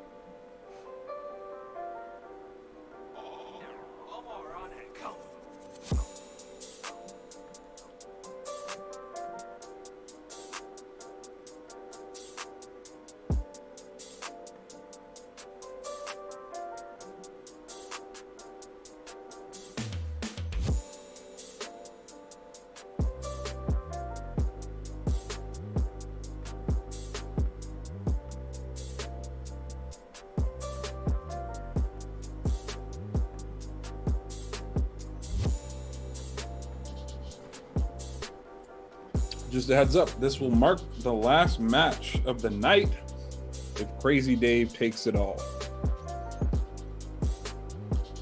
As second, we'll go to Fast 4, and third, we'll go to Casual Ham.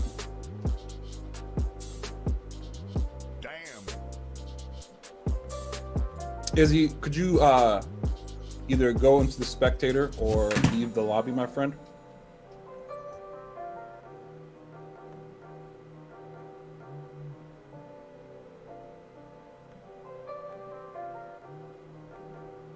Multi-Rex.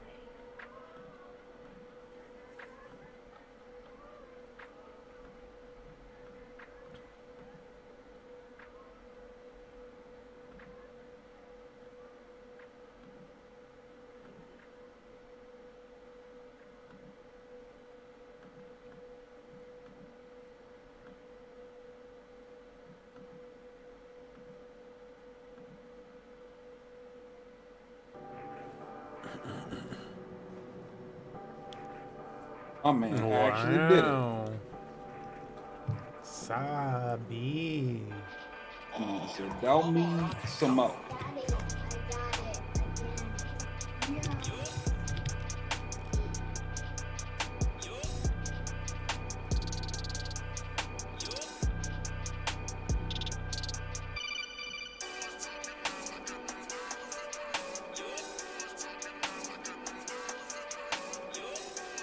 He's going to keep those wins and rotate. Of course, the hill has shrank a bit.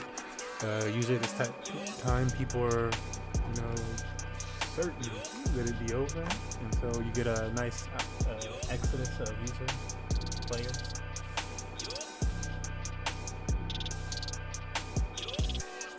Be ready, bruh. It could possibly be you if Casual does not respond.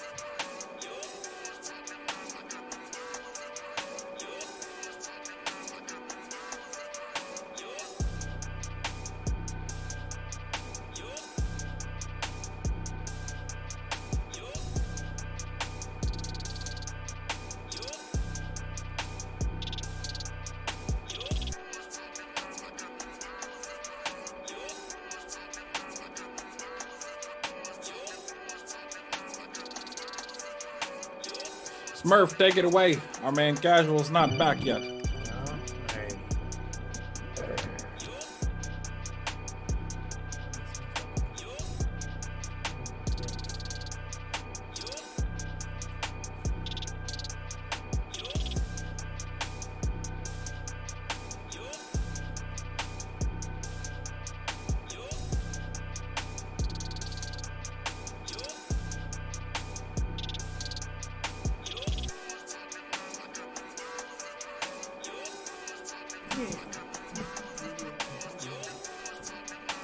Let me try it. I'll try the Sabi 1%.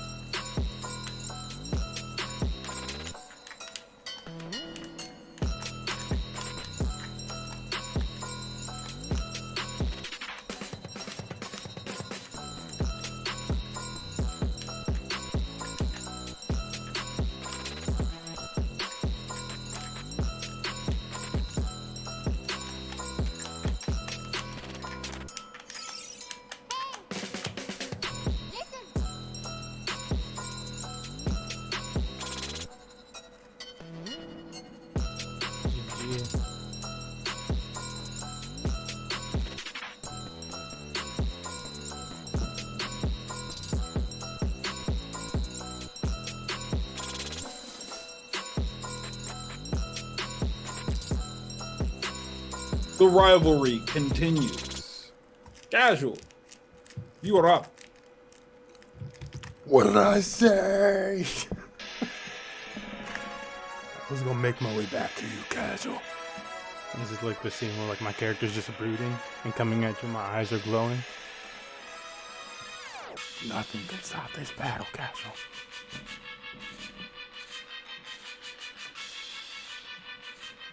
You know, like what's the My Hero character like that? The number 2. Baku? No, the of the actual heroes. Endeavor. Endeavor, yeah. Like he's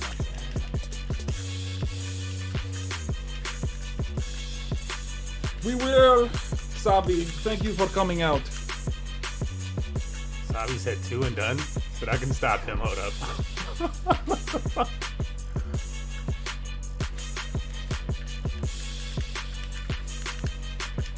That good old hold my beer.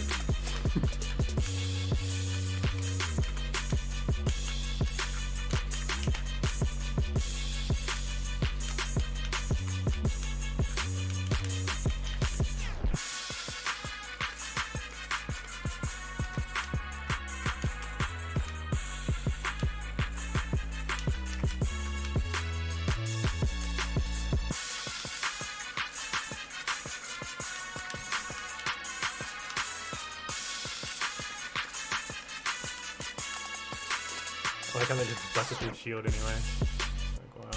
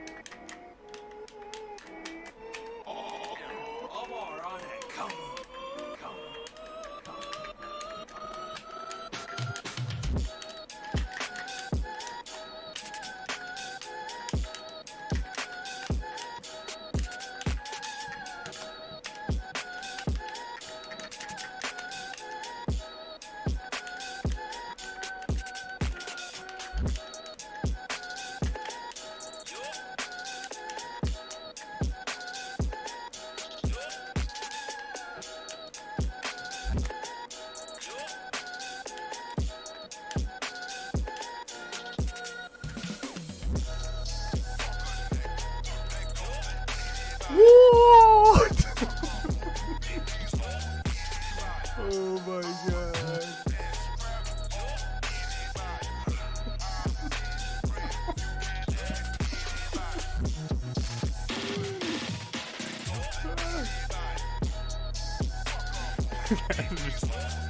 Oh, well then. Yeah, there's not much you could do about what happened there. That was just somebody was gonna win that one. I'm well expecting to lose that. You at 170 is worse than hitting me at. I think something. It's like the rage, because that just happened in another game, and I was just saying that with the fucking Steve. Yeah, I'm on the what the fuck soccer eyes. So like, maybe I just need to do research on this whole area, because getting aggressive at that range does seem like stupid. Or like, yeah, hitting people at that range like becomes harder too. The same shit just cancels out and shit. I don't know.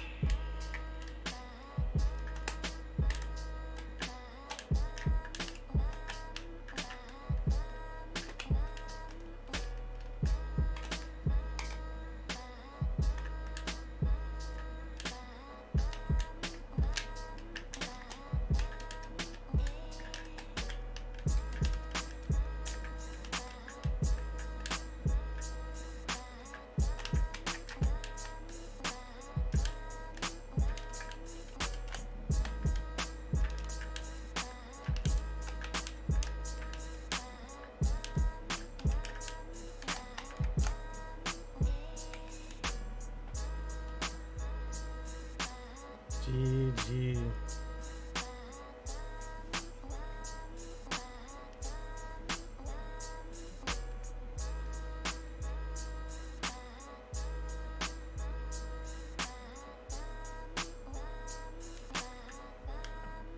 Oh my goodness, I had a moment during this where like the controller did like a weird thing and I was like, oh my god, I think this is a good controller. Like it's not gonna break.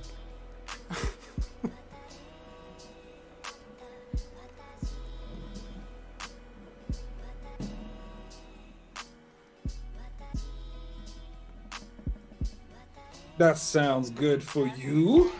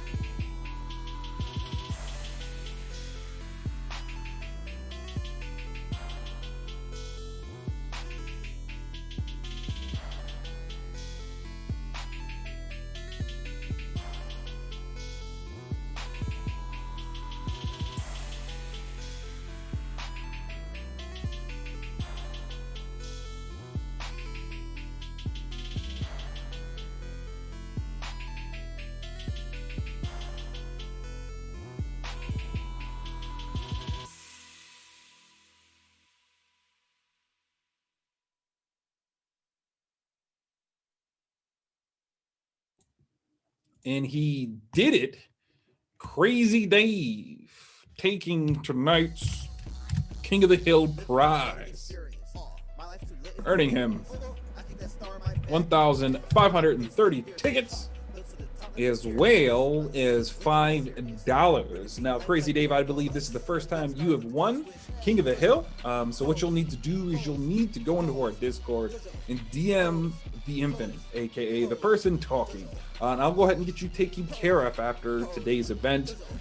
Second place has been taken by Fast, and finally, Casual took third. Fast will be walking away with 1,030 tickets, and Casual will be walking away with, let's do the math, 525 tickets. Oh, dang. But yeah, unless Smurf has more he would like to do, that would conclude today's King of the Hill. Yeah, that's gonna conclude it, guys. Yeah, thanks for coming out. Yeah, stay tuned for the Discord and stuff like that. You know we like to keep things lively. Yeah, lots of information always posted in our Discord for the team and just for normal Discord community members. Also, be sure to follow us on our social media. We have a pretty active Twitter, Instagram, and TikTok. So check out those social medias. If you're into streaming, we're on Facebook, YouTube, DLive, Twitch, obviously. Yeah. See you guys next time.